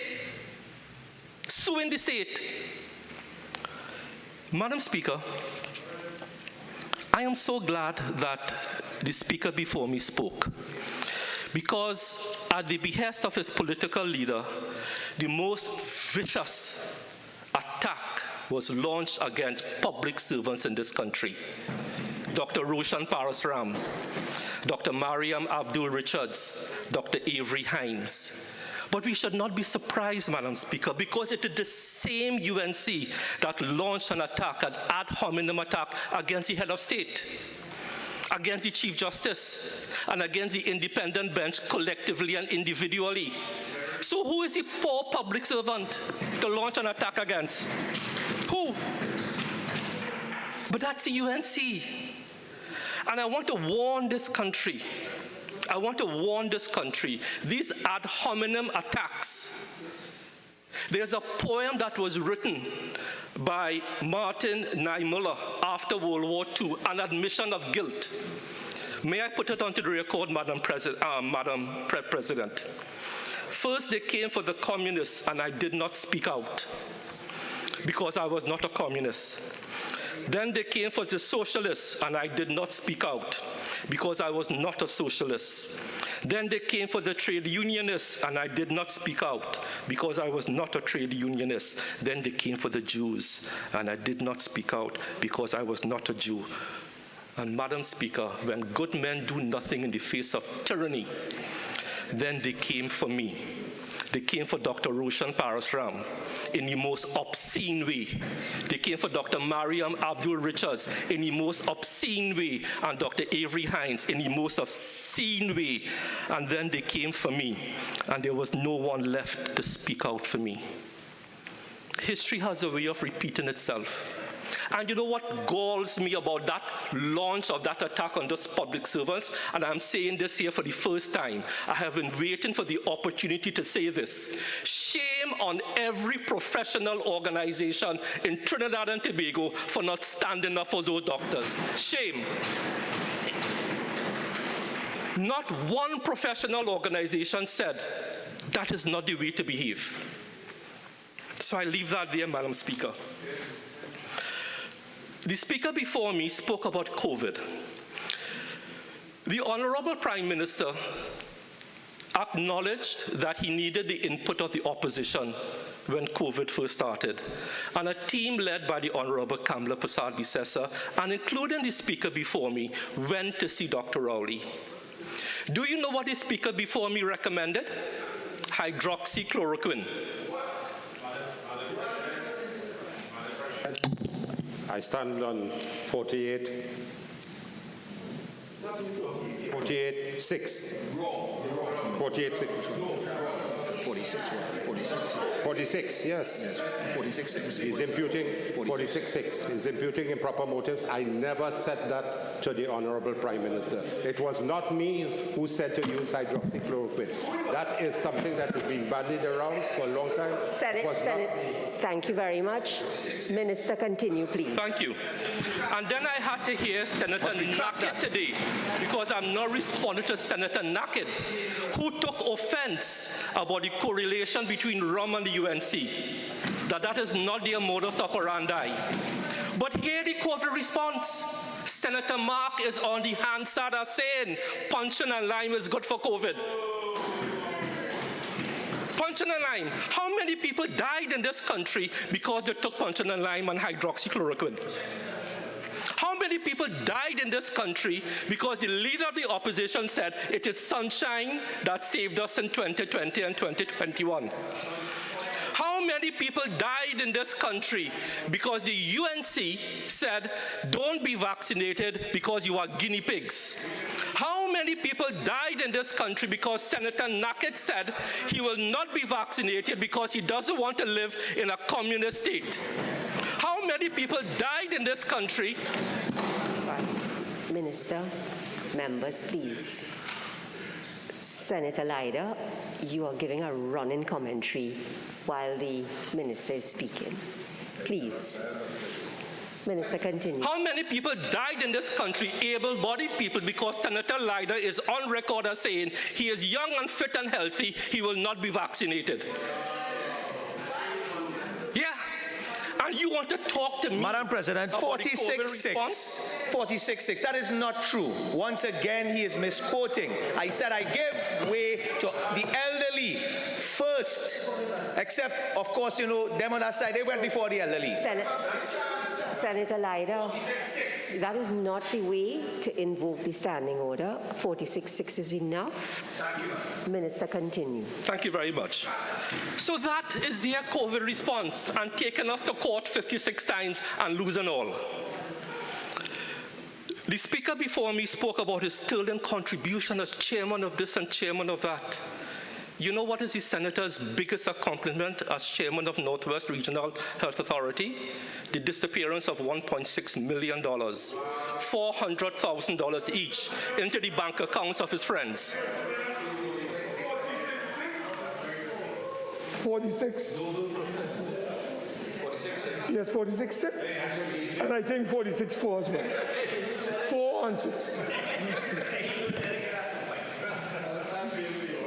I have listened. I am the only person in here paying attention to every word that is being uttered. And I'm saying to the minister, continue.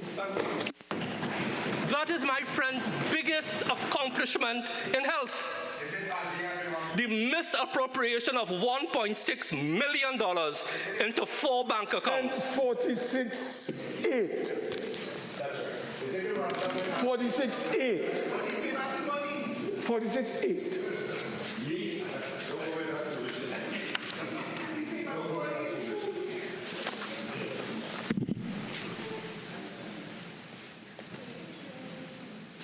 Minister, continue. The speaker before me said everything is collapsing. Health is collapsing. Let me give the evidence. He spoke about his eruditeness about being OBGYN oncologist. Why, when the honorable member was a chairman of 2 RHAs, was in government, he did not lend his expertise in the field of maternal mortality to drop it? Under their stewardship, mothers were dying at the rate of 1 to 1.5 per month in this country. You know how many have died this year so far? 1. We have dropped maternal mortality from 2015, when I came into office. When I took on the role of Directorate of Women's Health, I took it on and started to drop it in 2016 by half. In 2019, it was 25.7, halved. Wait, Minister. No, sir. Wait, all right, okay. Wait. 2020, 26.7. And yes, last year we had a rise because of COVID. But this year so far, only 1 woman has died being pregnant, COVID complications. But to hear them, everything has collapsed. Infant mortality rate. And coming into office, children, babies, newborns were dying at the rate of 12 for 1,000 live births. You know what it is now? 5.7. Less than half. We did that. We did that. We did that. Please. Continue, minute. Thank you. And now I have to hear about COVID. And you know what is the savior of the UNC? The Simangal report. Let me tell this country what the UNC said about the Simangal report when they came into office before. They said, the Simangal report is a farce. Look at the Newsday, and I have the quote here. See if it's on my desk, please. I walked with it. There are 2 newspapers report in the Newsday where the Simangal report was rubbished even before it came out, even before, but now they are using it as their savior. They said things like the Simangal report is a puppy show, that nothing will come of it. But you see, they cherry-pick the Simangal report. Let me quote a part of the Simangal report. It's on page 95, I believe, where they spoke about, I will get it very soon, Madam Speaker, and talking about the drug tocilizumab. That drug was only qualified to be used on severe patients, which we did. It was not to be used across the board on everybody else. I quote on page 42 of the Simangal report, the more populations are unhealthy, which we are, the more severe are the outcomes due to COVID-19. It stands to reason. When this situation occurs, health services become overwhelmed and the mortality impact will be at its greatest. But to hear them speak, you will think that our case fatality ratio is the highest in the world. The highest in the world is Yemen at 19.1. But let's take Yemen out as an outlier. The averages start to come down, 7, 6. You know where we are? 2.3. We are within global standards. Unfortunately, people have died. Unfortunately. And it boggles the mind that an issue like COVID, a 1 in 100 occurrence, is so politicized by the UNC. I found the references. Opposition refers to COVID Care Review Committee as Papi Show. Newsroom, January 17, 2022, and I quote, Opposition leader Kamla Persad-Bissessar has dismissed the recently announced review of COVID-19 care as a papi show. But today, they rely on it. She believes they are being set up to fail and to serve no other function than to rubber stamp the COVID-19 management policies.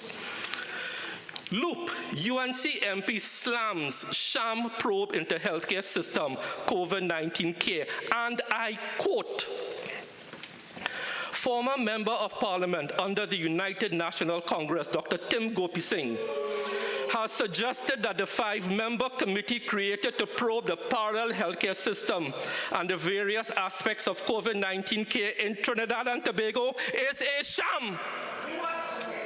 That is the honorable member. It's a sham. But today he relies on it. Imagine that. Basdeo Pandey has a word for that. Nimakaram. They got a month. We got a 3-week extension. Let me repeat. The ex-MP raised even more concerns, implying that the findings may not be authentic. But today, he is a big exponent of the Simangal report, right? Could I just, let me just make a little interjection here. Senator Gopeesingh, you have already made your contribution. This is a debate, but you don't get to make a contribution, then sit down and then debate with the person who's presenting, okay? So can you please allow the minister to finish? And Minister, I know you're getting excited, but can I ask you please to just, yes. I will go back to my old senatorial days. Thank you very much. But when you hear these blatant untruths, it is difficult to retain your composure. Because the new society is about the big untruth. You say the big untruth often enough, people believe it. Right? So that puts to rest my colleagues' reliance on the Simangal report.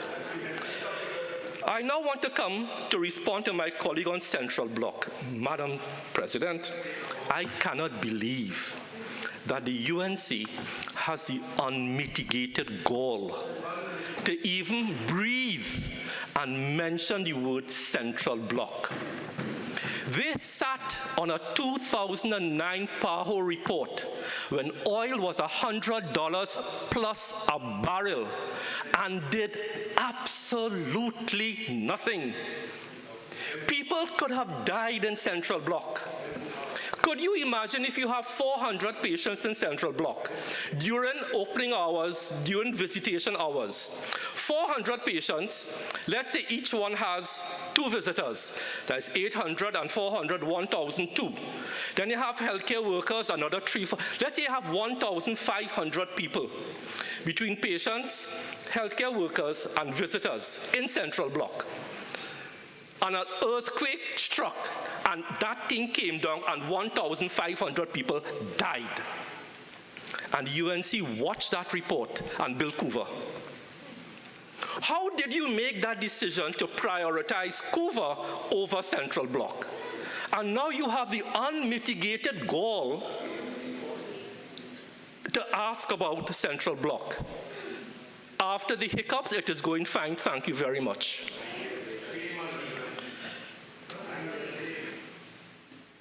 The UNC talks about CDAP. We spend about $45 million a year on CDAP. There is no shortage of CDAP drugs. Again, you say something untrue long enough, people believe it. As I keep saying, the problem is getting pharmacies to order on time and in cycle. But let me see what they did with CDAP when they were in office. They increased the dispensing fee for CDAP per item to the pharmacies from $8 to $12 per item. That is what they did. We dropped that back down and took that savings and put it into CDAP. We continue to provide dialysis free of charge for over 1,000 patients. They wouldn't admit that. And as for the A&E at Port of Spain, once the new Central Block is finished sometime in 2024, as I have said before, we move to expand and modernize the A&E, because for those of you who know Port of Spain General Hospital, we have A&E.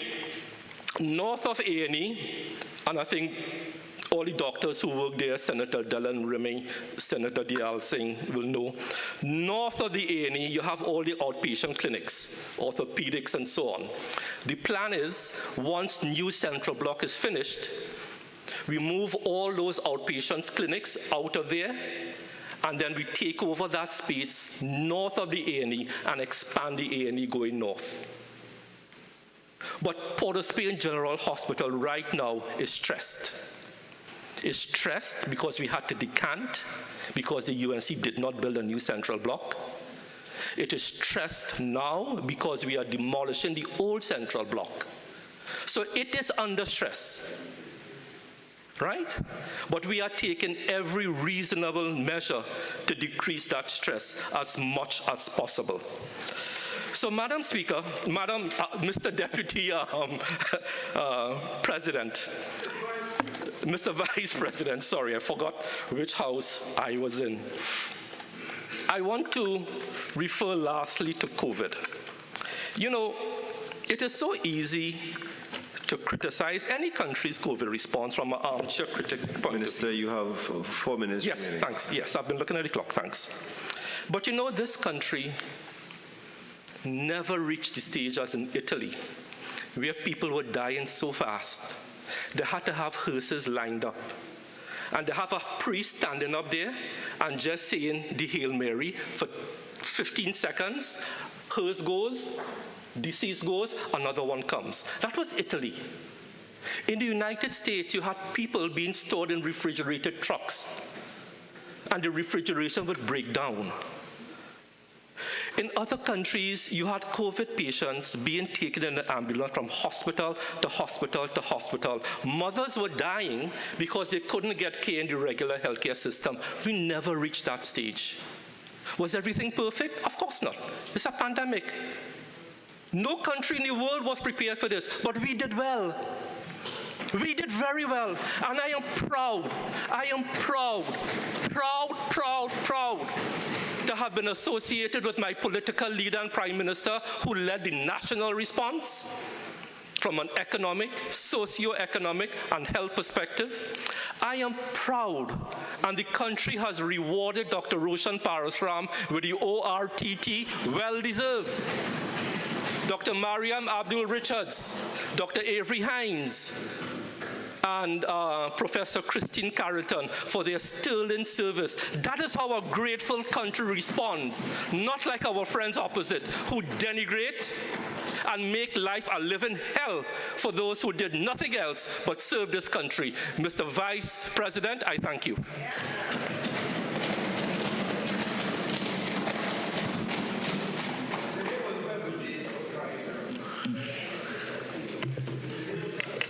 Senator Rich.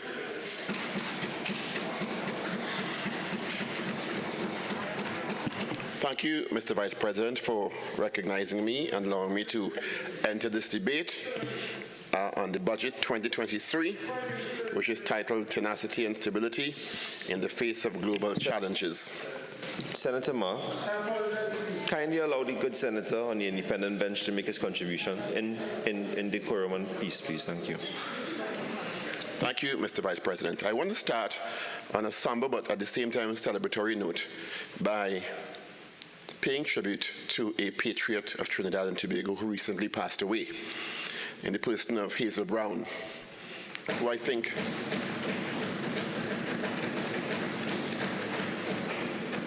many will agree was a champion and a patriot, and certainly championed the causes of those who were most vulnerable in society, and also women. So condolences to her family and her colleagues. I think to start, regardless of where you sit, either in this place or the other place, we can all, or should all agree, that a large percentage of the population is under duress, stressed out, struggling, in pain. Some even say the population is on edge. Well, they're on edge because they're struggling and in pain, anxious, uncertain. Many may argue that we have seen, in some instances over the last 20 years, arguably tougher budgets in the past.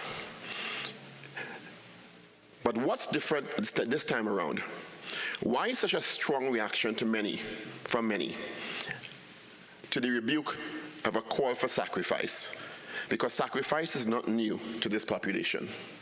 Sacrifice in principle is not necessarily a bad thing. But there are segments in this society that have been sacrificing for decades, and without anything to show for it in some instances. Mr. Vice President, people are in pain, social pain, emotional pain, economic pain, and in some cases, physical pain, because they're struggling to buy basic food items, and in some cases, unable to buy medicine. The pain is intensified even more for vulnerable groups, where the poorer people and their families are living just below or on the poverty line. It is even more difficult when people are being asked to sacrifice. And as I said before, there's nothing wrong with the principle of sacrifice. But for sacrifice, some is having a reduction of profits from 150 million to 130 million. That's sacrifice for them. While sacrifice for many others is having to choose between food or medicine, or to send Mary to school Monday, Wednesday, and Friday, and Peter to school on Tuesday and Thursday.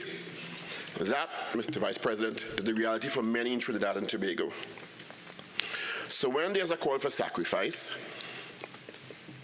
as the younger people say, it lashes different to different demographics. We are not at all a homogeneous society. And as I said before, the principle of sacrifice is not what's at debate here, because we all know in some way or the other, every one of us in this country is being called to make sacrifices on a daily basis. Mr. Vice President, it's a great segue to look at the basic allocations in the budget as presented by the Honorable Minister of Finance.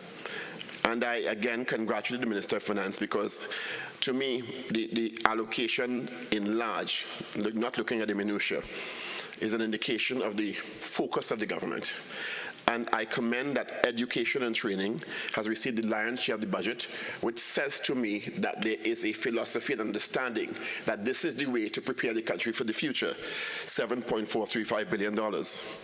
Health is the second, $6.892 billion, because if you're not alive or you're not healthy, you can't enjoy any aspect of life. And then we have national security, $5.453 billion. Social grants, $5.453 billion. Works and transport, $3.748 billion, and so on. So I commend the government, because I believe there's an understanding that education is the way to position the country to be competitive and viable into the future. And I think that it will deal with what I will describe as the education pandemic post the health pandemic in Trinidad and Tobago, because clearly the data is showing that we also had an education pandemic in many different ways. And I'll make a statement here, Mr. Vice President, because in terms of education, we have allocated the third largest to national security, and we've been struggling with a significant crime issue in Trinidad and Tobago for many decades. And the battleground against crime begins in the classroom. Because if and when we fail in the classroom, we pay for it in national security. And if we don't understand that, when children, learners fall through the cracks of the education system, that is where we funnel them to the open arms of the gangs in Trinidad and Tobago. So we have to focus in the classroom. We have to focus on the young learners, and in particular, we have to focus on those who are underperforming. And if we look at this year's SCA and last year's SCA, and quite frankly the year before that, we've not been doing quite well. Of course, this year is more profound because of what happened during the COVID-19 pandemic. But I would proffer an argument that we were just doing okay before that. In an article in the newspaper by Kamari Rodriguez, titled "Only 37% of SCA pupils scored more than 50%." It quotes the Minister of Education, Dr. Nian Gatsby-Dolly, as announcing a reduction in overall achievement in this year's exam scores. of the total of 19,079 students who wrote the exam, she said the number of those who scored above 50% totaled 37.6%. That's 50%. 50%. A decrease from the 2021 percentage of 52.49%. The percentage of those who were placed in secondary schools but scored under 50% increased from 49.9% in 2021 to 52.6%. But those who were placed and those who scored under 30 rose. The number of students who scored over 90% decreased. So all the way around, when you look at it, there has been significant loss in terms of the education performance. And yes, the COVID-19 pandemic was the most significant factor in that, because we're not the only country in the world that has suffered that level of learning loss. Now, 9,000 students were placed into secondary school despite scoring under 50 and 30%. And I have a problem with even us not understanding, in a really simplistic sense, scoring 50% means that you really have only grasped a certain percentage of the curriculum and are not as ready as you should be to transition to the next level or to absorb what's coming next. And we have to understand that. So the ministry, in its wisdom, designed a project for July, August that made the 9,000 students eligible. Unfortunately, only 2,700, according to news reports, availed themselves of that. And I think that is because there was a lack of understanding of the dynamics of many of the families and what they face in Trinidad and Tobago. While well-intentioned, one has to understand in these economic times, not everyone is going to have the facilities and the resources to send their children to school during July and August. Even if transport is supplied, because the centers were not as widely distributed as one would like, because of course they were limited resources. But I still commend the effort. And unfortunately, we still haven't had a report on how those 2,700 students did. So on one hand, we had 9,000 eligible, less than 1/3 participated, and we still don't know how the 2,700 did in the context of $10 million being spent on that. I think we need more clarity in that. So we will know what worked and what didn't work.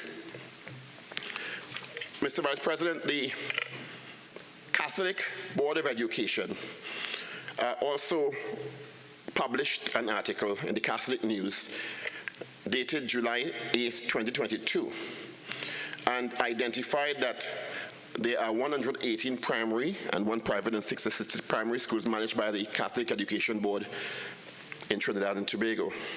And it contends that of their results, there was less significant learning loss. And we've all known the denominational school boards, or the schools under the denominational boards in the country, have performed better for a particular reason. One, the schools are smaller. Generally, the class sizes are smaller. They generally have better resources. And there's more focus placed from PTAs and more support from families and communities, for a lot of socio-demographic reasons. And we have to understand what is working for those schools and what can be transferred to the state-run schools. And this has been an evolving theme for many years without much success in us dealing with it effectively. The Catholic Education Board contends that the main issue at hand here, the main issue at hand is inequality. Inequality of resources, inequality of focus, and inequality of support systems. It's not that one said brighter than one, as we used to think a long time. That is an archaic way of thinking. It is that one cadre or cohort has more support and resources. That's all it is. So with the largest allocation being placed on education, I would presume that we do more to equalize the playing field in the interest of national development and sustainability. Because we all know that the state-run schools house the largest number of primary and secondary school students. So we have to look at solutions, which is where I intend to place much of my focus today. Mr. Vice President, my commendation to the Minister of Finance and the government is that I am extremely happy with the fact that it has been announced that $50 million has been put aside to deal with this remedial situation. Interestingly enough, even before I heard the finance minister present the budget, I was going to beg for $150 million over the next 3 years. Because this can't be a 1 year and stop because of the profundity of the issue we're dealing with. If we understand that remedial systems were put in place for the standard 5 transitioning to Form 1, and that cost $10 million, we have to also understand that standard 1, standard 2, standard 3, and those who transitioned to standard 5 also suffered learning loss. So too Forms 1, 2, 3, 4, and 5. And they also need urgent remediation. So I think when you think about it, it should be 100 million. Because if one cohort got 10 million, think of 10 cohorts. But I guess I understand that we're in constrained economic times. What is important now is how we use that money and how we map the progress and design the curriculum to make sure that they recover, not just in 1 year, because they won't all recover in 1 year. Some will take longer. Some have deeper challenges that had not been addressed even before the pandemic. And once we understand these dynamics in education, we will make more progress. And we have to, Mr. Vice President, believe in these young people. We can't just see them failing and call them failures and move on. That's not what a progressive country does. So I'm hoping that this $50 million can be used for what I will call the real bridge to the future. Not a physical bridge, but the real bridge in not only returning the education sector, especially primary and secondary school students, to pre-pandemic levels, but going past that. Because I think this is an opportunity to jump forward. It's not just about going to pre-pandemic levels, because we were just okay there. We were doing all right. If you want to position the country in 10 to 15 to 20 years as competitive intellectually and otherwise, we have to think of moving the learners forward to past where they were. So I'm suggesting the following. We identify anyone who scored under 40%. Anyone, not 30%. We are raising the benchmark because we believe in the young people. Anyone who scored under 40% is eligible for remedial services. We look at their grades. We don't have to do a scan because their grades are there. They would have had grades from the year before they moved up. They would have grades from the last year. And we look at those grades and establish a standard. At that point, we set targets of at least a 10% improvement in performance over the next year for the next 3 years. That way, we have a target in mind for these students. So if you scored 20%, we want you to move to 30% in basic math and English. Because a lot of the problems we're facing now is because those students who are underperforming did not get a proper foundation. So if you scored under 40%, you are eligible. And at that point, we focus on improving their grades by at least 10% for the next 3 years. If we hit that target, imagine a student who's scoring 30% now, where they will be and what that means for the country. If a student scored 1%, they will be at 29% if they are remediated effectively. So it's win-win all the way around. And if we do enough in the first year, the second year is going to be easier because they have a foundation. A lot of the time, students are moved up form to form, standard to standard, without understanding most of the curriculum. And every successive year, they struggle even more without being identified and remediated. So that's my suggestion. I'm also suggesting we adjust the school day so that these remedial classes are available 3 days a week for 2 hours a day. That way, you don't have to bring them back into school. So they have their normal classes, and those who are eligible stop their normal classes at 12 noon, get an hour's break, and go into remedial classes from 1 to 3 p.m. So you don't have to bring them back in school. Their parents don't have to pay more money, or their whole lives are as disrupted. So they are getting the foundation while still trying to deal with their daily exercises. And we also need to not burden the teachers in the system with these tasks, because they're already overburdened and struggling. So we make a call for retired teachers, university students, private tutors to fill this gap. So we have a different approach and a different mindset to tutoring these learners who have these learning issues, so we can actually get them to the point of performance that we want. And we measure their progress. And those who are not progressing as we like, we dig deeper and find out why this is not happening. Because in many cases, it's not the students, you know. They don't have the support at home for many reasons. We all had support. We all had somebody championing us. That is not the case for everyone out there. We have to understand every family is different. And the ones in particular in the lower socioeconomic groups are the ones who in many cases have less support.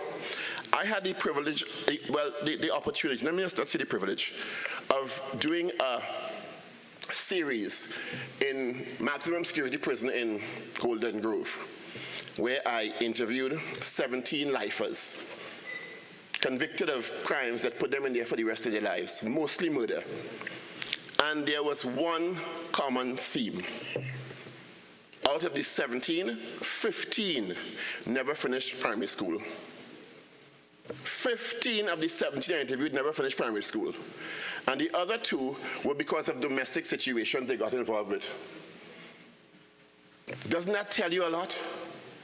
Doesn't that tell you what is funneling young people from what could be otherwise very, very productive lives into the arms of gangs and in jail? The education system, and this is not casting blame on this government or the last, in general, is failing those learners and opening them up to in terms of vulnerabilities, to elements of crime. We have to stymie that. Madam President, Mr. Vice President, sorry. I think if we accomplish half of what I've proposed here, it would be worth every cent of the $150 million that I'm proposing for the next 3 years. And I think it would make a huge difference in, one, our performance academically in primary and secondary schools, national development, and also in stymieing the levels of crime 10, 15, 20 years down the road. Because we have to stop thinking in 5-year cycles, as the Honorable Minister of Health said, as Senator Deyalsingh said, and as we all know, when development trajectories change for whatever reason, political parties enter and leave the cabinet. So that is my proposal for that. As I said before, the fight against crime is in the classroom. That's where it starts. That's where we have to focus our attention. And the others are symptoms that we deal with the criminal justice system.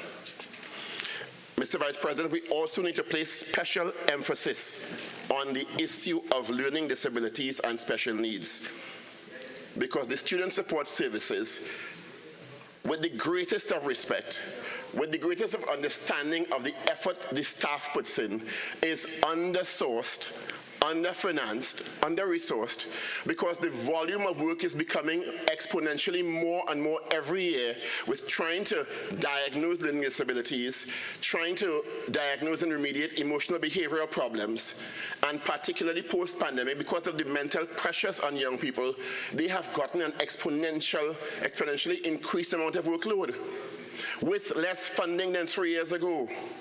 How is that going to work? How is it going to function effectively? Or is it just something we say we have there, and we could say we have it, but it's not being effective? And again, I'm not casting blame or castigating. I am asking for us to look at where the issues are and try to fix them in the interest of development and sustainability of Trinidad and Tobago. Mr. Vice President, I want to move quickly to my other main issue that I want to deal with today, and if I have time, the issues with disabilities and legislation related to disabilities in Trinidad and Tobago. The next issue I want to deal with is the issue of public transportation in the context of the fuel subsidy and the reduction in fuel subsidy. The reduction in fuel subsidy is hitting everyone hard, but of course, those who have more feel it less, for obvious reasons. But I'm sure people who have more are also driving less. Nobody in saying, "I'm drop down the road again." Those days done. Because when you go down the road, that quarter tank of gas costing you more. And you're seeing it at the pump. And I say in the context of the fuel subsidy because we are highly dependent on a population that drives. We have about 700,000 to 800,000 cars in the country. Probably the most in the Caribbean. And that is because of several reasons. One, because we've developed a tendency to want to drive because gas was cheap, heavily subsidized, public transport was poor, and I'll go into that more in a short while. The cost of pre-owned cars went down tremendously, meaning people could own more pre-owned cars, and we call them roll-on, roll-off, meaning everyone could have 3-4 cars in the garage. But that was all underscored by a buffer of quarter fuel subsidy. To be fair, the government has indicated from day one, this administration that is, that the philosophy is that this fuel subsidy is going to be reduced every year, and it has. So that should come as no surprise to any.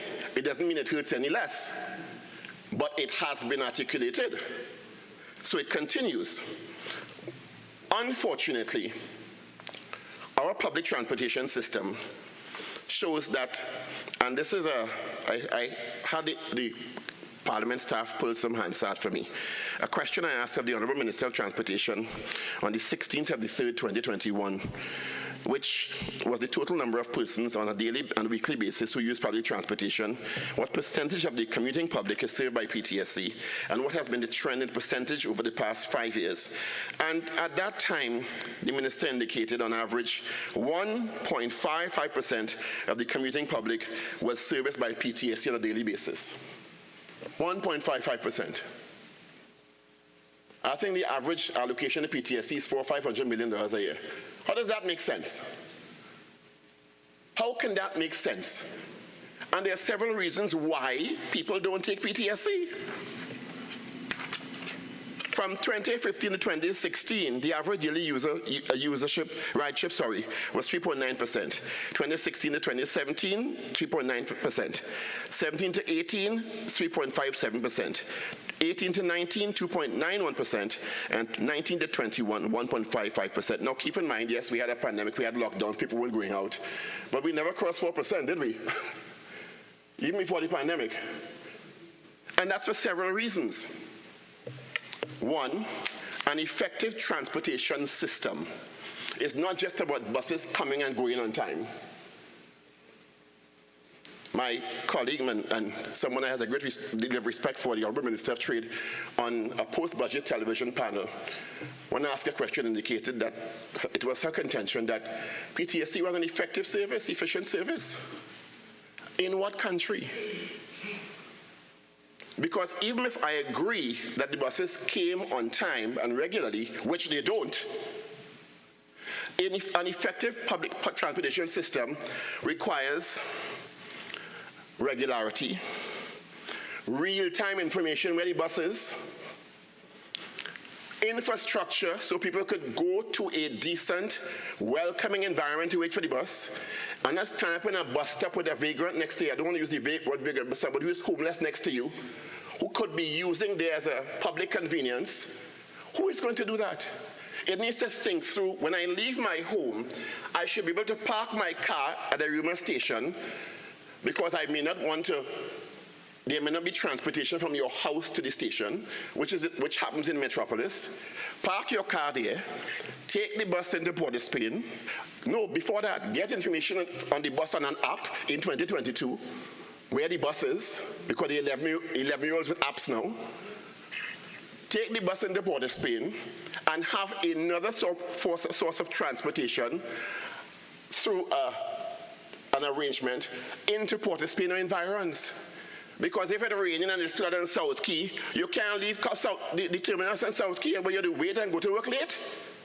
So an effective transportation system must consider all of this as holistic. It is not just about buses running on time.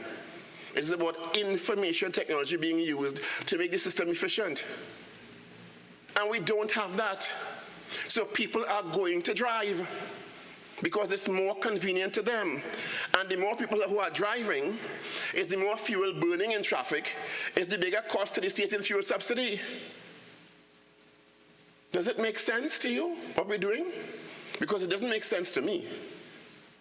So I know the Honorable Minister of Transportation has said that there's a national transportation policy afoot that we are yet to realize. Mr. Vice President, how much more time do I have? You have till 6:05, so that's okay. Wonderful. Minutes, yeah. So I did some research, and New Zealand had a very similar problem to us. So, and I don't want to leave out a very important part of this, because very often we lambaste maxi taxis. They're stopping everywhere. They are undisciplined. But imagine your day without maxi taxis. Not us, we drive to work. We have bus route passes, we're not stuck in traffic. We are the exception to the rule. Those of us who don't have drivers have bus route passes. So we have less traffic to deal with, we have less fuel to burn. The subsidy is not affecting us in here or the other place as much at all, and we have to admit that. Is the general public has to face that every day.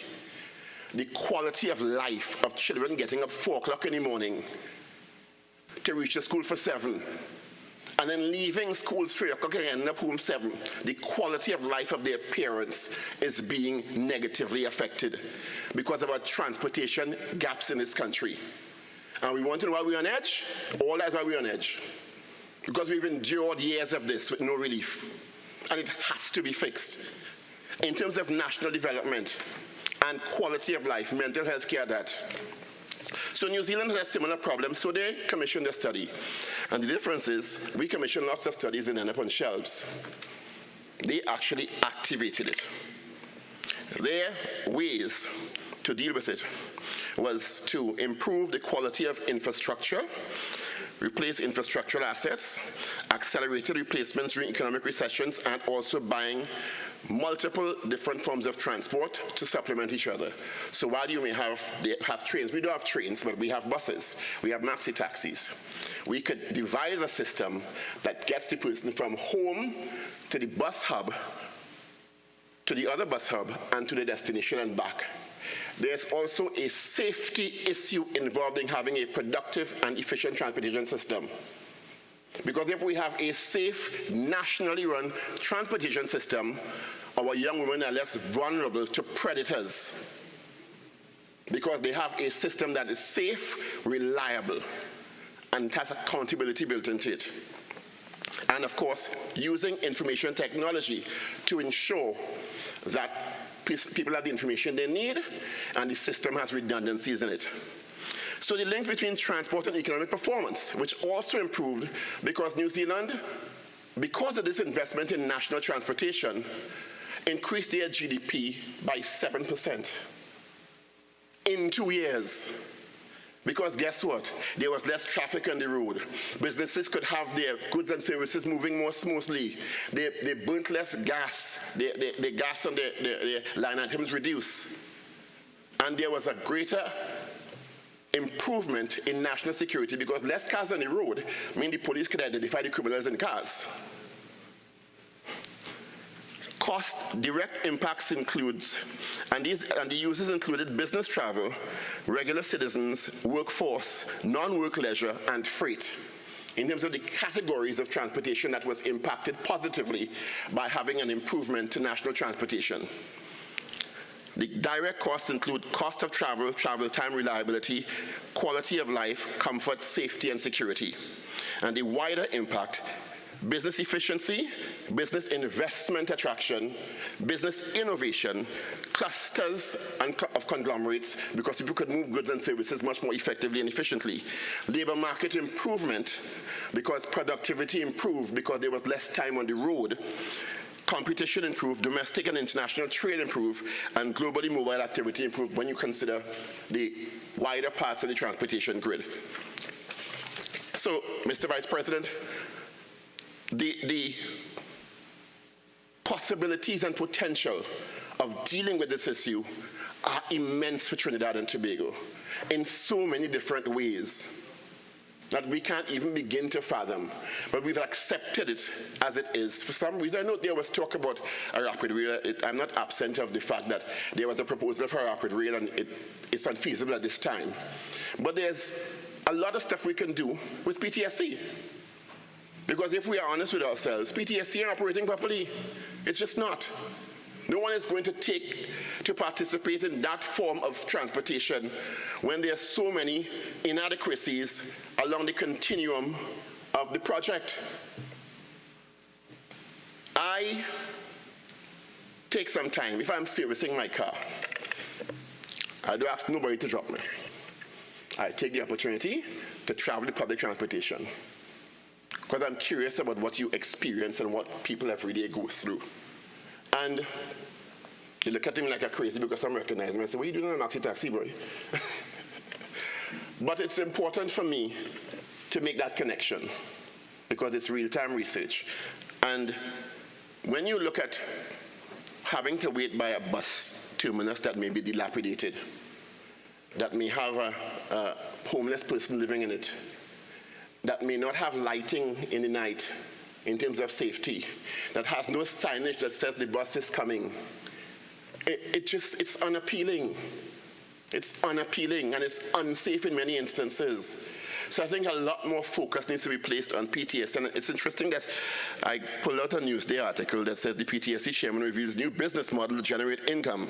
Thursday, May 19, 2022. And commuters board a PTSD bus on the San Fernando to Port of Spain route at King's Wharf Terminal in San Fernando.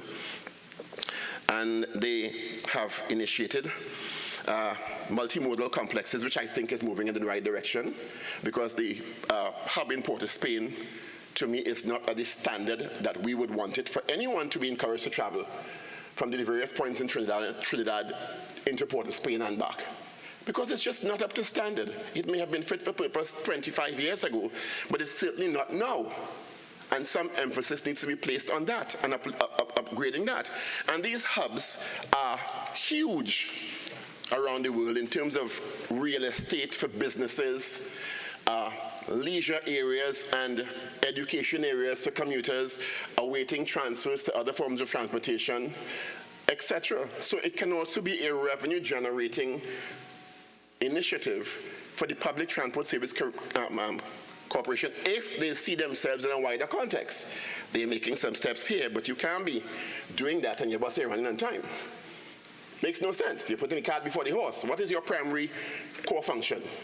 Efficient, effective, safe public transportation. Deal with that first. Or you could walk and chew gum at the same time. Mr. Vice President, let me move quickly to my last point before I don't want to run out of time, because it would be remiss of me not to deal with it. You have 5 minutes. Thank you. Is way behind with disabilities legislation. And I know the Honorable Minister of Social Development and Family Services is working on a bill, she's assured me, and I commend her for that. But I'm putting it on the record because I think it is important. In Guyana, the Persons with Disabilities Act became law in 2010. In Bahamas, the Persons with Disabilities Equal Opportunities Act was passed in 2014. In Jamaica, 2014.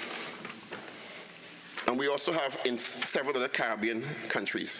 I think it's time for us to really deal legislatively with persons with disability in this country, because they are a vulnerable group and they have been neglected for too long and are left at the behest of people applying policy arbitrarily without legal recourse if they're not provided for in society. So I'm hoping that that bill comes to the Parliament this session, because it is important for us to treat every citizen equally. I think I want to also close by saying that we have to ask ourselves, Mr. Vice President, in the Parliament, given what I've seen in the last 2 weeks, if we are ensuring individually and collectively that this noble institution called the Parliament is an instrument of ensuring citizens' lives are improving, equality of treatment and opportunity is being championed, and providing a sense of hope and optimism? Or are we sometimes adding to the stress?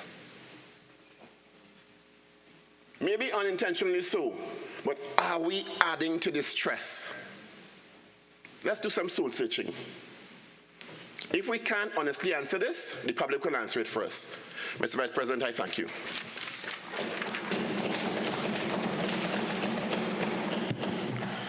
Minister in the Ministry of Agriculture, Land and Fisheries.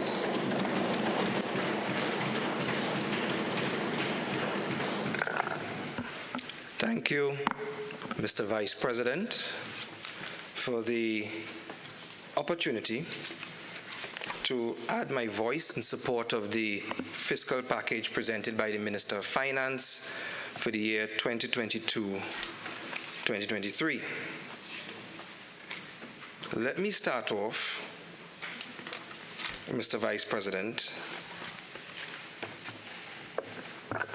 by joining my colleagues in commending the Prime Minister of this country, Dr. Keith Rowley, the Minister of Finance, and the Minister of Planning for the immense amount of work that they have done in keeping this economy of Trinidad and Tobago stable. A few short months ago, we had a mid-year review, and I contributed to that particular debate, and I made some statements specifically to those three individuals I just called out in relation to what they had to endure. Of course, at that particular point in time, a few short months later, we find out that there's more that they have been enduring in relation to what needs to be done. And that now leads me to add to the commendation that I just given a short prayer for these individuals, because those three individuals would be under immense amount of stress as it relates to what needs to be done. And we have to understand that this particular Minister of Finance, Minister of Planning, and Prime Minister of this country would be the most embattled individuals as it relates to managing this economy in the history of Trinidad and Tobago. And for that, I pray to God to give them the grace to continue,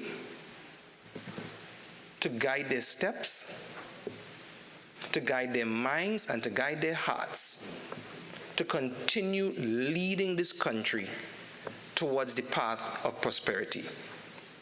Amen.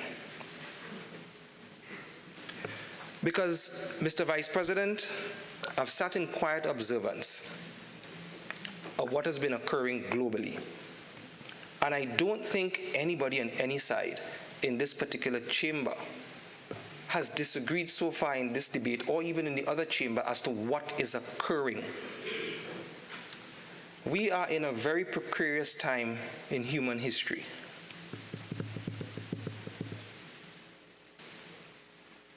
I think that is understood by everybody. And what you are hearing so far from all of the contributors is, on our side, we are indicating and we are putting to the population exactly what it is we're trying to do to keep things stable. On the opposing side, they're trying to lay blame and put everything on us to say it's our fault why things are this way. And the independent senators, for the most part, are understanding exactly the situation that we're in. And they understand the message that we are in a transitionary phase and balance is the key. And so, Mr. Vice President, as I sat and I thought, exactly how do you break down the circumstances that we're in so that the average man could understand? And I always listen to Senator Dillon-Remy when she contributes in the budget debates, because she always gets it right in terms of the messaging and hits the nail on the head. And one of the first things that she did was that she put it in the context of the last 20 to 30 years and what economically Trinidad and Tobago has been facing.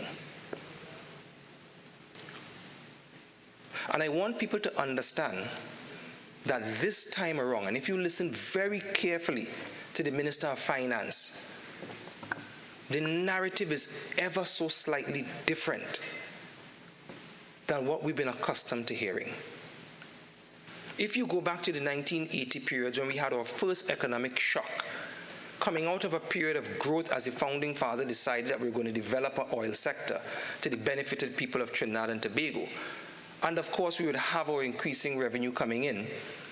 And that first shock, which would have been the greatest shock at a particular point in time, because what we had before was a lot of revenue and a lot of oil in the ground. Plenty resources, plenty money. And so even though we were treating with something that was an economic downturn at that particular point in time, the narrative at the time would have been that we need to ensure that we get through that period, however long it may have been, survive what is now facing us until we can get over the hill and into economic growth again. And of course it happened as we entered the 90s. And then it would have occurred again in the early 2000s. Another economic downturn, and the narrative was the same. Who remembers the phrase, you need to tighten your belt? Things aren't the same anymore. We're experiencing an economic shock. Oil prices are fluctuating. And therefore, we need to tighten our belts and adjust how we spend so that we can get over that hurdle until things get better. And of course, once again, they did. And then fast forward to the 2014 to 2017-18 period, another economic shock. And of course, at that point in time, our Minister of Finance was in place. And if you remember correctly, we started to indicate at that point in time that we had to spread the burden of adjustment until we can get back to a balanced budget, which was projected for 2019 at the particular point in time. And once we got over that hurdle, then we can begin the process of diversifying, because we started to understand that we couldn't keep going down this road of receiving economic shocks of which we had no control over, because we don't. But then something happened, and Senator Dillon-Remy said it, and I said it before, COVID came. We didn't expect it. And of course, the Minister of Finance had to react. And react he did, and he kept us stable, and he kept us going. But post-COVID, and it's not really post-COVID because we're still in COVID, it has not been declared ended in terms of the pandemic. But post-COVID, in the context of the normalcy returning, you're now starting to understand that the narrative is changing, because all those other periods of economic downturn, the fundamental difference is that we had confidence in the resources that we had in the ground, and that the value that it would fetch, even if it was depressed at that particular point in time, that eventually it would bounce back. And from that 2014 period coming forward, the first thing we started to hear is the confidence in those resources in the ground isn't as guaranteed as it used to be. To make matters worse, the oil and gas market started to have a certain level of volatility that came with it, so much so that the economic shocks kept coming faster and faster. And so the narrative now, from mid-year review to now, And what the Minister of Finance has been saying over and over again is, as much as the prices are ticking up and as much as we've had a windfall, we cannot stand up and say that things are over. That windfall is temporary, because the situation that we're in globally is so precarious, and Senator Dillon-Remy hit the nail on the head, that we could wake up tomorrow morning and the war in Ukraine and between Ukraine and Russia could be ended, and then we're experiencing another shock, and that we have to be extremely cautious as to how we move forward economically and begin the process of transitioning how we think about the future. Because from the 1980s coming forward to the early 2000s, non-energy sector and the energy sector, and we had a heavy reliance on the energy sector. So much so that you all could remember the narrative. Once oil prices went up, things are good. We could start to spend again, and that was always the narrative. That is not the narrative now.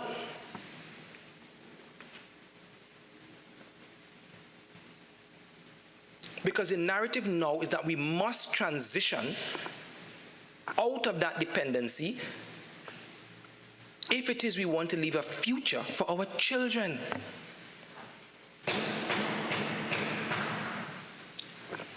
And that is why I'm saying that all of the commentary you're hearing from the opposition is nothing more than them trying to capitalize on something that everybody in the world is going through. They only see a return to power. They do not see the future of this country. And if you listen carefully to what Senator Mark said in his contribution, this is how he tries to fool you. When they were in power, the refinery was open. When they were in power, all the trains were working. Okay. When I was born, Senator Mark had an afro. So what? You don't have one now. And there's a reason for that. Just like there's a reason that the trains aren't open, and just like there's a reason the refinery isn't open. And the Minister of Finance ad nauseum put that out into the public domain.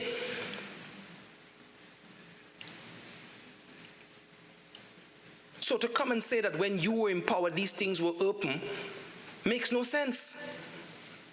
That is not the circumstances under which we are right now. And if you listen very carefully to what has been said by members opposite, both in the other place and here, as to their plans if they were in power,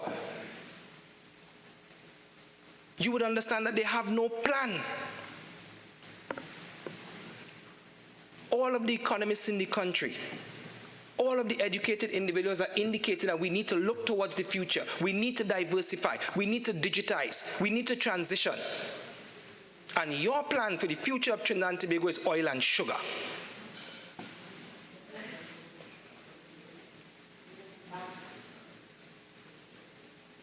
So we are moving forward, and you are busy taking us backwards to 1975.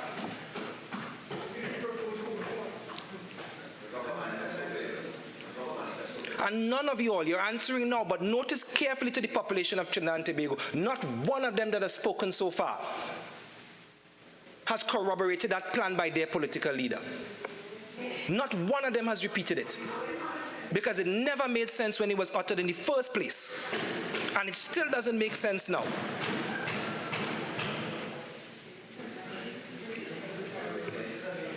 And let me just, as I'm on Senator Mark, answer one time. I don't know what it is you have with Deyalsingh House. I am a young member of this party. Senator Lizama Lee Singh is a young member. Senator Hislop is a young member. Senator Sukla Sagram Singh is a young member. Senator Singh is a young member. And when we walk the halls of Deyalsingh House, we walk in the wake of Dr. Eric Williams. We walk in the wake of A.N.R. Robinson. We walk in the wake of George Chambers. We walk in the wake of Patrick Manning. And we walk in the wake of Dr. Keith Rowley. And that is a building that has been in the party for the last 60 years. And the part that baffles me is that the party that you belong to, where are you all now? Not even in the building that you all founded the party in. 27 years they spent there, and you know why they had to leave? They couldn't pay the rent. but you're coming to this chamber to tell this country how to manage $56 billion? That could make any sense? And the irony behind it, Mr. Vice President, is the founder of their party is still in Rienzi complex and they're out.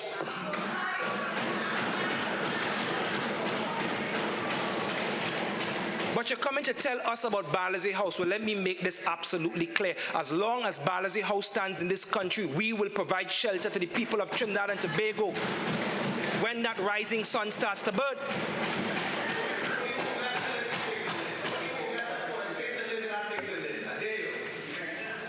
Of course they would be jealous of Barlazy House. Senators, Senator Leader, we appreciate, we really appreciate the to and fro, but the volume is, yes.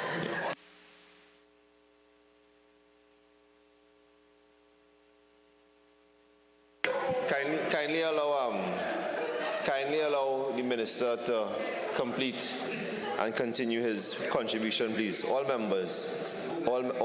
members, kindly allow him to complete, please.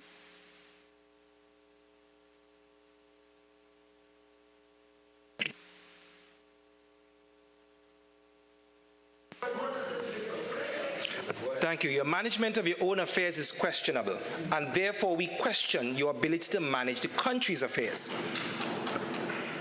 Let me continue by responding to Senator Gopeesingh, who spoke not too long before me.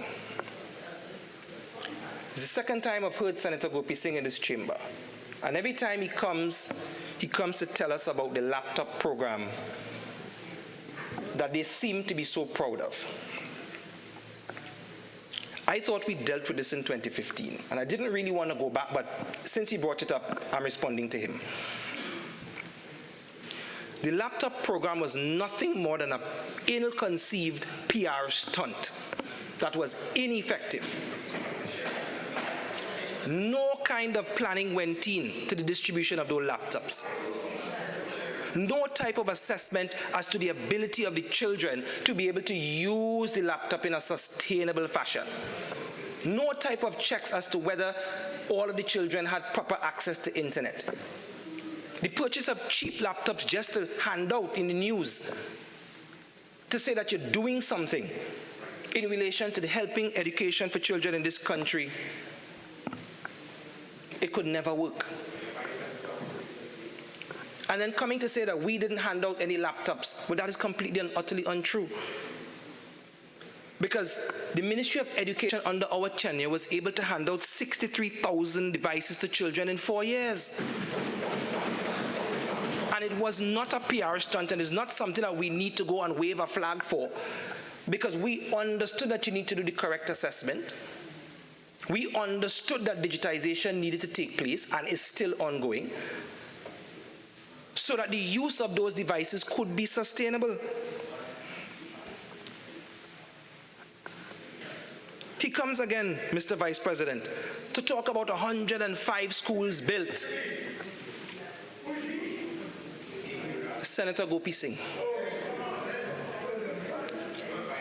But Mr. Vice President, in 2019, the statement by the same goodly senator was that the former government to which he belonged built 106 schools. So somehow between 2019 and 2022, we lost a school.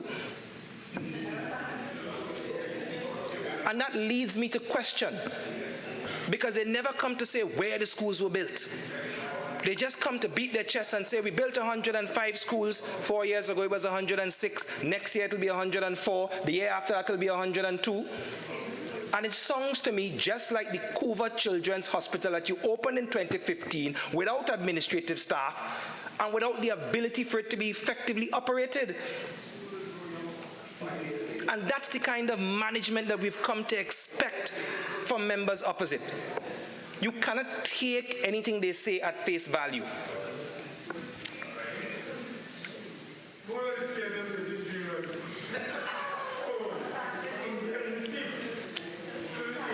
Senator Mark, We are on our last contribution for the day. It's been a long one, and tomorrow is planning to be even longer. Let us allow the proceedings to happen, please. Mr. Vice President, to the textbook issue. Parents and teachers were highly incensed by the flood of textbooks entering the school system under Senator Gopeesingh. No care as to accuracy. The number of textbooks as much as doubled, with new ones making it to the ministry's list in a record time and being purchased by the thousands, in addition to having multiple errors.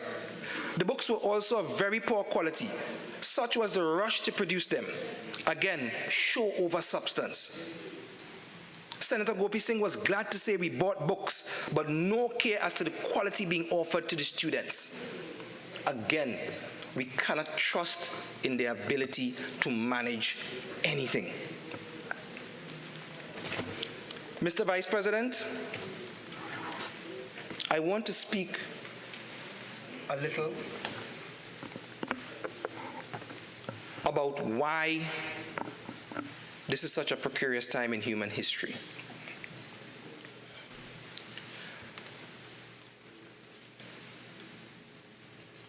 When I sat down and I thought about what we're experiencing, every other period that we faced, we took it from an economic standpoint, and the measures put in place were done to treat with that. But when I thought about exactly what we're going through now and why so many shocks are coming so fast, I came to the understanding of something. And this is the way I had to break it down. When you're talking about a nation and how a nation is built, there are 3 layers built on 3 pillars. The first layer is population, a gathering of people in a particular place. The second layer is called society and culture, when you have several populations occupying a particular space. They interact with each other to form society and different cultural norms, unique to them. On top of that, you have your economy. That is trade between these populations. How they perceive value in whatever it is that they produce. Those 3 layers stand upon 3 pillars. These pillars are called the hierarchy of needs. What does the hierarchy of needs mean? It means that when you meet that hierarchy of needs, you then move up to your wants. So what are the needs I'm referring to? The first is health, the second is food, and the third is shelter. So you have those 3 pillars holding up those 3 layers. And if at any particular point in time in history those 3 pillars fall, so does the layers above it. And when I take a look at the last 20 to 30 years of human history, think about it. Those 3 pillars have been rocked to their core. From the standpoint of health, we just came out of COVID-19. The whole entire world had to shut down. When the world shut down and everybody was locked indoors, no society, no culture, we couldn't interact with each other, we couldn't hug, we couldn't kiss each other, we couldn't even hold hands. And of course, when society went, so did the economy. You can't sell, you can't buy, you can't trade. In terms of shelter, for the last 25 years or so, as far as I could remember, we've been dealing, as Senator Vera rightly stated, with climate change. We've had stronger storms, we've had floods, we've had stronger tornadoes. So the idea of a constant shelter is always in flux. We just had Hurricane Ian passing through Florida. And now, as we are rolling into a certain level of normalcy, and because of a Ukraine-Russian war, we are experiencing pressures on the last pillar, food. And that brings me to the ministry that I belong to, and what we are doing to ensure we stabilize that 3rd pillar. And before I begin, I join with my senatorial colleagues to commend the Minister of Agriculture, Land and Fisheries and the Minister in the Ministry of Agriculture, Land and Fisheries. Minister Hosein, from the time I entered the ministry, we all know him as a people person, and he's always said to both Minister Singh and myself that service to the people is the greatest thing that you can do. And the best way to serve people is to listen to the people. You heard him say it today again. And I could not agree with him more. He said it today that we work as a team in that ministry.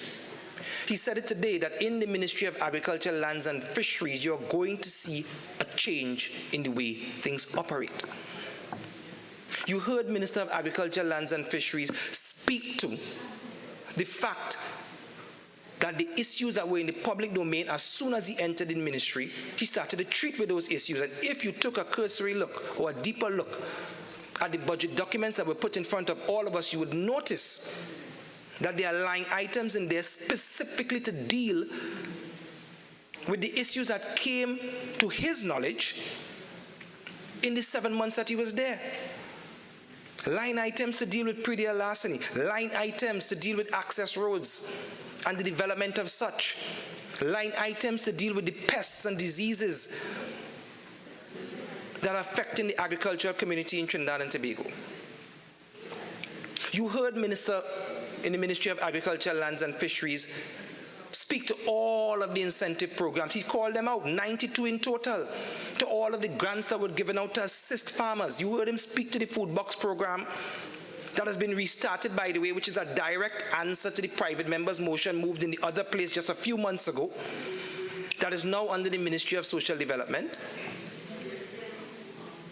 And today, I am going to speak to the last part, which is digitization of the ministry.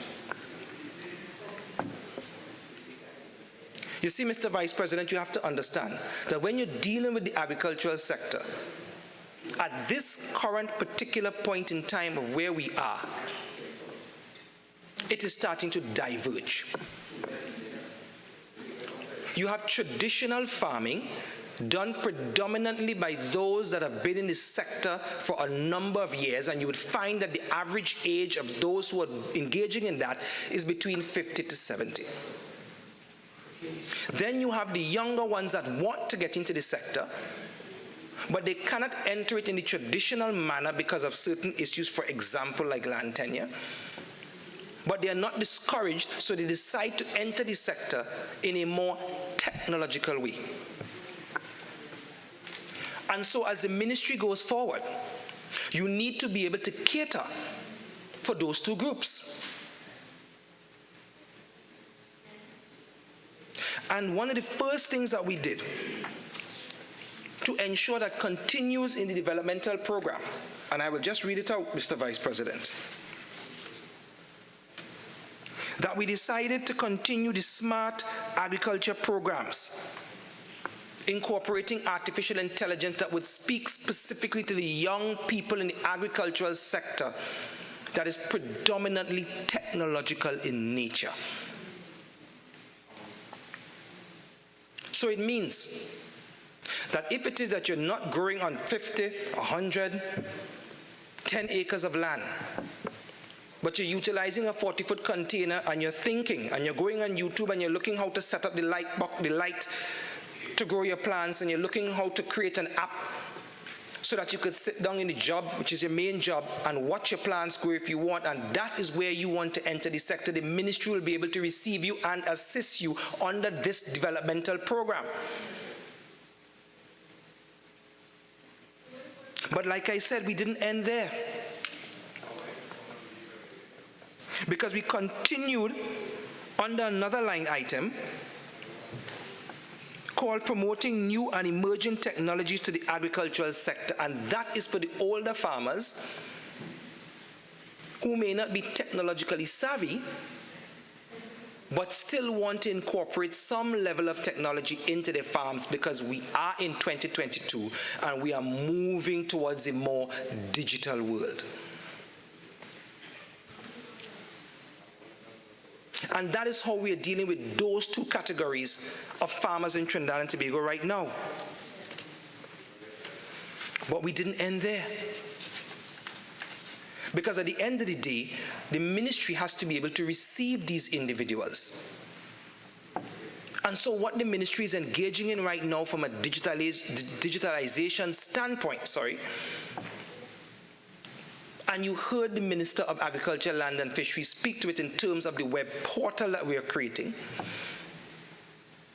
And we are speaking to the various units in the ministry right now to create what I call a Know Your Farmer initiative, properly titled the Farmer Registration and Data Management System, which we are revamping so that no matter where you enter into the sector, whether you're young, whether you're middle-aged, or whether you're a little older, that we want to know everything about you so that we can know how best to serve you in keeping with the mantra that the Ministry of Agriculture, Land and Fisheries has laid out. So we would know what soil type you have. We would know what you have grown. We would know your cultivation levels. We would know what type of extension services you need. We will know what incentives to give you. And the best part of it all is that you can apply for all of this from the comfort of your house.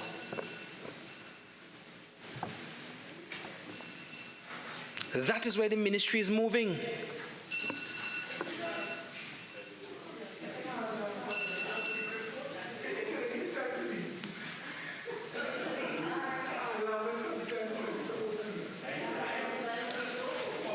That is where the ministry is moving. I have heard the minister in the Ministry of Agriculture. The phone was enough disturbance. Yes. Okay. Continue. Thank you, Mr. Vice President. I have heard the minister in the Ministry of Agriculture, Land and Fisheries lament about his farmer's badge over and over again. And he said it today in his contribution to that we work as a team in that ministry.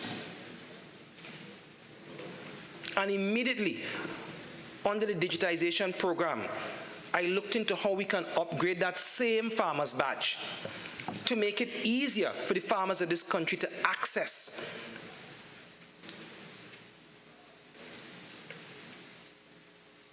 And to tie all of these things together.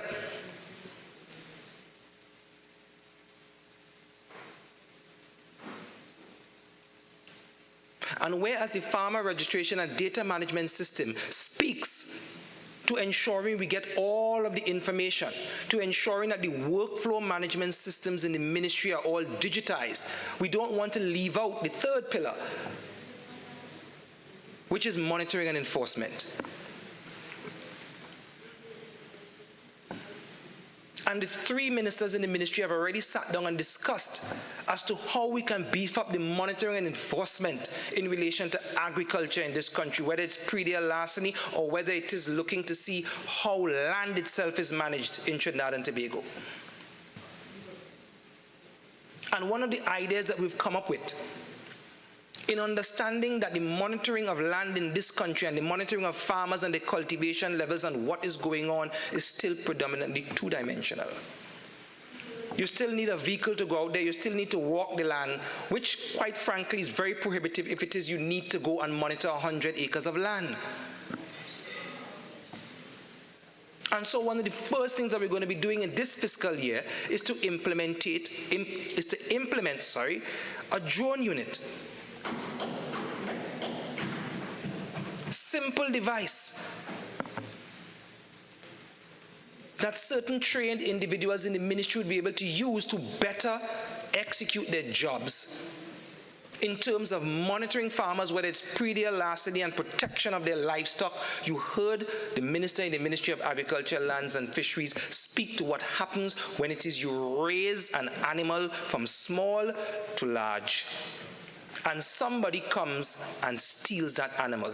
I don't know anybody that has the heart, and he's absolutely correct in what he said, to continue on in the livestock industry after becoming a victim of pre-deal larceny in that manner. And if it is that we can do the simple things in terms of getting drones for these individuals to be able to faster and better and quickly monitor these farms, then it's a simple thing to do.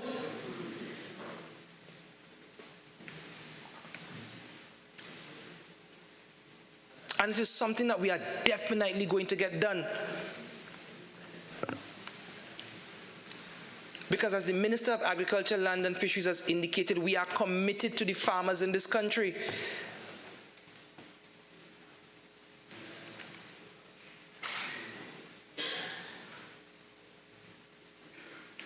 And I have not yet been able to sit with them because we entered the budget cycle before I could have a meeting with them in relation to what I'm about to say next. But at the last appreciation function that the ministry had, which the Minister of Agriculture, Lands and Fisheries attended with myself, I was able to speak to a young female farmer. I really wished I got her name, but I didn't. But what she said to me resonated with me to the point where it still stuck with me. And she came up to me and she asked me,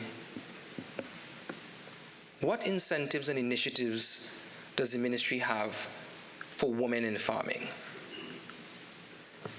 And I looked at her stumped, because when you really think about it, the initiatives and the programs and the incentives that we have is for all farmers, whether you're female or you're male.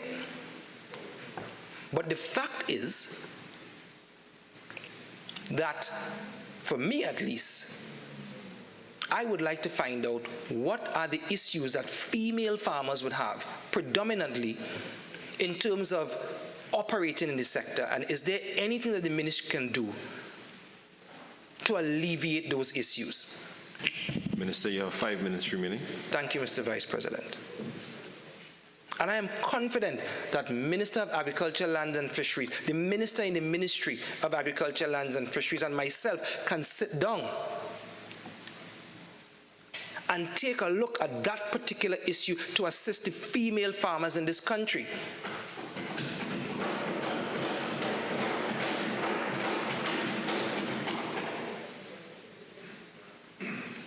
So, Mr. Vice President, I have put forward some of the initiatives that we want to treat with.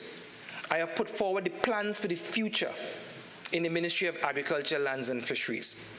I have reiterated many times that along with my colleagues working as a team, the agricultural sector itself will go through a transition in this country to the betterment of all. And so I want to close off by pulling it all together to say this to the people of Trinidad and Tobago.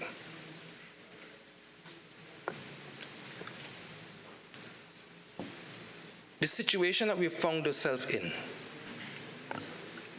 is one that is precarious. We know that. We understand how far we've come. We understand the fatigue, as Senator Richards spoke to, that is now setting in. And the best way that I can explain it is that we are at the bottom of a mountain of hardship. And we begin our journey with resolve, resilience, and faith. And after a long, arduous climb, we've gotten to the top. And whilst we're at the top, we have to stand our ground. We have to plant our feet. Because we're not yet over the hill.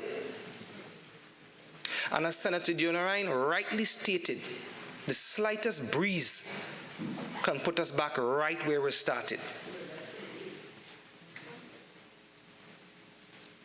And so at this point in time, we have to be extremely cautious as to how we move forward. Because under this government, under this Minister of Finance, under this Prime Minister, we will make it over the hill towards the land of prosperity and economic sustainability. Mr. Vice President, I thank you.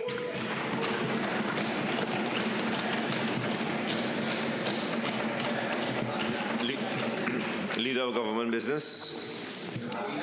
Mr. Vice President, I beg to move that this House do now adjourn to Friday, October 14th, 2022, at which time we will continue this time. At 10 a.m., at which time we will continue the debate on the appropriation bill.